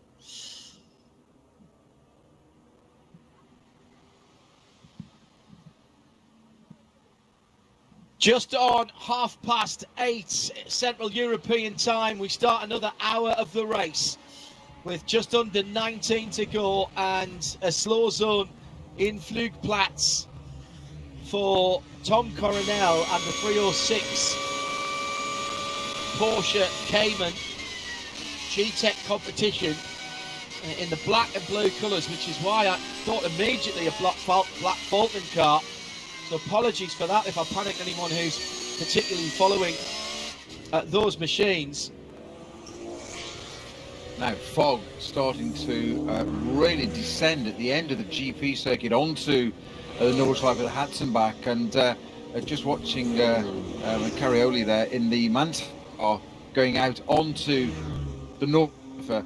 We've said already it's daunting enough coming off the GP circuit, that hairpin, as John described it quite rightly, onto the Nordschleife there, but the narrowness of the track there, that's recalibration of your brain every lap, every 10 minutes or so, or just under 10 minutes, it should rejoin that. But the fog's starting to hang into the trees there now as we're heading towards sort of dusk and twilight in this, and it's the visibility is starting to be really effective. We're now starting to see just tail lights of cars as opposed to the silhouettes of cars. and I reckon the next hour or so it's going to be very, very different. Fog bringing that in even sooner rather than just fading light. Yeah, absolutely right. Hello to Richard Bradley. Hello, Rich. I hope you're well. Hope Peter gets some sleep before next week, racing in the Sterling Moss Trophy at Thruxton. Is that right? Correct. Yes. What you're in, Pete? It would the affectionately known as Maureen. Ah, You know what Maureen? You know who Maureen is? It's now officially over there. The 1952 Aston Martin DB2. Which, nice. as far as Rich is concerned, because he races a 1920s or a 1930s car, apparently I'm driving a modern GT Aston stop. because it's 1950s. Ah, right. Excellent. Compared to the man that jumps out of LMP cars and jumps into 1930s Astons and disappears, and people just think, hang on a minute, there's a reason he can do that. He has a talent box. Yeah. It's very simple. Yeah, absolutely. Hello to Dave Monks as well. Dave's been listening on the Rolls podcast. Royce. Yes, indeed. On the podcast since 02:30 time this morning he set off. He's coming home to the back to UK, should I say, with a very nice BMW on a trailer. Ask Looks him, like a ask him if he's 200 found his turbo. keys yet for his Rolls Royce. He'll know what that means. He'll respond. Right, okay. They've only been missing since Goodwood 2017 Festival of Speed. Is that a 1602 or a 2002 turbo, Dave, on the back of that trailer? Very nice car, British registered, and he's come through the 1974, tunnel. 1602. 1602, is it? Looks like it. Yeah. The lights a bit different at the front of it, is it? Yeah, very good. TI, TII, 2002 turbo. Nice, like the blister arches on it though. Oh. Very good. Nice, Mr. Monks. Hope you're well. Welcome back to Blighty. Nikolai, with this, interesting, has the relatively low number of starters, yes, barely 125 rather than 170. This year made the drivers push harder, SP9 seem especially to be much closer to the edge. It doesn't feel like the drivers are using the same amount of caution we've been used to. I think it may look like that, Nikolai, but I honestly think that the guys, all the drivers we've spoken to this week, and the same last year, to be honest, from the moment if they're in a GT3 car, and particularly if they are driving as a manufacturer representative, even that if it's not in a quote-unquote full works team, there are many works supported, works blessed teams here. But you're really on it, Pete, here, if you are in one of the front-running cars, representing, as I say, one of the major manufacturers, you're on it from when your thumb comes off the pit lane speed limit until 8 laps later, and it goes back on again, aren't you? Absolutely. Just very quickly, John, whilst you've been talking about that, we've just had, you've heard of synchronised swimming. We've had synchronised pit stopping here from Mercedes. Two different teams there, though. The Get Speeds sandwiching the HRT. Juncadella and Bastien and Vassivière in the 3 cars, respectively, all going out of the pits into 13th, 14th and 15th with driver changes to Juncadella staying in the Get Speed car, Haupt taking over the HRT, and Neuffer taking over. My Pollard's in the Haupt in the HRT, and Juncadella staying in the Get Speed car, and Vassivière staying in the other Get Speed. But all 3 in there. Still got this slow code 60 or slow section past the stricken Porsche from Tom Coronel, who's standing. He promised me a go of his TCR car. He said we would race it in. He said he would race it in a Creventic race and give me a drive of that. I think he's probably just sent me a text to say that's not happened now, or a Twitter message. Well, it means he can go to the bar sooner or later and have do his party trick, which is to drink the beer and then eat the glass. You think I'm joking? But no, I don't. No. So it makes a damp seat just pales into in all insignificance. Think how much worse it would be. So, okay. Jean Calverne leads in. Excuse me. No, he doesn't. He's second in TCR in the Hyundai i30N. It's the Elantra, the 830 car that leads. Hyundai, another manufacturer here, who have for quite some time used this race as well as the circuit itself as somewhat of a test bed. Double wave yellows as he comes through the last part of the Flansgarden to where Tom Coronella standing by the side of the road. I think somebody would stop and give him a lift back to the pits, wouldn't he? It's not that far from here. Well, no, because he's obviously waiting for the car to recover to the pit so he can go and sit in it whilst they repair it. He'll be back out, yeah.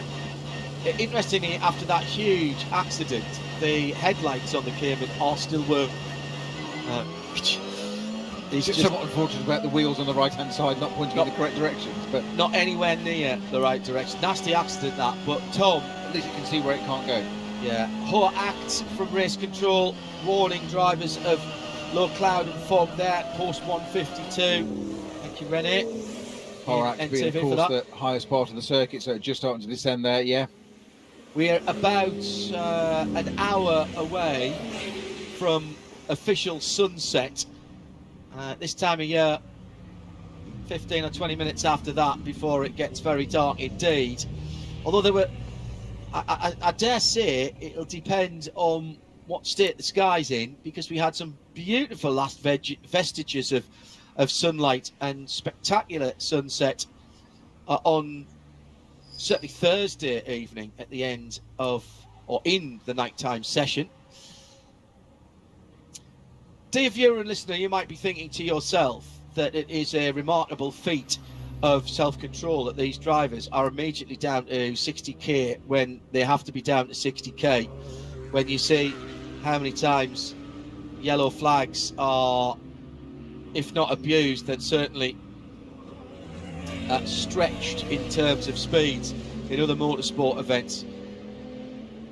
Peter mentioned the word respect earlier on, and I think that's a very good one to apply to this situation as well. It's respect for the guys out on the track. We don't stop the race here for incidents. We don't even put a safety car out anymore and pack the field up. It used to happen here. We put safety cars out, actually, several of them. I remember Matt Neal telling me a great story about that when he was driving something bizarre. Might have been a Viper, actually. He said, first darkness stint, middle of the night, fog's come down. I'm tearing through the back part of the circuit, coming down towards Flansgard, and in front of me, there's a safety car with a stationary yellow light on the roof. So I slow straight down and drop in behind him. You know how fast it is there? And he said, people are going by me, and I'm thinking, what's going on here? Get round onto the Dottinger Hole where the visibility's a bit better. I realise it isn't a safety car.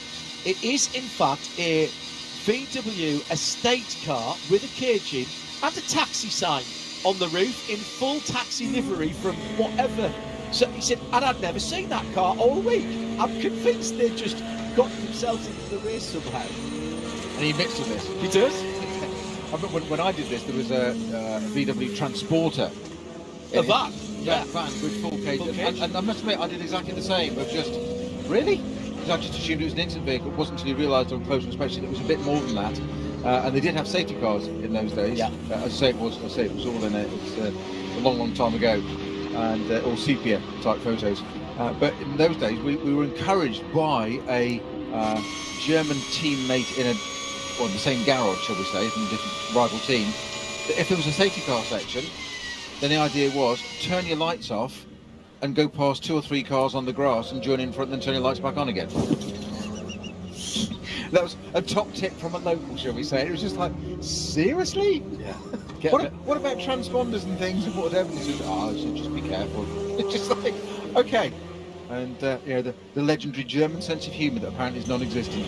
Great battle for second, actually, going on out on the track. I promise you, out there, Matteo Caroli and the in second place at the moment for Manthey in the Porsche. And he's having a pretty decent battle through the interrupted lap, as it now is, with the number 98 Marco Wittmann driven Rover Racing BMW. And then carving their way through traffic again now in the early part of the Nordschleife on the Hatzenbach. In fact, just cleared that, heading up over the bridge to Flugplatz and then up to Schwedenkreuz and Swiss Cross, where all the incidents were this morning. Up this hill, really got to put as little steering as you can into the car. You do not want to be scrubbing off any speed whatsoever. Flugplatz, by the way, named because? Not because the cars get off the ground and go flying. Not at all. Up on the hill on the left-hand side, there used to be a little airport there, Flats. I still think the fly gliders out of there, but in the early days of this race, the great and the good from the big cities of Germany, and particularly from Berlin, used to fly down in chartered planes and land there to watch the race, and that's why it's called Flugplatz. What are you shaking your head for? I don't make this stuff up, you know. Oh no, it's just a fountain of knowledge. It's things that. Really. Oh, I found a website. Somebody put me onto a website where every corner name was translated and explained, and I went through that at various times to do the 24 hours. I just kept popping up trying to do it. I thought, if I could do one of these maybe once every hour. Hours of endless fun on the winter evenings of the Hindhoff household. They just fly by. The GT53 tyres car. This is one of two in its class. Put the man among the driving strength here. And just very quickly, John, a quick driver change there. The number 11 Phoenix Racing Audi's popped into the pits. Nicky Team getting out of that car, and Kim Louis Schramm now just taking the wheel of that car.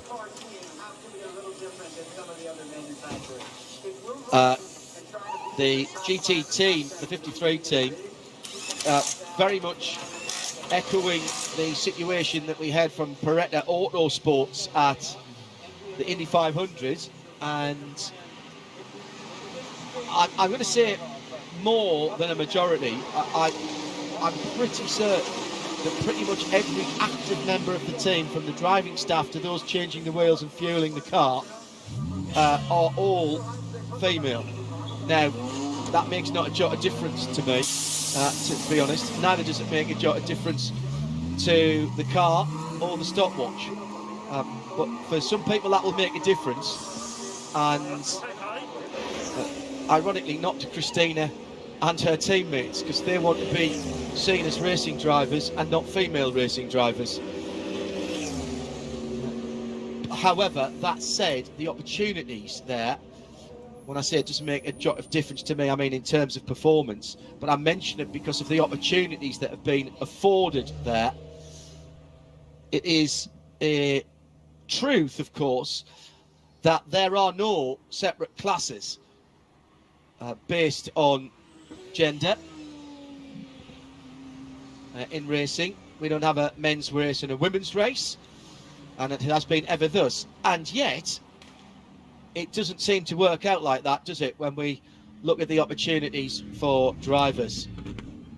The 101 Valkenhorst Motorsport M6 has also just been pitted, John, by Ben Tuck, and that was the car that was driven by David Pittard at the beginning, and that's now got Christian Kruns at the wheel, have taken over from Ben Tuck.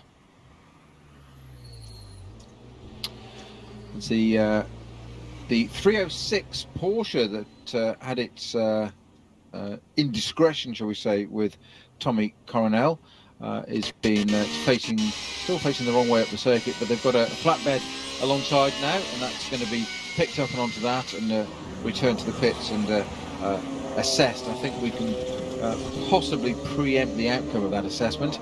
I don't think there's going to be a lot of polishing going on for that car for a while.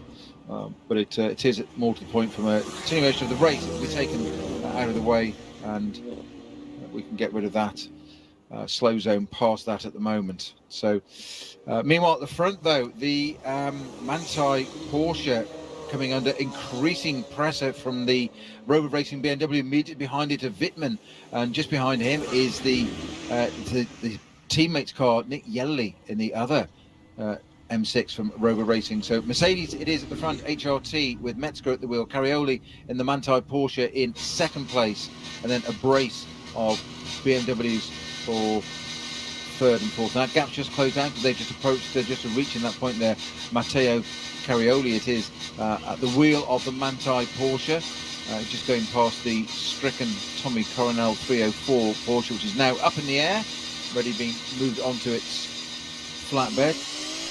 And he's got to wait for the green flag, Matteo Carioli, and get on it. He's got Wittmann right behind him now as they start to descend off through into the fog as well. You haven't got enough on your plate. Clear track in front of him though.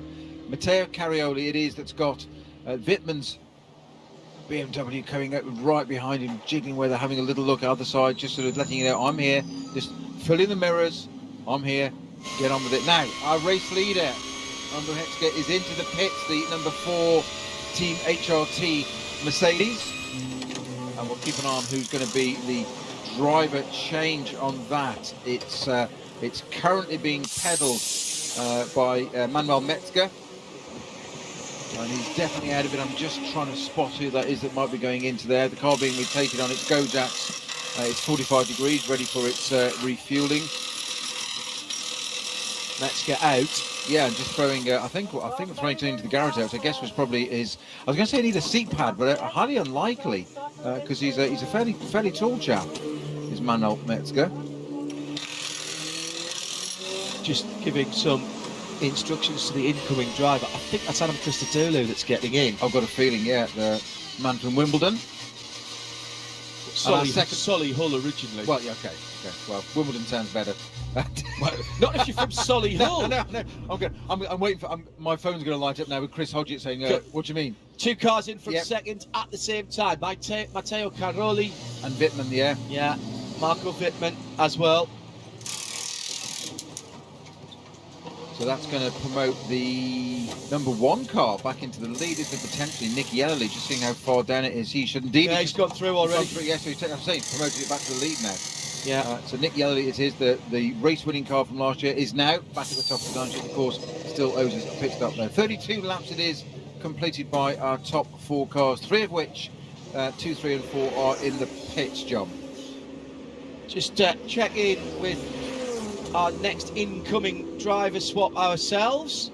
Do a little bit of a handover. Hello to Peter Mackay, who is rejoining us on a track that just keeps giving, Peter. 10 minutes away, just getting all your kit together and sort of metaphorically making sure you've got your earplugs and your helmet and your gloves and everything ready to go. This is heating up nicely, isn't it? It will be disciplined.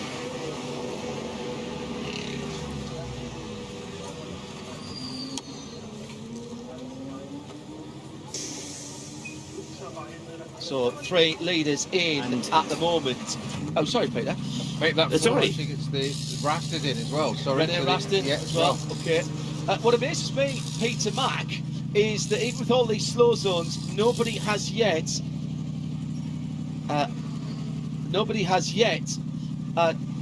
gone more than 8 laps, even with all of these slow zones. Just underlines, P-Mac, just how long this track is and how much fuel you've got to save to risk that extra lap. Well, this is Nick Damon will appreciate this. This is why you need Scott Dixon in your car to make fuel with some lifting and coasting. But if the rain comes, they might be able to stretch to that 9th stint. Of course, that's one of the advantages of the rain, if any, is that the fuel does last a little bit longer. But 8 laps at the moment, at least everyone's on the same playing field, I suppose, which is always nice to see and shows you how well how good a job the organisers are doing in balancing what are very different cars. You know, a rear engine flat 6 Porsche without a turbo, front engine twin turbo V8 in the BMW, and the Mercedes big front engine V8 again. It's mighty impressive, I have to say. You're absolutely right, John, that the driver change from Manuel Metzger in the number 4 Mercedes was Adam Christodoulou, which might say Wimbledon, they don't, he is indeed from Solihull, as in course, is Nicky Ellerly. Yeah, motor racing hotbed, that is. Out goes. You heard it first here on Radio Show Limited. There you go, Peter Mack. You're surprised at that yourself, aren't you? Hotbed of fancy car dealerships. Hotbed, Solihull. Yeah, well, that as well. Absolutely right. Lots Very of fancy car dealerships there. Fog's not going to make this any easier, P-Mac. Out they go. Back to the racing. Nick Yallerly's gone through for Rover Racing. He's not a million miles away from his next stop. He's just started his 7th of what we expect to be an 8-lap lead. But we're starting to get, P-Mac, just a little bit of divergence they're not all coming in at the same time. It's not massive. It's a lap here, a couple of laps there, but we've got to try and keep across this for everybody watching and listening around the world, because it's too early to start back counting. But what we can say, as the Glickenhaus, I think, has just had a spin, has it? No, that's a... Yes. It was. Yeah, Glickenhaus. 704. Believe your eyes, kind of, down at turn 1.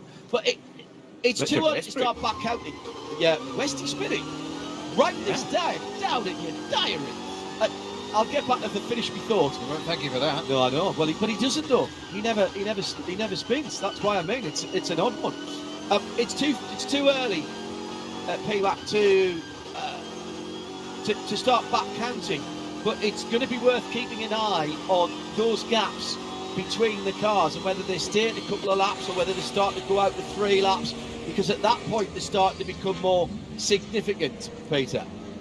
Oh, indeed, yes. Well, where the number 704 Glickenhaus, Richard Westbrook, is parked at the side of the circuit, and Richard Westbrook is out of that car. So, John, you might be forgiven by Richard that his spin might well have been to do with some sort of mechanical failure on that beautiful Glickenhaus machine. He's looking it up and down, and well, the very dapper Glickenhaus team, they love this place, and that will hurt a lot.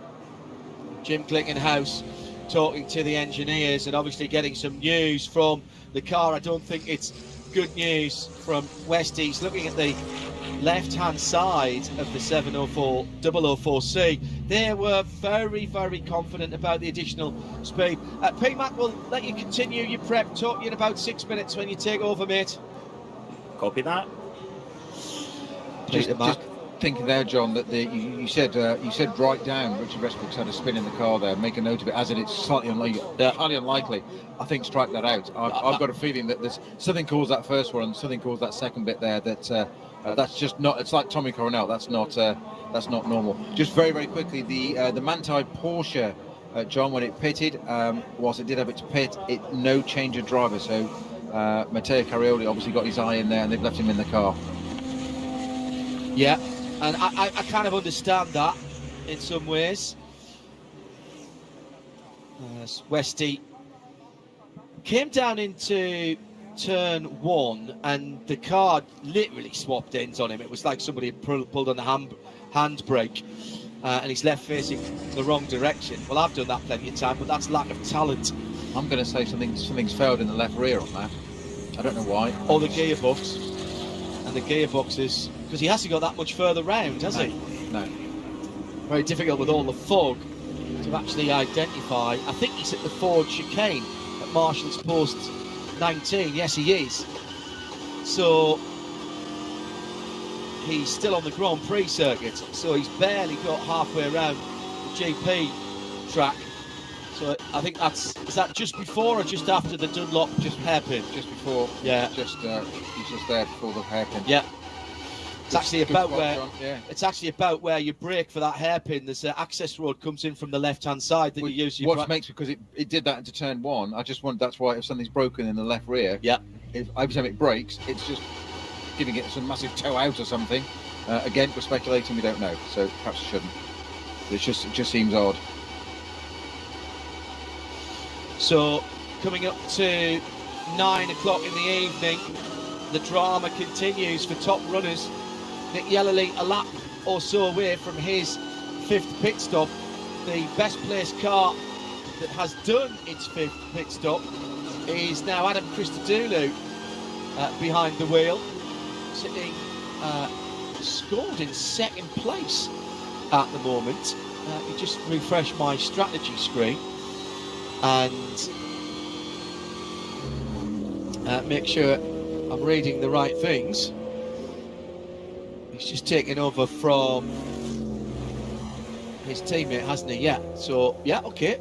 So that is a very good turnaround for Mercedes AMG Team HRT, the number 4 car. He's 5 minutes down, but he's done the pit stop that Nick Yellerly will have to do in a little while. So 9 o'clock German time, that will be the AT SP10 SP8 update, which PMAC and Bradders we'll bring you up to date with as Snowy and I head for some sausage and some Weiss beer. Didn't I tell you that the Solihull comments would kick off straight Yeah. away? I won't say who, but somebody very involved in Aston Martins and Aston Martin Owners Club, raced for very many years. His son has just sent a message just saying that he was born in Solihull and worked there. Just bearing in mind, it said, now I can see why your other half has ordered your headstone. Their company is Monumental Stonemasons. Very good. That's what you get for making one comment about Solihull. There you go. Dear Bamford family, we apologise, or I apologise unreservedly. There you go. The wrong has been righted. And please can we note, the Bamfords, that Hindhoff here, the lad from the northeast, was defending the honour of Solihull. So basically just piling more of it my way, aren't you? Well, absolutely, Yeah. mate. I'm disassociating What myself. was it Mr. Bradley came out with last year? There was even a meme for this during the 24-hour last year when I predicted the weather correctly in the race stoppage, and it was called #Blame Snowy. Yeah, blame Snowy. Yeah, thank you. So it's obviously it's taken a year. I thought we'd got away with that one, but it's come back round again. So I apologise. I shall go and take my penance very shortly, and obviously no food, no refresh, no R&R for me. Go and sit on the naughty set for 2 hours. Just before our stint comes to an end, we're doing very similar stints to the drivers because we've got a maximum stint length of 3 hours as well, after which you must have a 2-hour rest. But in the early part of the race, we're tending to do 2-hour stints, double stints if you will.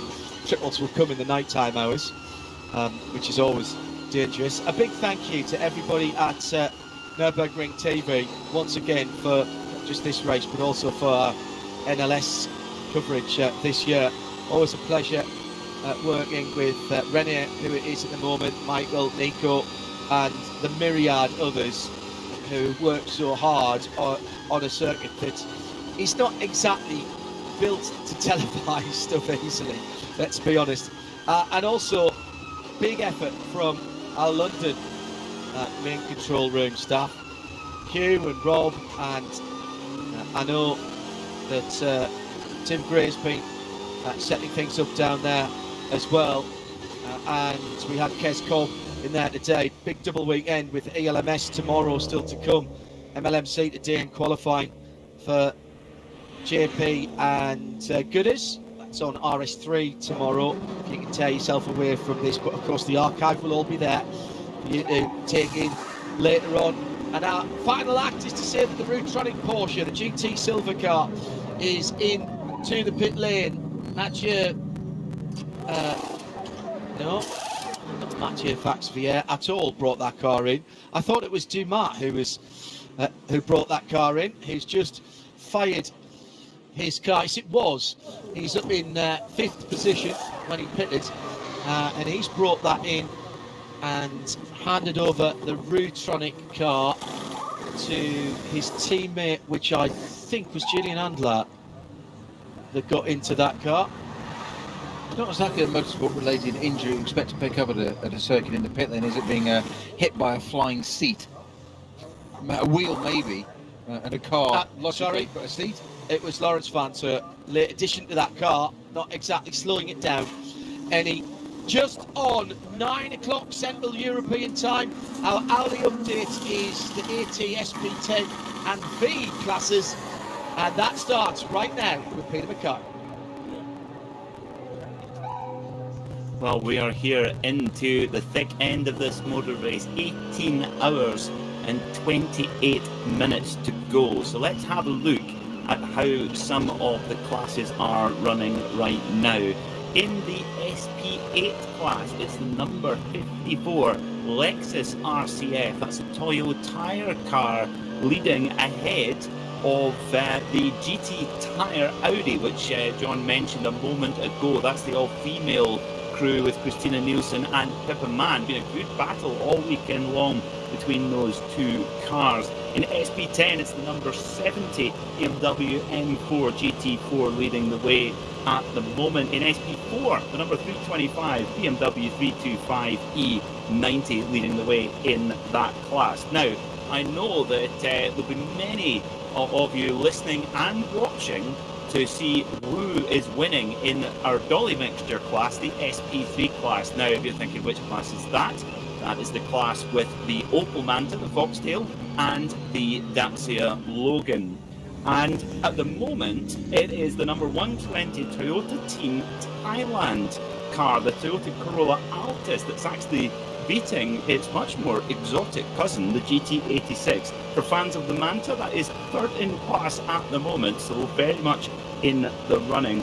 In Cup 5, it's the Hofer Racing by Bonk Motorsport, number 242, BMW M2 leading the way. In V6, it's the Team Mathol Porsche Cayman number 132. In V5, it's another Porsche Cayman, Adrenaline Motorsport number 141. And in V4, it's the number 151 Uber BMW. Now, do I have a Joe Bradley alongside me? I most certainly hope you do, Peter. Am I connected? I can hear you. Yes, I can hear you very well. Have you been watching the action while we've been off air? Yeah, I've got to say, during our rest periods, it's a bit like being a racing driver that you see get out of the car and then he spends his rest period staring at the timing screen, watching how his car goes. I've got to say, it's the Nürburgring 24 Hours has always, for me, been a race which you just can't drag yourself away from, because there's just always something going on, whether it's an incident, whether it's the weather. And I've got to say, Peter, you and I are from the northern part of the British Isles, and I'm on the northeast coast. So, fog is an ever-present thing in the summer here in the northeast, or where I'm from. I would imagine, being from Scotland, you're not too shy of fog as well. And that fog is coming down thicker than ever. It is. It's getting very close to the borderline now here at the Nürburgring. In Scotland, we would call it a har coming off the sea that would cover the landscape. And yes, interestingly, it's actually the worst of the fog is on the Grand Prix circuit, where the number 301 Porsche Cayman has just had a little bit of a twirl. And of course, I suppose, Joe, if there's anywhere where they're going to have bad fog, the Grand Prix circuit is certainly the best place to have it, as opposed to on the Nordschleife. Yeah, I think so. I think there's something in the regulations about whether or not the marshal's post can see one another. And I think as long as visibility is such that the marshal's post can see to the next, and I'm not sure if that's still the same, what with, modern communications. But yeah, I mean, bizarrely, the Grand Prix striker part of this course seems to be suffering the worst of the fog, and certainly the worst of visibility. But like you say, if we're going to have fog anywhere, that's perhaps the best of a bad deal, because you've got proper runoff areas and the like, and a bit of room to make a mistake, and a bit of room to have things come blasting at you out of the fog.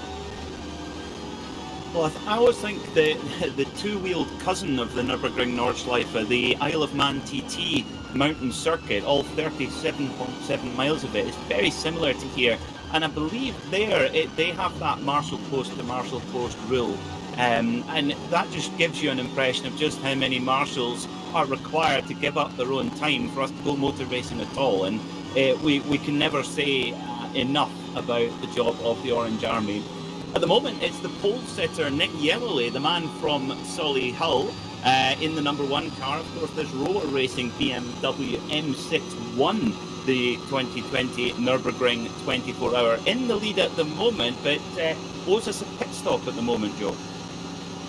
Yeah, it's for me at this stage of any 24-hour race, it's a kind of I call it a high-speed game of chess. You're just waiting for someone to make a move, albeit at a very high speed. And these drivers out there are not coasting it at all. They are absolutely pushing to, push without risk, I think was Lena Gates' favourite saying, or usual saying. And I think it's a lot to be said about that. I see Adam Christodoulou now at the wheel of the number 4 Mercedes, and I had the I was going to say pleasure. I'm going to say honour to do the iRacing Nürburgring 24 Hours with Adam in our team. And when you're not in the car, you can have a chat to one another. And I was just saying how ridiculous the visibility is in the dark on iRacing at the Nürburgring. And he astounded me when he said, "Oh, it's much worse in real life." I was like, "What? It couldn't possibly be. Oh, it's much worse in real life." Into the pits. right on one cue. of the Rover BMWs is that it's the leader indeed. It's the number 1, Peter, and he's in for what looks like a regular stop. I'm just going to take a check on where we are stint-wise. That'll be 8 laps in the bag, so that's on schedule, isn't it? Right on cue, yeah, absolutely. And I think, you know, there's going to be a handful of cars that are going to have a flawless run through this race, and that is all that will do.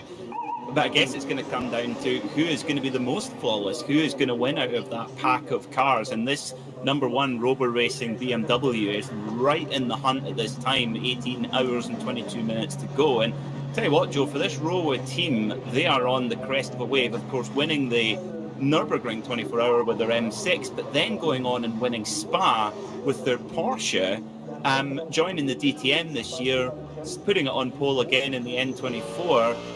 It's all going very well for this company. Yeah, but, a very well put together team, aren't they? They've got the right people. They've grown. It's kind of they've kind of, from what I've seen when the team first appeared at this level, you know, they were always there or thereabouts, and they've kind of, it appears that they've grown organically and learnt from just being part of these huge events, and then they've started to win. They've learned how to win, and they're struggling to lose, aren't they, sometimes? I mean, last year was a very successful year for them. Like you said, this race and the Spa 24 hours in completely different machinery. Usually teams tend to be experts and kind of become the go-to team for information on a particular mark and sort of climb at the bed, for want of a better term, and form a good business relationship with a particular mark. But Rover, it seems, all the marks like them, because, you know, winning at Spa with the Porsche. What car? They're going into DTM with the BMW, aren't they? They're actually going into the DTM. By the way, don't get me started on the DTM being a GT3 sports car kind of category. Better we leave that one. Struggling with that, maybe a rebrand or something. But I believe they're going in with BMW, aren't they? And BMW took some talking round into getting re-involved with DTM, and they are. I mean, it shows how much trust BMW have in this outfit to put their reputation in the DTM. It's very important for the German manufacturers, that series, isn't it? It is. It's kind of like the sprint alternative to the Nürburgring 24-hour, actually, in terms of precedence and corporate swagger, shall we say. Domestic corporate swagger would be the way I would describe it. But but yeah, I do agree with you. It is a strange one. But do you know what? If it keeps the DTM alive, because it really was under threat, and if it keeps it alive, all good in my book, that's for sure. At the moment, we've got Hubert Haupt on board the number 6 Mercedes. Now, this is quite a unique story, because Hubert is actually the team owner of HRT Racing, and it's a pro car. It's not a Pro-Am car, and Hubert, one of the older drivers in the pro class, at 52 years old, man from Munich. But he has driven some very cool stuff in his time. He actually drove in the Indy Lights Championship against greats like Greg Moore and James Weaver, and also drove in the very early days of the Porsche Super Cup. But makes his living in property development. But brilliant to see what we would maybe refer to as a gentleman driver competing at the very top level.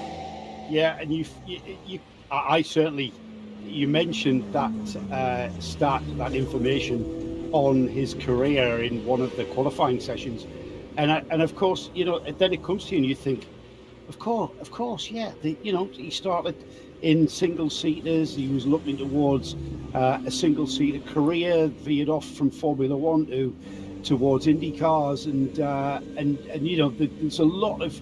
I think that just epitomises the route that a lot of these young drivers have taken into sports car and endurance racing, and sort of veered away from the single-seater route that just outpriced itself. And that, I think, Peter, is the reason why we've got such a quality of field, not just in this race, but pretty much in the majority of endurance racing series. The quality of drivers is so high. It's easy to forget that these people like you did start off on that ladder.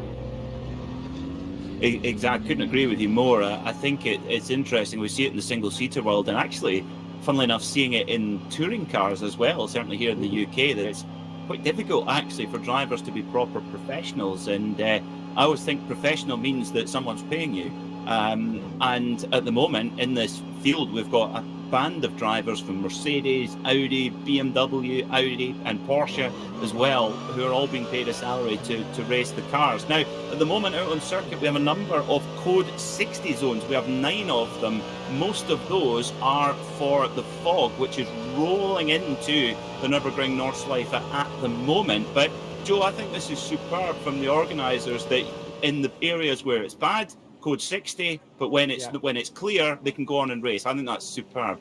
Yeah, it is. It's good planning, actually. The thing is, Peter, it's going to get worse when we lose light. And you know yourself, when you're driving in fog on the road, you can't use your full beam for sure, which is what these guys are using pretty much as a default setting on their headlights. It's full beam. The full beam, the beams of light just bounce back off the fog, and it actually blinds you. That's why you have very low down fog lights on your road car. I think we're going to get into the realms of a possible red flag if this fog does increase and get thicker. Darren Wood, still our collective meteorologist, and he's telling me there's no rain on the way. His satellite scan has showed that there's no rain on the way. However, we have got this temperature inversion, this thermal inversion, creating the fog here. There's so much moisture in the air. It's hardly surprising that, we've still got the ambient temperature relatively high. It's not exactly cold, and that's going to create fog. Again, not something we haven't seen before at all times of the year here. No, not at all. It's interesting there. Hubert Haupt, he might be one of the older drivers in the class, but he just left Eduardo Liberati in the Porsche, the KCMG Porsche, for dead, coming out of one of those Code 60 zones. And it's almost like every time they get to the end of a Code 60, it's almost like a traffic light dash when the green light shows again. It always reminds me of driving on a motorway, and you've got the intelligent motorway system that slows everybody down to 50 and then 40, and then you get the all clear and everybody just accelerates off, and it's like I'm in my head, I'm pretty much on the motorway going green, green, green, and set it off again with all the traffic around me, up to the speed limit, of course. Well, you've got it in this country. Germany on the other hand, well, I have been known to get.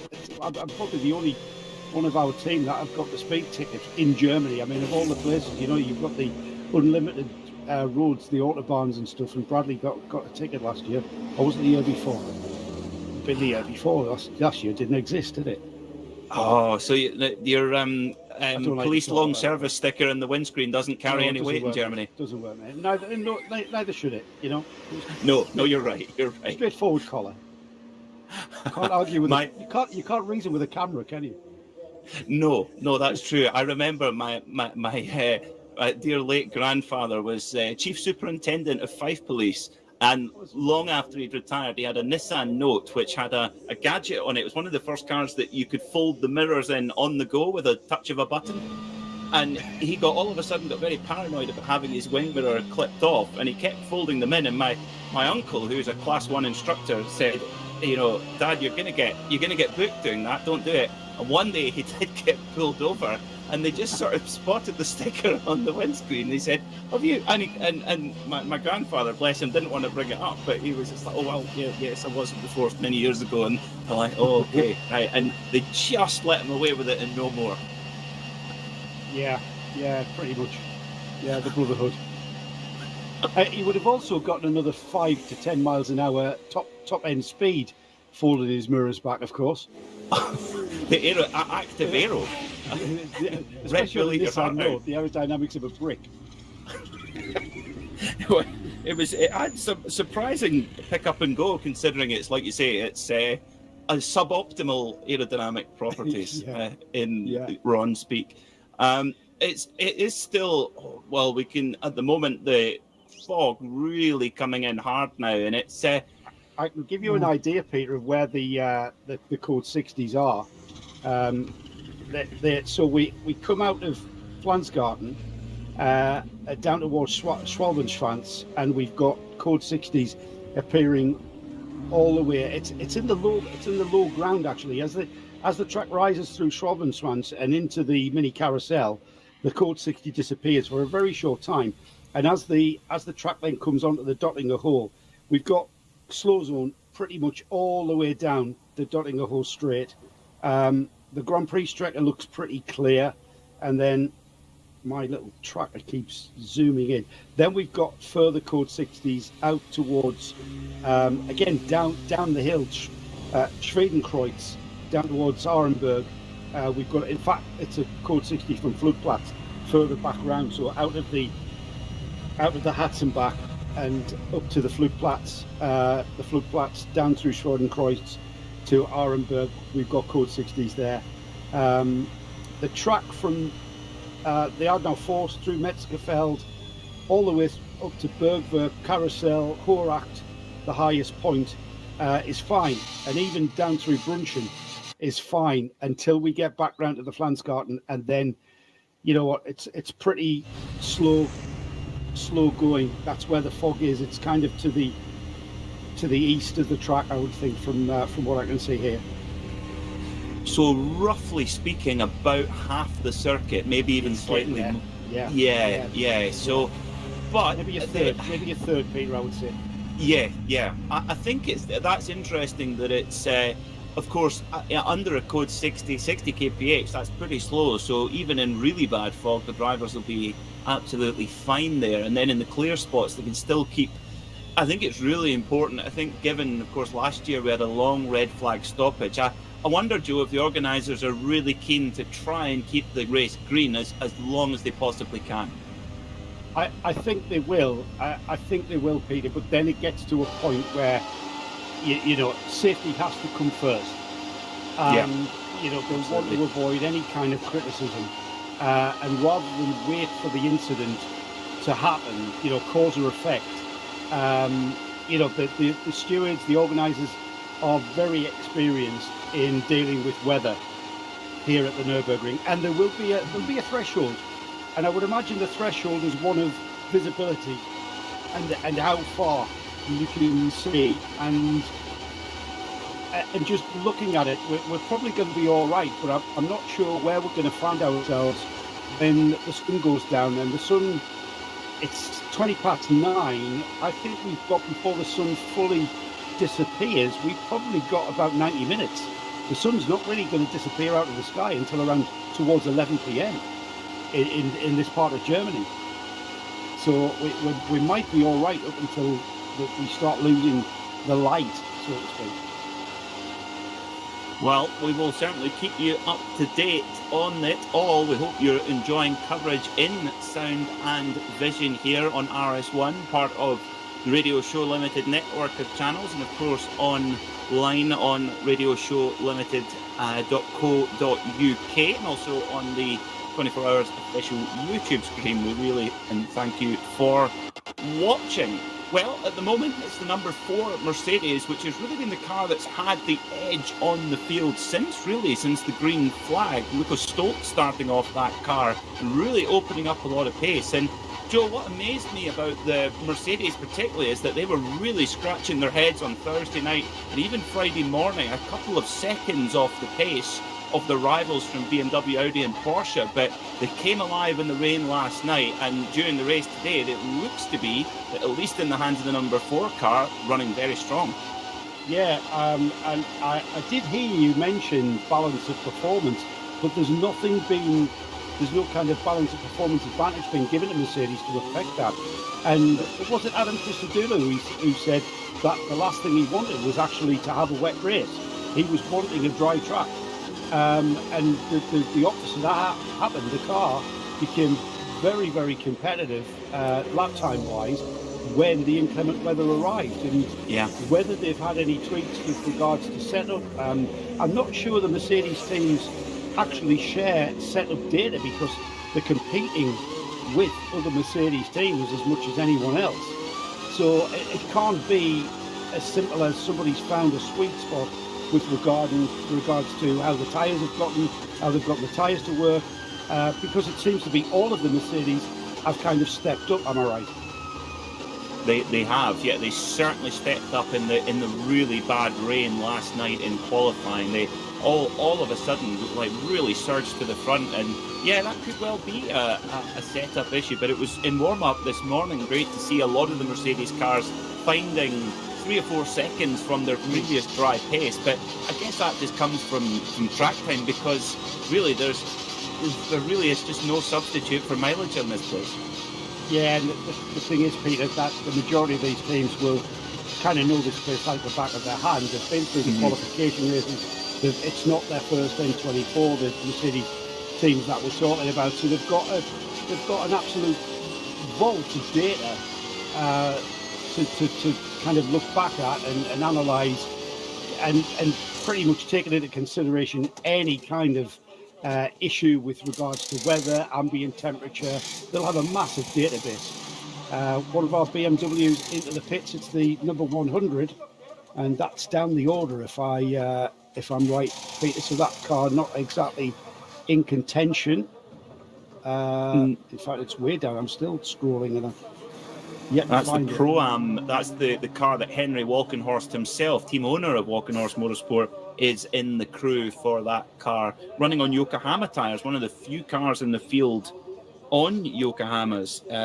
Henry Walkenhorst, Dr. Friedrich von Bohlen, Jörg Breuer and Andres Zeigler. But most importantly, the car is still running. There's a lot of cars parked up for the night, and probably, well, of course, the number 30 for Cadelli Porsche parked up, it seems, for the night, and probably enjoying a nice cold Fru right now, I would imagine. Yeah, that car, I'm not sure why that car's lost as much time as it has. It's 6 laps off the lead lap and 1 lap down off the car in front, which is a car not in the same class. So that the number 100 Breuer has gotten out of the car. Not sure who climbed in, but that's a car that's just going through the motions there. So a car not in contention. In fact, that car's dropped so far down, it's 62nd overall, so well out of contention now.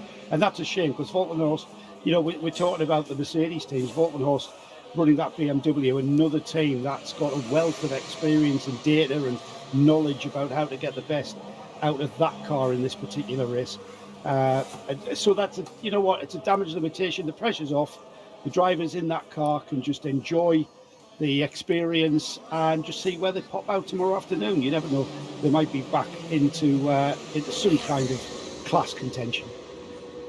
I think if you're a fan of endurance racing, or either as a fan or a competitor, I think the it's amazing how the personal goals fluctuate over the course of a race, depending how well or how badly it's going. But the spirit of endurance racing is never give up, and Henry Walkenhorst and his boys, I'm sure, and girls, will be pushing hard. They do have a crumb of comfort though. The number 102 car, the sister car run by Walkenhorst Motorsport, that's the one in the Alpecin anti-balding cabine shampoo. They do have the fastest lap of the race right now, the 8-minute 28.183. So any of the follically challenged like me will be have a little bit of a soft spot for that particular car. Yeah, you've adopted that car as your the fan favourite, the hair restorer car. I would just refer to that as the hair restorer car. Again, you know, that's kind of confirmed the point that our Pabs have just made. The Walkenhorst team there with the 102, current holders of the race fastest lap with an 8:28, like you said. And again, you know, very experienced team, know this place literally like the back of their hand. And for me, Peter, you mentioned there what endurance racing means, and for me, the primary objective of any endurance race is to finish the race. Mm-hmm. The secondary priority is to have a great race and to actually be able to compete. But firstly, you've got to finish. So it's no good having a driver that is 4 seconds a lap quicker, but he crashes after 10 laps. That's not going to get you anywhere in endurance racing.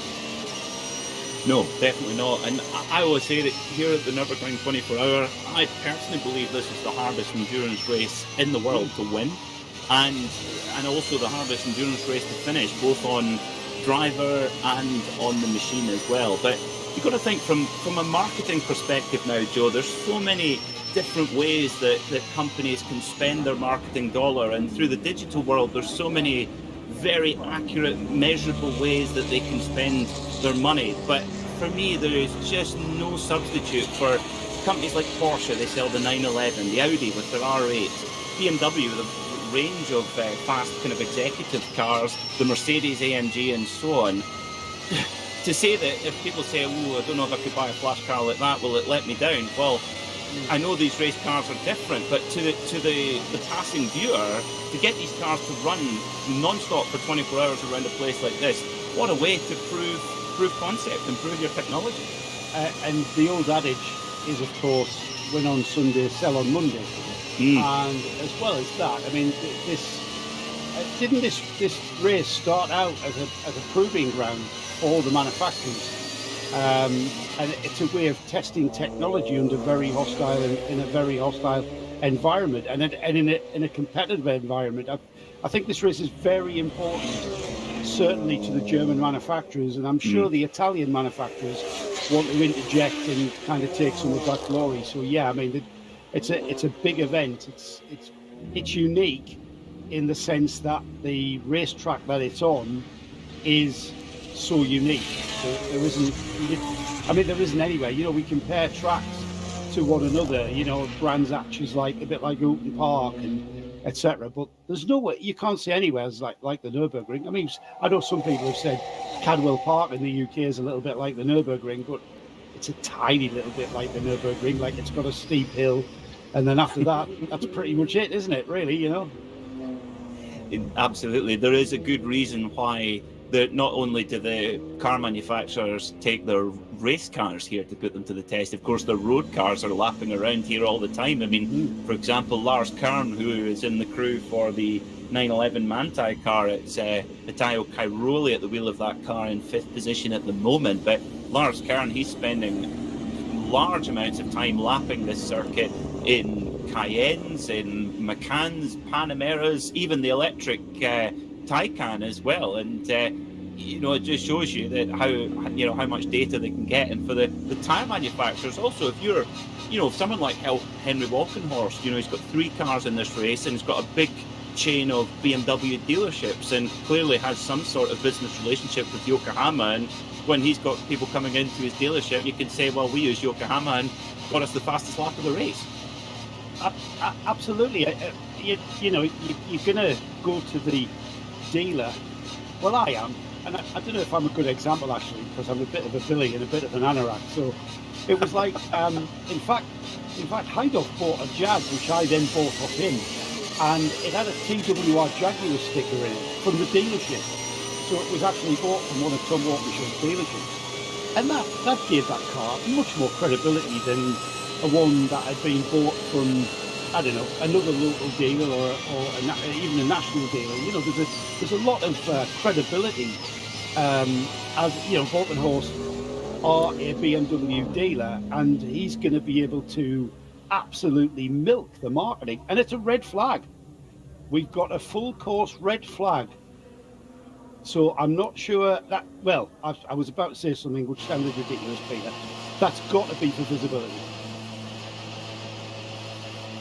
I think it will be, yeah. So red flag here at the Nürburgring. That means the drivers will come back into pit lane. They will go into parc fermé conditions and wait until conditions improve. Now, for those listening on RS1, there's about half to a third of or to 2/3 of the circuit covered in quite bad fog. Some parts are okay. For our viewers, if you're watching or you're just joining us, you might be thinking, there's parts that look absolutely fine. But Joe, it just seems like there's probably too much of the circuit now covered in fog, but also the organisers probably know something we don't about what's on the way, possibly. Perhaps, and it just, you know, we've just speculated only a few minutes ago, haven't we, Peter, about what was the threshold, what is going to be the decision threshold from the organisers. There's got to be a criteria, and we've just crossed that threshold. And the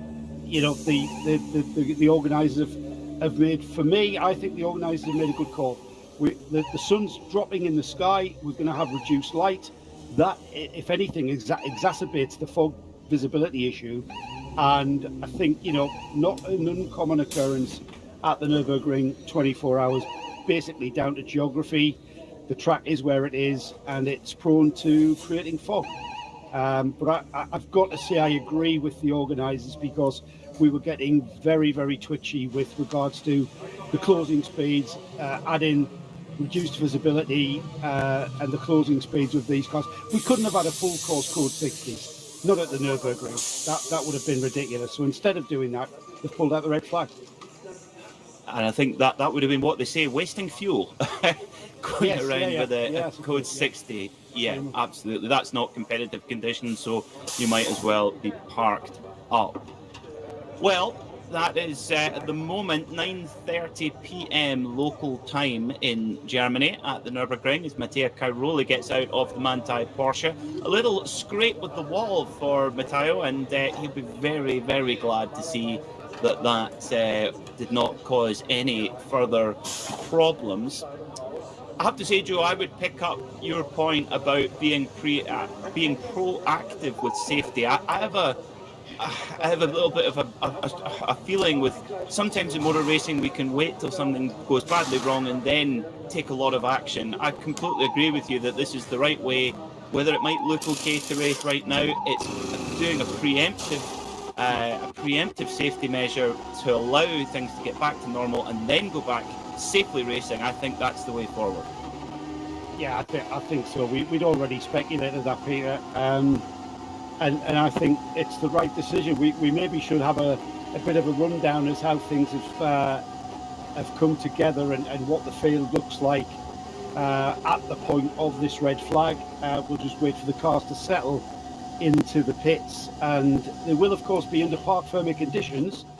So there'll be, once the red flag comes out, there's going to be no tinkering with the cars. They won't be able to be serviced. They won't be able to repair any damage. They'll basically be monitored by the race officials, and no work will be allowed to go on those cars. And it's going to be a very, very busy and crowded pit lane down there, Peter. It will, yeah. I think all of the teams are going to be very glad of the dolly jacks to move these cars around, the GT3 cars, around 1,300 kilograms. So about the same as a kind of hot hatchback, if to put it in context. So they'll be very, very glad of the dolly jacks. Joe? Yeah, I've just got information from Renee at the track, at race control, I should say. No park firming. Okay. So no park firming conditions. That's going to allow that Peter is going to allow the teams to rebuild their cars. Let's have a fresh set of brake discs and pads around. Yeah. It all depends, of course, whether the teams have any information as to how long this interval is going to be. I would suggest we've got plenty of time, guys, to be changing things like that. If you've got an iffy gearbox or a clutch that's playing up, a little bit of slippage in the clutch, then that's a bit more dubious, depending on how long the red flag, the race is going to be stopped. But so no park permit, just cancel. Can we edit out what I've just said about park permit? I did as well, Joe. We're in it together. I made the same mistake. I think it's a decision that's just been thrown. Possibly. I did start to worry when I saw the mechanics clambering over the cars. I was like, that's a funny looking park. Yes, yeah. And Josh Barrett is just questioning me as well. Fairly sure at the Nürburgring you're allowed to work on the cars. Yes, that seems to be. It seems to be the way. There's a lot of people suggesting that we're probably going to shut this race down until the morning. My memory doesn't serve me very well when I remember we had a similar stoppage for fog, but I'm pretty sure that was called in the darkness, so it would have been sort of into the night towards midnight, and we had about a 9-hour break. So it might have been about 11 o'clock or something, and we resumed again the following morning. Again, down to fog. Well, we shall see that. I always remember back at the 2006 Australian World Rally Championship round when Colin McRae, or was it 2005? No, it was 2005. Colin McRae very nearly won that or got on the podium in that event. And of course, the team that tried to do a preemptive clutch change and made a bit of a mess of it and ran out of time. I know that that won't be the case with the teams here at the Nürburgring, but you can imagine, Joe, if they go to completely turn the car inside out and completely rebuild it, and then they go, oh, we're racing in 10 minutes, guys. You've got to think that they'll be at the race stewards and race control will be busy right now with representatives from each team. Yeah, I think what we've done in the past here is give the teams an idea. I mean, you know what? Quite frankly, Peter, nobody potentially has any idea of what's going to happen next. I think that decision process we're into that decision process now. Of just how bad the fog is, what's the forecast, what's going to happen next. There's Adam Christodoulou into the pits. We've got just a few cars remaining on the track. They're just coming in. Adam just taking his helmet off. I'll maybe fire him a message and see what the visibility was like and get his opinion on the stoppage from the driver's perspective. That will give us a bit of insight.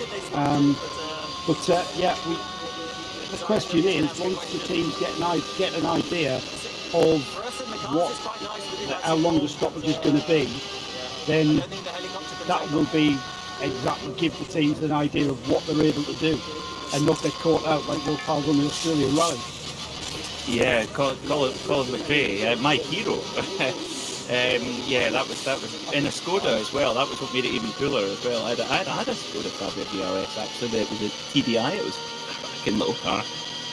Interestingly, they're not rushing to work on the leading number 4 Mercedes, interestingly.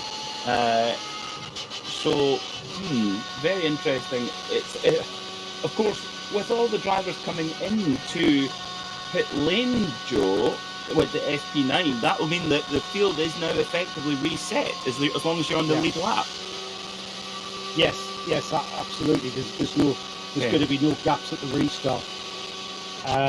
So the gaps that we're seeing, the intervals that we're seeing, as long as you're on the lead lap, we're just going to concertina up. Okay, so confirmation coming in. We will get the next update at 10:30 local time at the Nürburgring. That's 9:30 if you're listening in the UK. Which, if my math serves me correctly, that's 4:30 Eastern. If you're listening stateside, if you are, hello, hope you're enjoying the coverage. So a little bit of respite for the drivers, for the teams, and this will be, I guess this won't necessarily be welcome for that leading number 4 Mercedes, or at least before the red flag, but will be very welcome for a few of the other cars that have just dropped off the scent a little bit, Joe. Just got some information coming through. It's from a third party who overheard Adam Christodoulou say to someone that it was fine for him in the car. He means visibility, but they've had to bring out the red flag because of the inability for the medical helicopter to take off. That's a one that I always forget, Peter.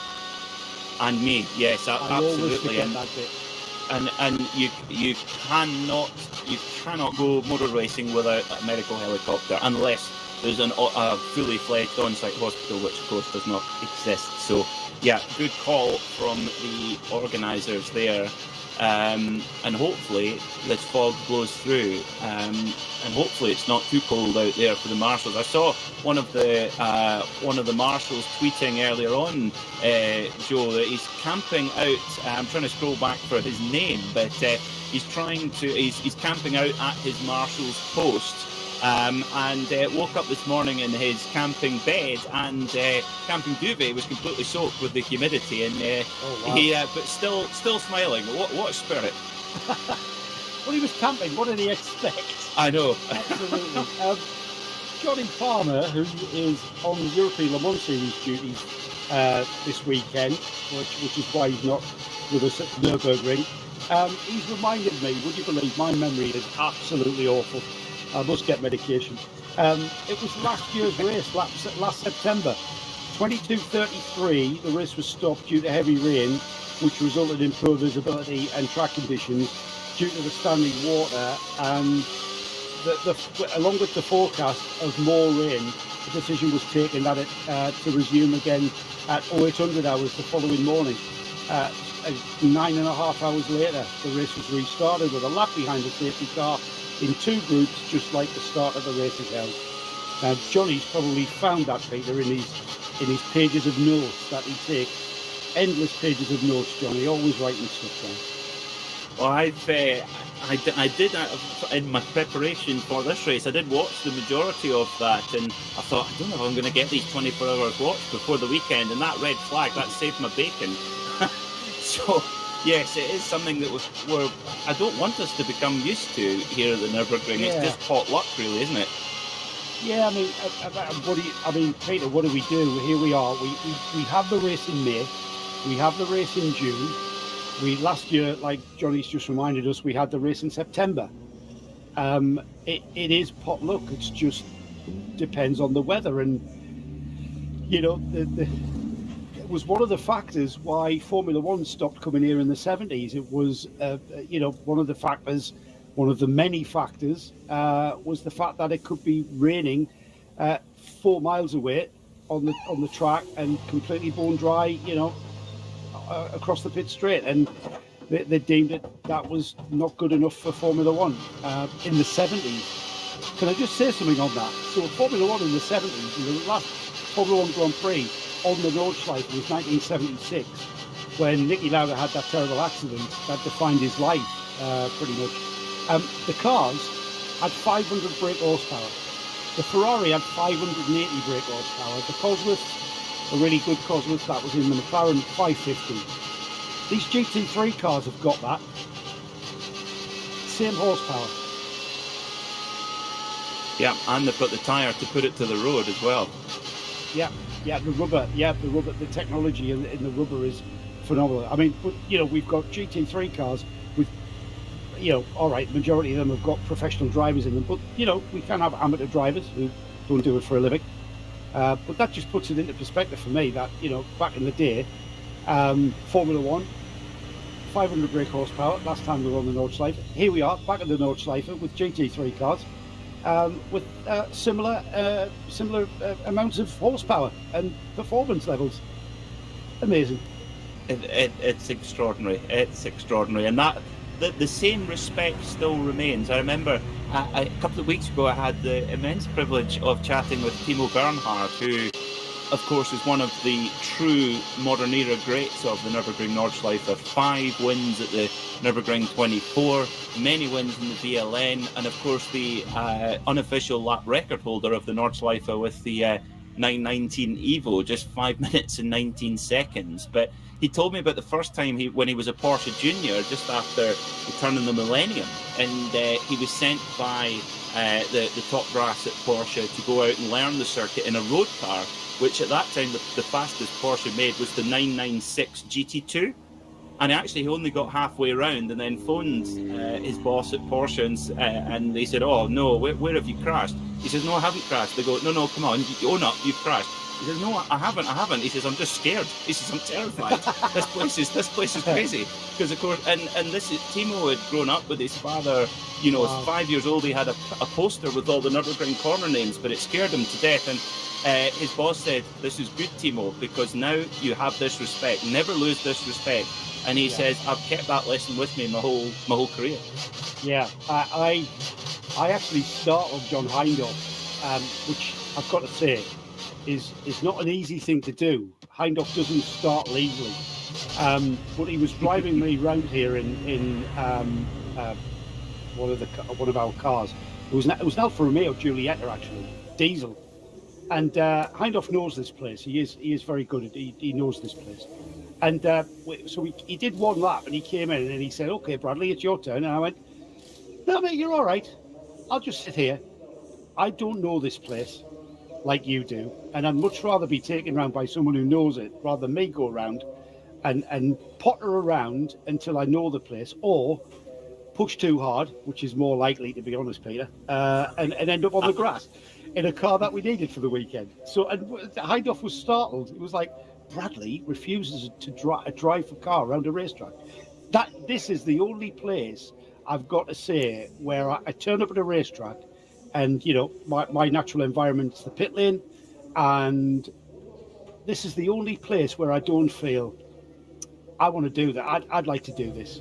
Give me a drive. Let me, you know, I've raced before. I've raced for many years, but this place, go to anywhere else. You know, a Creventic race, a clubby, historic, anywhere, and I think, you know, I'd love to drive something around here. This place, nah, I'm fine here behind the microphone, especially when it's foggy. I'm fine. Don't worry about it. Have you not got any kind of artificial confidence through laps on iRacing? Because I feel I need to be very careful if I ever do take the wheel at the Nürburgring in any kind of car, because I feel like I know it from iRacing and from watching, but I guess it's a different kettle of fish in the context of this circuit specifically. In the context that your backside is 6 inches from the ground, Peter, in real life, you know, and you know, you can't sort of, as you go down the Dottinger hole, in real life, you can't reach out and grab your cup of tea and have a slurp as you just click into top, and then put your cup of tea down just before you go into tea garden. No, in real life, mate, your backside 6 inches from the ground, and it's a completely different perspective when your backside's on the line. I've got to say, no, it's a. Don't get me wrong, iRacing and other sims are fabulous in learning the track, and it's I always think the closest thing to real racing. The psychology of it's exactly the same. I get the same feeling psychologically as I did when I was racing. And the best thing about sim racing is you don't have to pack a truck when you're finished. It's fabulous. I thought you said you don't have to pay. And there's the other thing is, when you go off, you don't have to. You don't have a huge invoice to pay for the damage you've caused. Yeah, absolutely. I've got some great information, Peter. Yes, I think we're both on the same wavelength here. Go on. I've got some information from my good friend Darren, who was a big fan of this race to the point where he's been here at least, I think, 5 or 6 times. And he's furnished me with this great stat. So the race has been red flagged 1992, 1994, 2007, 2013, 2016, 2018, 2020. The frequency of race stoppages have increased. Not really sure why. I'm not going to get into the geography of it. I wonder if that's maybe just the attitude to safety that is always is getting better and better with time. That would be one working theory, I suppose. Mm-hmm. It's hard to put a finger on why, but the good thing is we've got all the cars and all the drivers back in safe, which is number one priority for us to preserve this wonderful sport and wonderful race. Just a couple of updates thanks to those on Twitter. Hashtag RSLN24 if you want to tweet us here in the booth. Getting official confirmation that Stefan Branner, who was at the wheel of that Porsche Cayman that had a big crash at Tiergarten a couple of hours ago, he is in hospital but doing fine after his crash. That is wonderful news, Joe. Yeah, absolutely. Always delighted to hear that kind of thing after a big shunt like that. Yeah, absolutely.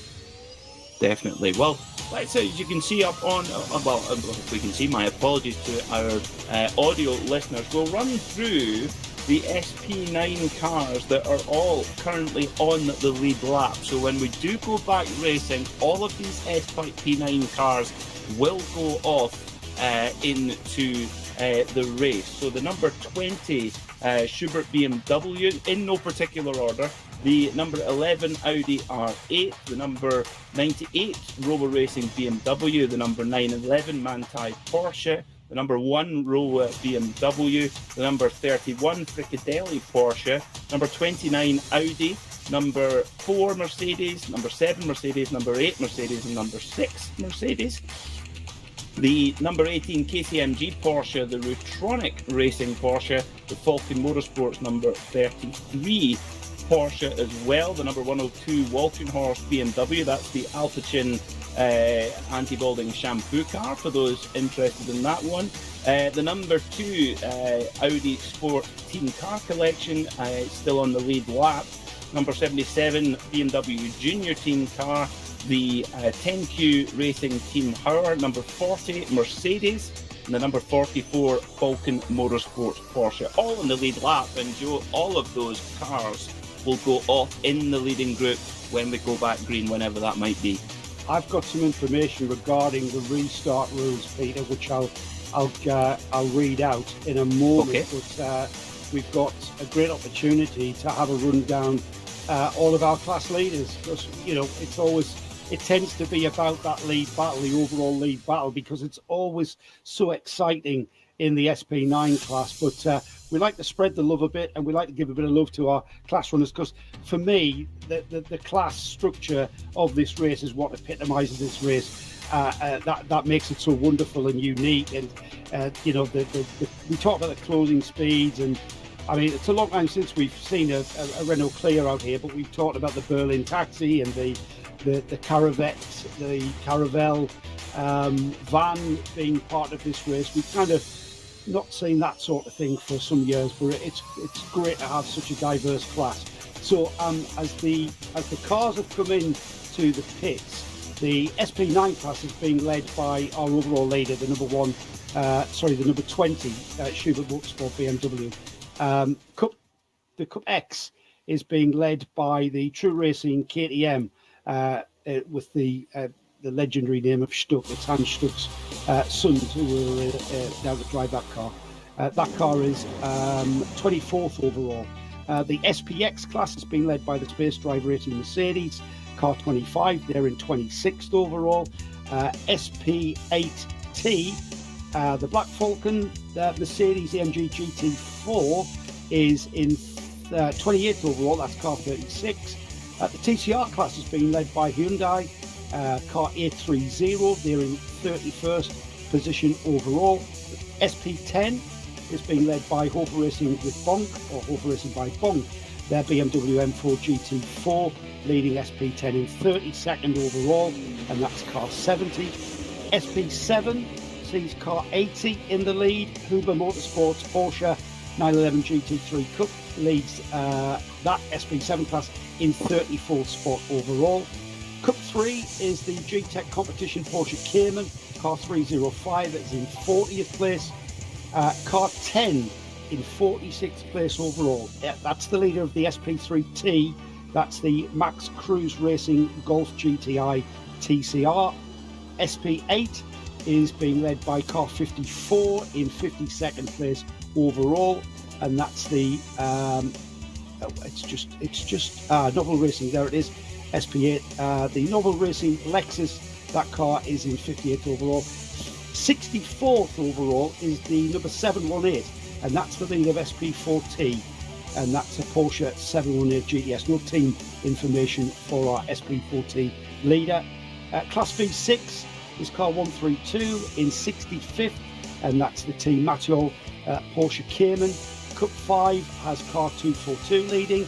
That's the Adrenaline Motorsport BMW M2. That's in 69th overall. V4 class is being led by car 151. That's the BMW E90, and they're in 71st overall. 79th overall is where we find our SP3 leader. That's car 120. That's the Toyota Gazoo, Toyota Corolla. The BMW M24i class is being led by car 231 in 80th place overall. And it was David Drinkwater, our good mate, who keeps in touch on the collective. That's the Adrenaline Motorsport BMW there in the 240i class, leading that in 80th overall. SP4 has car 325 in 86th place overall. That's the BMW 325i. And then the Kroll family in the Hofer Racing BMW M3 is car 81 in 91st overall. They're leading SP6. SP2T, and I have only got 4 classes left, everybody. SP2T is the Hyundai Motorsport i20, the Hyundai i20N. SP2 car 165 in 100th place overall. Class B3T is the Team Mattel Racing Porsche 718 Cayman, and they are car 168 in 101st position. 107th position overall is car 141. They're leading the V5 class, and that's the Adrenaline Motorsport Porsche Cayman 981. And then the final class, our SP Pro class, is the Black Falcon Porsche 911. 911. That would be a thing. Did I say 991? A 919 is what I was thinking. The 911 GT3 Cup MR car 350 in 120th place overall. They are leading SP Pro, and that's all of our classes. 20 classes here this weekend. And as like you say, that is the epitome of the 24 hours of Nürburgring. Some of those cars literally in a class of their own. One particular one which I found one of the curiosities, one of the real oddities of the Nürburgring 24 hour this year is the Hyundai i20N. It's a completely standard road car. It's just about to be launched to the public, I believe, and what a great way to give it a proper send out onto the showroom floors than a 24-hour race, and it's running pretty much incident-free at the moment. That little pocket rocket. Excellent news. It's just great. Again, that kind of having that car in this race for me is just what makes this race so attractive. I'm still working on it, trying to put something together to do this race. I'll go to the grave trying to do that for all sorts of races, though, Peter. That's the thing. Dacia Logan, that's what you need. I saw that and I thought, maybe not. Maybe not. Cheap car to run, I would imagine, if there is anything like that in motorsport. We mentioned the restart regulations, and I'm going to sort of pre-see this. Before the resumption of the race, 10-minute boards, 5-minute board, 3-minute board, 1-minute board. The leading car of each starting group, because we're going to restart the race in the same way as we did when we first started the race, in 2 groups. So the leading car of each group will switch on its lights at the 1-minute board. The drivers will then follow the safety car round. The starting grid will be not more than 5 car lengths apart. There will be no warm-up formation lap, and the race is considered to be resumed once when the green flag is waved. The leading car will lead the starting grid, and all the cars shall follow in the order of the starting grid with not more than 5 lengths apart. I've said that bit, but there will be no warm-up formation lap according to this reg. So we're gonna. I mean, is that classed as a standing start? I'm not sure. Maybe a loop around the Grand Prix track, possibly. No. It says overtaking is forbidden until the drivers have crossed the finish line and the leading car has pulled off into the pit lane. This is quite misleading. There will be no warm-up or formation lap, and the race is considered to be resumed each lap completed. What does it mean by the leading cars pulled off into the pit lane? I'm confused. It was Nikolai B has tweeted that in. I didn't just get that out of and Jake Parrott has asked that question about what's going to happen with regards to the restart. I hope that's confused the issue even more, Jake. It has for me and Peter, no doubt. We'll try and get some clarification closer. It definitely won't be a standing start. I think that the GT3 runners would not thank you for that one. I think, so they will go off in a group in a similar fashion to they did at the green flag. An update for fans of the Glickenhaus, and I know there will be many. Scuderia Cameron Glickenhaus, they have announced that their car with Richard Westbrook on board made contact with another car and crashed. Driver is okay.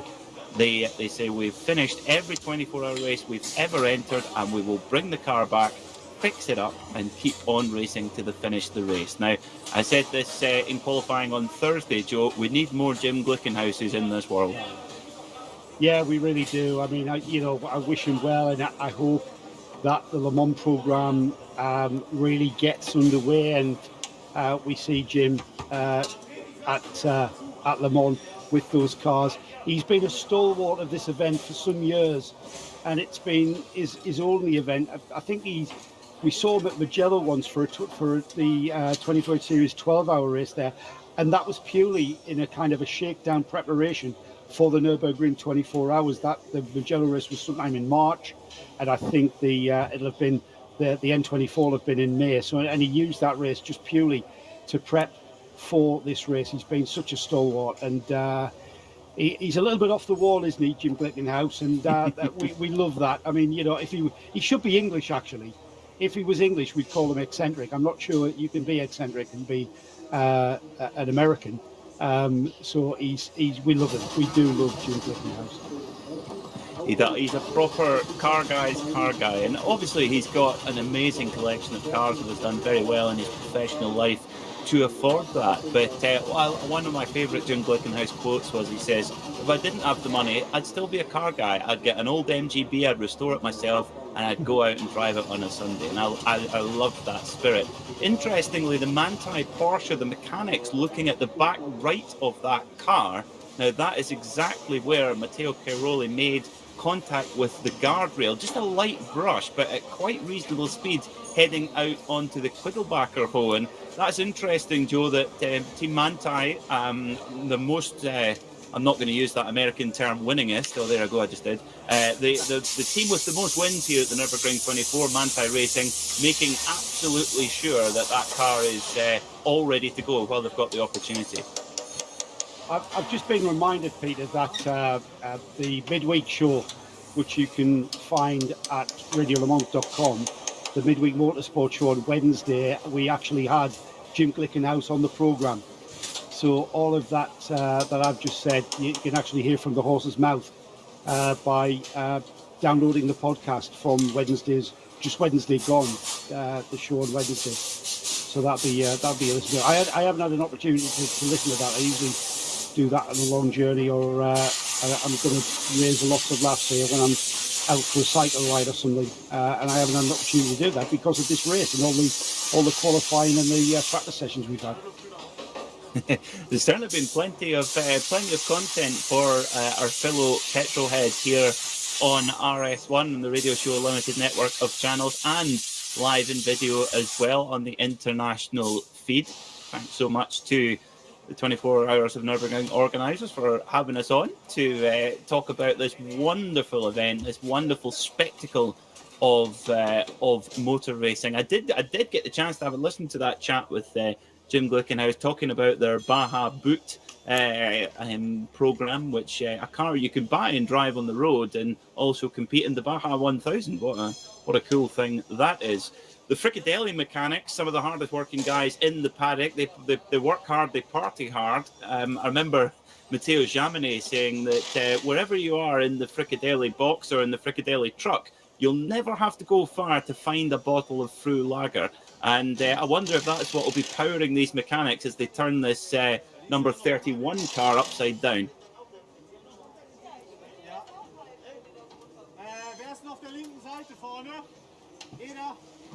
I've just been looking at some information from Adam Christodoulou, and he's not very happy for a new rule that's come in.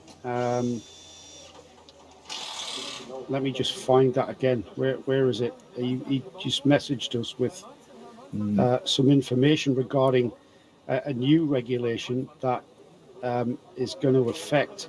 So there's a new rule that you can only put 20 litres of fuel in during a red flag.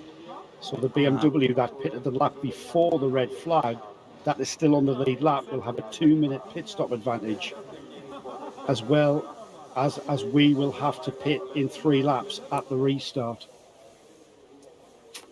That must be really, really frustrating. Yeah.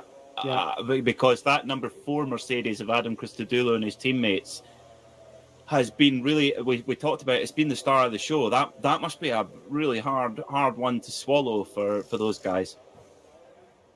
Yeah, it is. I've left a couple of expletives out. Good. I've left a couple of. That was a private message to our iRacing group actually, so that's a little bit of an anomaly that he's getting lots of encouragement from the boys in the group, and like you said, you know, the Mercedes have just found the pace. The term sandbagging comes into mind. I mean, I was with you in mind and spirit. I wasn't part of the commentary team, but I was certainly, as a spectator and a fan, I was watching the qualifying sessions. And when the Mercedes found the pace, the first thing I thought was, so how seriously were they taking the qualifying sessions? I'm not going to use the term sandbagging. I'm just thinking, were they going out there and not maximising their runs and just thinking of the race? Using all of that track time. So you get a lot of track time here for this event. And were they out there just owning their race setups, getting the tyres to work over the course of a race stint, an 9 lap stint is what we're seeing. I'd like to think there was more of an element of that, and maybe Mercedes came here and thought, we haven't got the optimum pace to take pole position, so what we're going to do is we're going to focus on the race. And it was only when other teams kind of dropped into line with regards to that. I don't know. Well, I have maybe a little bit of information that I had a close look at this, funnily enough, because it seems that in the dry, to begin with, throughout qualifying 1, 2, and 3, Mercedes appeared to be struggling. All of their top cars appeared to be struggling, but in warm-up in the dry, they found on average around 2, 3, sometimes 5 seconds on their optimum sector by sector time. So that's a big jump in pace from qualifying 1, 2, 3 to warm up. However, in the wet qualifying, the top qualifying, which is what actually sets the grid, it of course poured with rain. And I think that was, Joe, I think that's more when we saw just the individual bravery and instinct of the driver go above all else.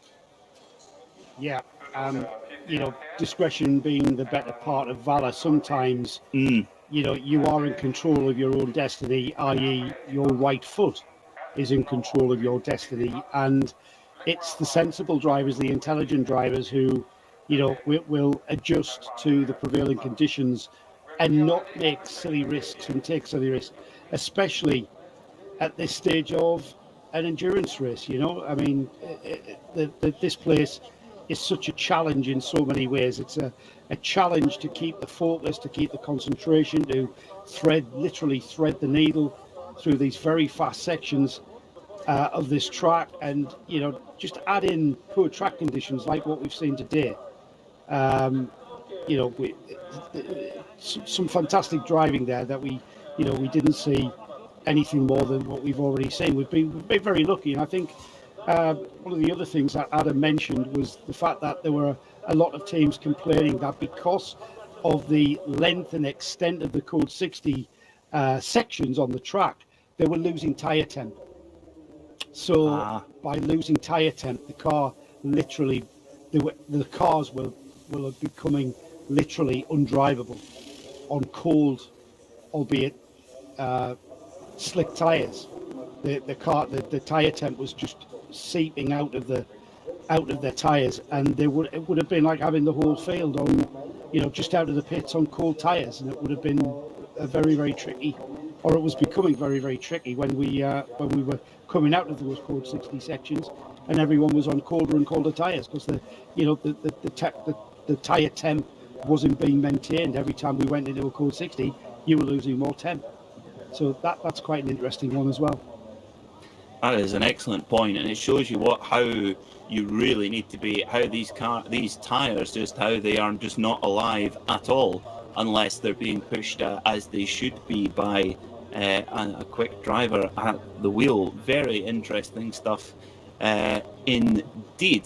Well, we're not too far away till we get our next update in 20 minutes. The mechanics are, from some of the leading cars, are just being nice and aggressive with the cleaning rag more than anything. Nothing too much mechanical going on.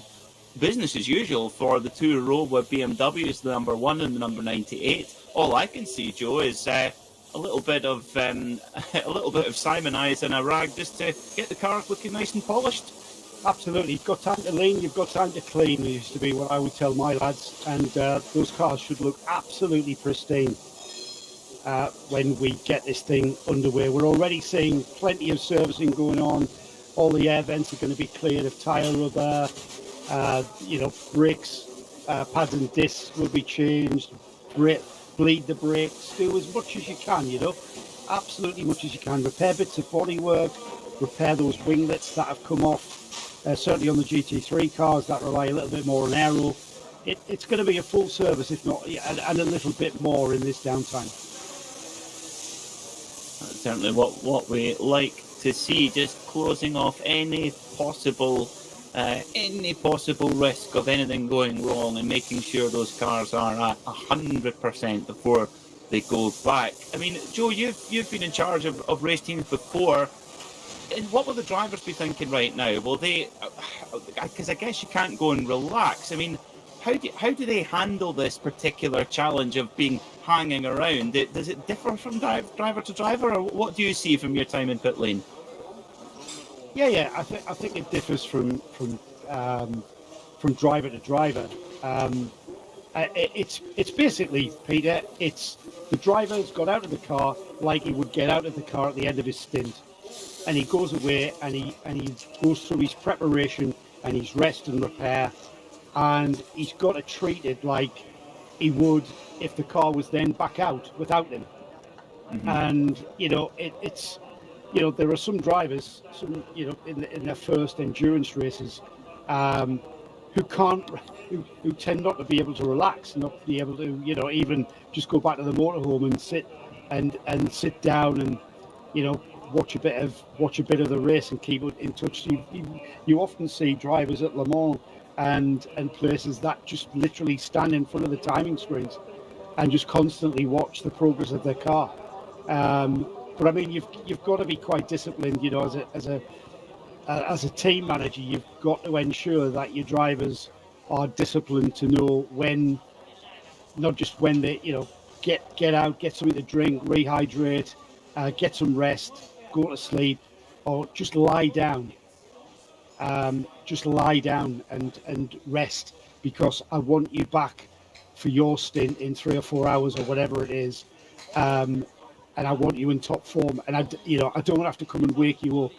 I need you to set your alarm and do what you have to do. And the majority of these guys are you've got to be well disciplined. If you want to win this race, you've got to be well drilled. You've got to be well disciplined. And these guys are pros. The majority of these guys are pros.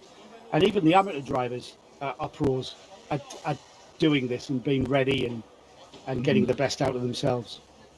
They're amateurs with a pro attitude, if you like. The only thing amateur is they're not getting paid for it, if you like. In fact, yes, quite the opposite. They are paying for it. Opposite, yeah. Exactly. Yes, exactly. So, well, if you are, I'm sure some of the drivers will be listening to the feed right now. Tweet us, #RSLN24. Let us know what you're up to. Are you having a coffee? Are you having some Abel and fricadellen? That's what I would be doing. I'd be around the fricadelle garage right now for well, not the drivers, but a fruit and some fricadelle and meatballs. Well, I don't want you to have so much to eat that you end up going into a food coma. Let's call it. So, and I'm not sure that fricadelle is perhaps the best food to be eating, so to speak. So yeah, be careful on the fricadelle. Yes, absolutely. We were talking earlier about the Manti Haribo Porsche and how eating too many free Haribo sweets would give a little bit of a sugar dive if you're not careful. I always think a cup of tea is usually good, but a bit of tea with milk and some honey as well to keep the vocal cords well lubricated. Yeah, just rehydration, and a bit of yogurt and fruit. Sausage isn't fine. I'm being told sausage is fine. Yeah, it's you need a little bit of pasta, a little bit of energy, No, the bun's good. The bun's with the. I'm having several conversations here. The bun is good. The bun's carbs. You're going to need carbs to burn, and carbs give you energy. So it's a low carb diet is not what you want when you're exerting yourself like this. Interestingly, I noticed that Lawrence Vantor has been trying out the keto diet recently, which I believe is quite low carbohydrate. It sounds horrible.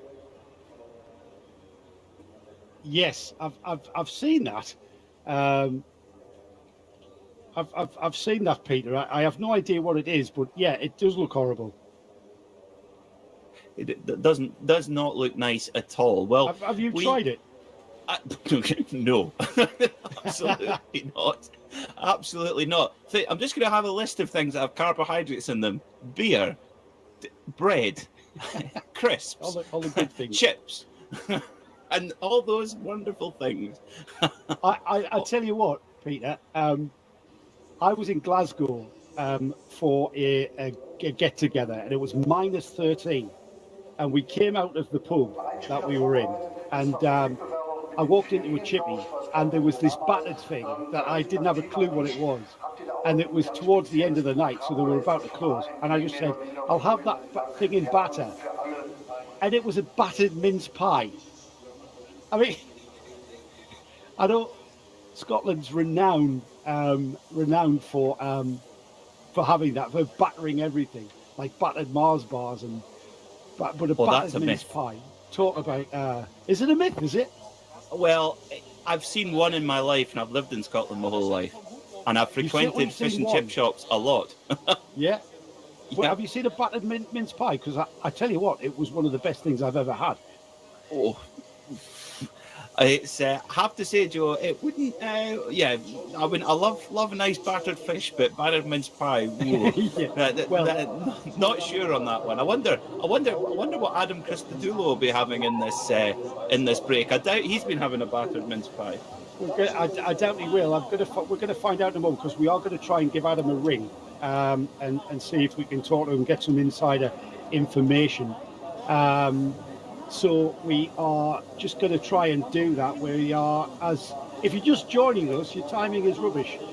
We've got to a red flag situation for fog on probably about almost half of the circuit.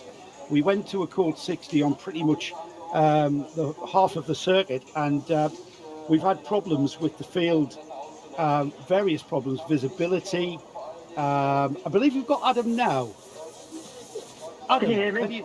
Can you hear me? Yeah, I can.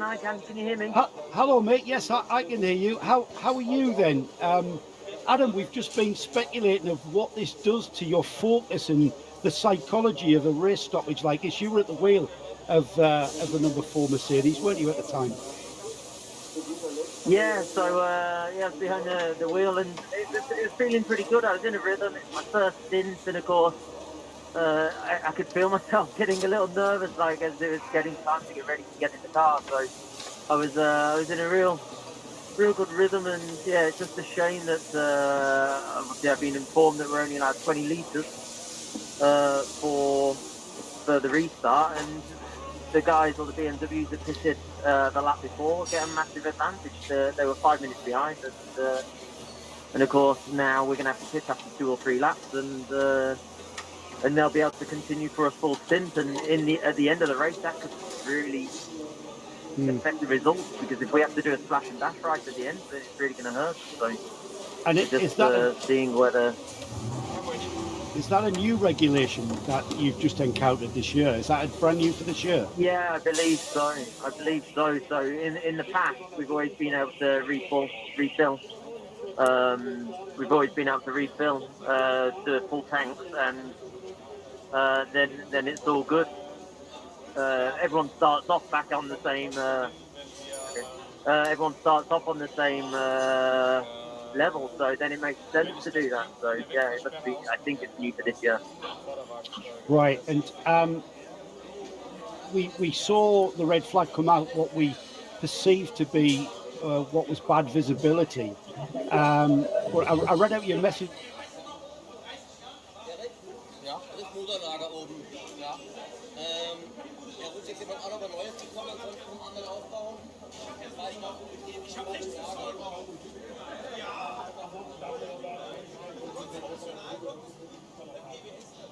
Ja, leider schon mit einem Ausfall heute. Bei uns habe ich vorhin auf der Dinge heute gesehen, aber ansonsten läuft ja auch immer wieder.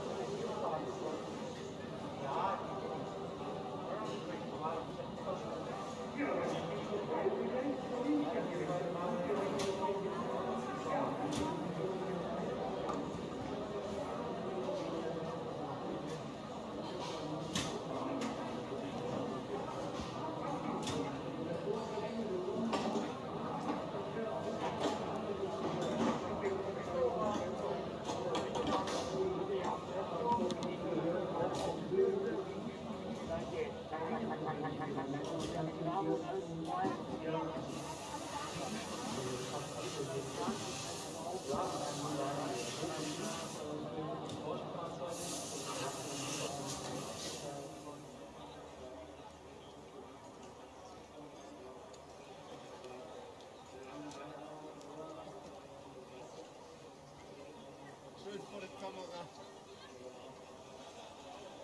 Echt? Ja.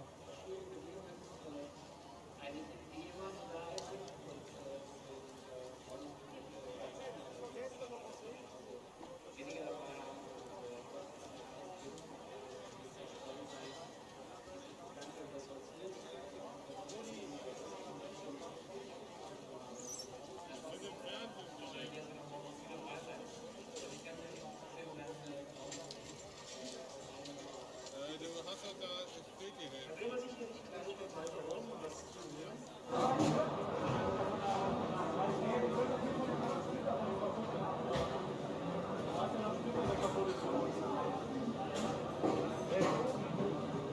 Der kaputte? Ja, der muss dran machen. Der kaputte, ja? Ja, der ist da oben. Der muss dran machen.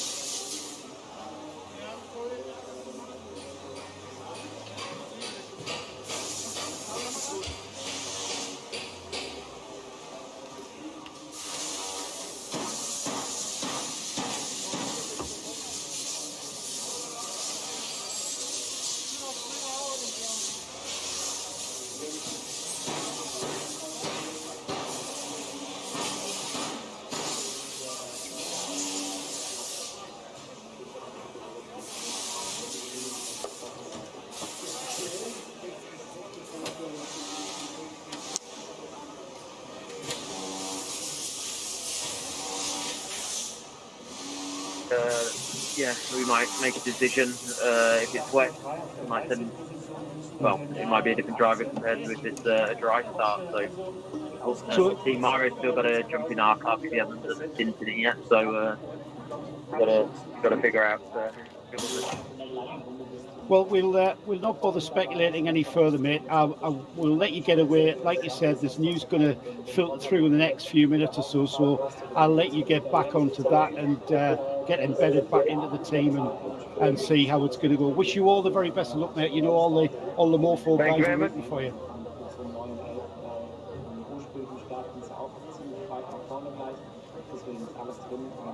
I think that's Adam away, guys, and we thank Adam for his time there. Always a good friend of the show. We're only a few minutes away from getting some kind of information as to how things are going to pan out. If there's going to be any kind of restart, we'll be able to get a bit of an idea. But you heard Adam mentioned that last night, for the past few nights, the weather has been unsettled in the Eifel-Rennen region, and that's going to continue. And the problem is with fog, not an uncommon feature at the Nürburgring. And I doubt, you know, whether we're going to see the fog. We're certainly not, Peter, going to see the fog lift in the next hour or so, are we? I think you know, we can look up to the heavens and say, come on, big guy, move this fog on, but it's not really, is it? No, we get wishful thinking as well, and of course the red flag has many, not much good can come from the red flag sometimes, and also already just in the time you were speaking to Adam there, Joe, we owe an apology to Lawrence Bantor about his keto diet. He clearly heard us, and very sorry, Lawrence. I'm sure the keto diet's lovely, just not for less athletic sorts than Joe and I. Well, yes. What we want to know is, Laurent, if does it work for you as a sportsman, as a professional athlete? Yes. But as a mid-50-year-old bloke who's the most exercise I ever get is riding my bike to the paper shop, I'm not really sure whether I should give up the battered mince pies. Mind you, I've only ever had one of those, and they probably would kill you if that was a staple part of anybody's diet. So, yeah, I might give the keto a try for a couple of hours. What do you think?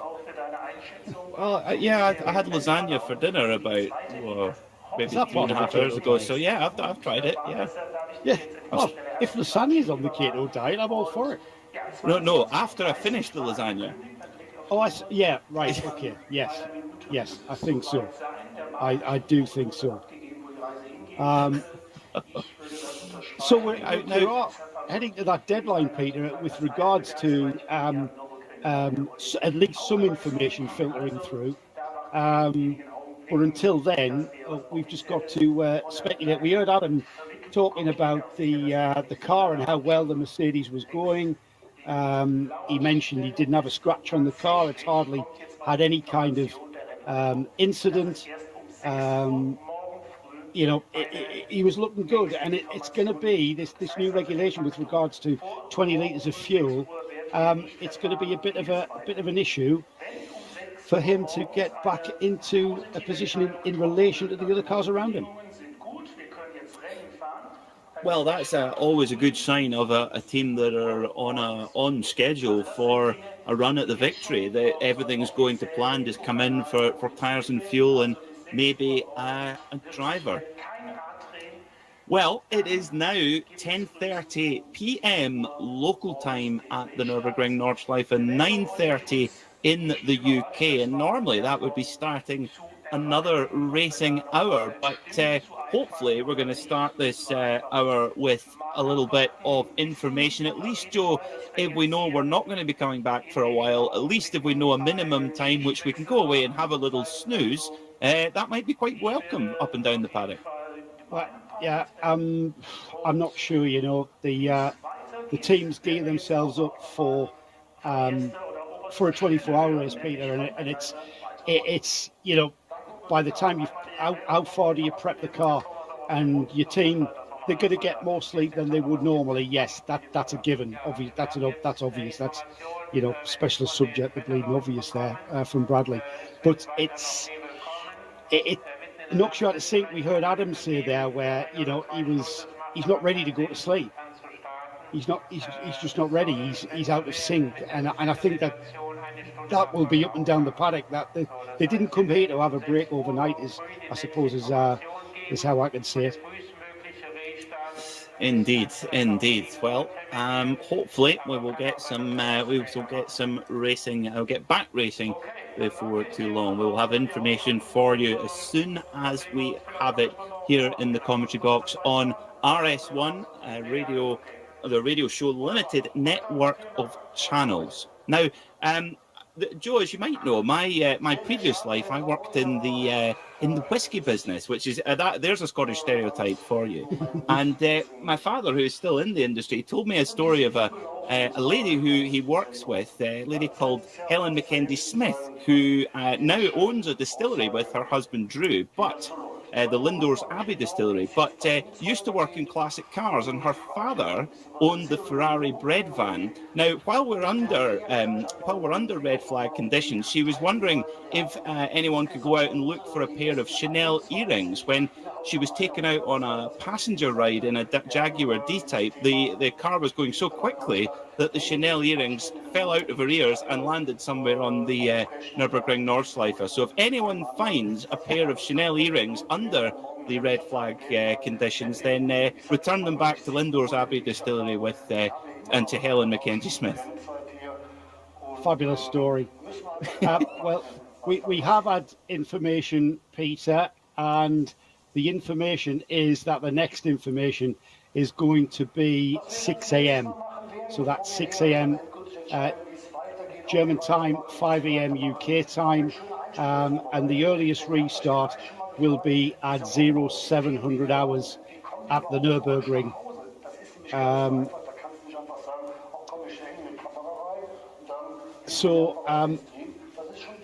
Other than that, Peter,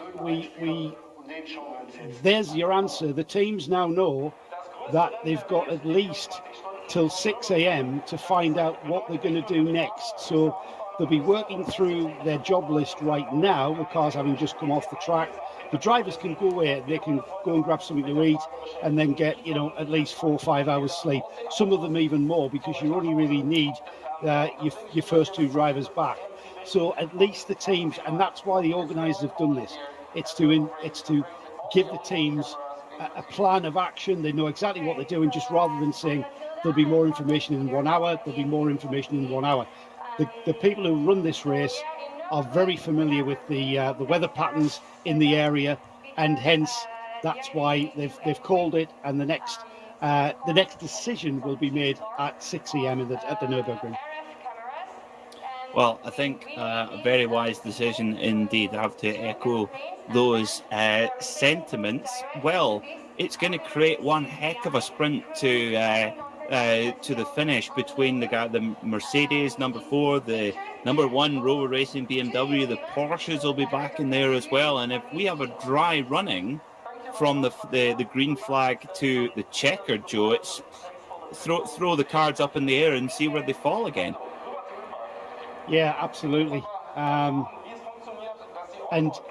again, it's you can only do so much now at this time, and we will come back. And I think we've just made the decision that we're going to do the same, Peter. So I'll let you wrap up and inform everybody when the next decision time from the organisers will be. So we'll hopefully be able to give you some idea in the very early hours of Sunday morning. Yeah, so we're getting word that the earliest restart of the race will be 7 a.m. Nürburgring time. That's 6 a.m. here in the UK. We will get the next information at 6 a.m. Nürburgring time, 5 a.m. in the UK, to see if we will get to restart at that point. So join us back tomorrow here on RS1, part of the Radio Show Limited network of channels. Who shall be joining you? Well, it'll be one of the team of myself, Peter Mackay, Joe Bradley, John Hindhaugh, Peter Stroden and Bruce Jones. We'll all be with you at some point tomorrow. And thank you so much for listening, and we'll see you in the morning. Dass das Auto dafür ein Kabel hinterher muss, ja. Also das heißt, sehr speziell und wir sind bei jederzeit zufrieden, weil also es gibt fast keine Funkabrisse über den gesamten Kurs. Alex, vielen Dank für den kleinen Einblick hier im TV-Compound. Danke für eure Arbeit und die Bilder, die ihr für euch nach Hause liefert. Sehr gerne. Ja, ihr seht immer noch die Bilder, für die, die es vielleicht ausnahmsweise nicht mitbekommen haben. Rennunterbrechung, die nächste Information, wie es weitergeht, gibt es um 6 Uhr, frühester Restart um 7 Uhr. Wir haben jetzt 22:36. Ja, wir sind ja eh noch hier. Wir haben die Kamera da, wir haben die Leute in der Boxengasse hier oben. Und der Patrick Simon, der hatte ja auch lange eine Pause jetzt gehabt, der wird gleich unten in der Boxengasse einfach mal ein bisschen auf Stimmenfang gehen, will einfach mal gucken mit der Kamera, was machen die Teams, was machen die Fahrer, was kann man überhaupt im Moment machen. Vielleicht das ein oder andere Auto sich mal ein bisschen näher anschauen. Das werden wir dann alles mal ein bisschen beobachten. Wir werden so ungefähr eine Stunde lang nochmal dieses Thema ein bisschen intensiver beleuchten. Was im Moment in den Boxen geschieht, natürlich würden wir lieber Renaction sehen, aber ich denke mal, wir werden auch da interessante Informationen für euch draußen am Stream bringen. Die Zuschauer auf den Tribünen, denke ich mal, da gibt es keine Diskussion, wenn überhaupt noch einer da sein sollte. Ich kann es im Moment von dir nicht sehen. Der wird sich mit Sicherheit gleich auf den Weg machen, Richtung Auto, Richtung Heimat, Richtung Hotel oder wo auch immer es hingehen sollte, Campingplatz, wo immer ihr seid. Wie gesagt, frühester Restart 7 Uhr, das ist im Moment mal die Ansage, wenn um 6 Uhr die nächste Information kommt. Von der Spannung her, von dem, was wir alles erlebt haben, da hat allein die erste Stunde schon so viel Action gebracht, dass man dann gerne mal 2-3 Stunden Unterbrechung rauskriegen können. Das sollte irgendwie funktionieren. Ja, und ich gehe einfach mal runter an meinen geschätzten Kollegen Patrick Simon. Patrick, was gibt's unten?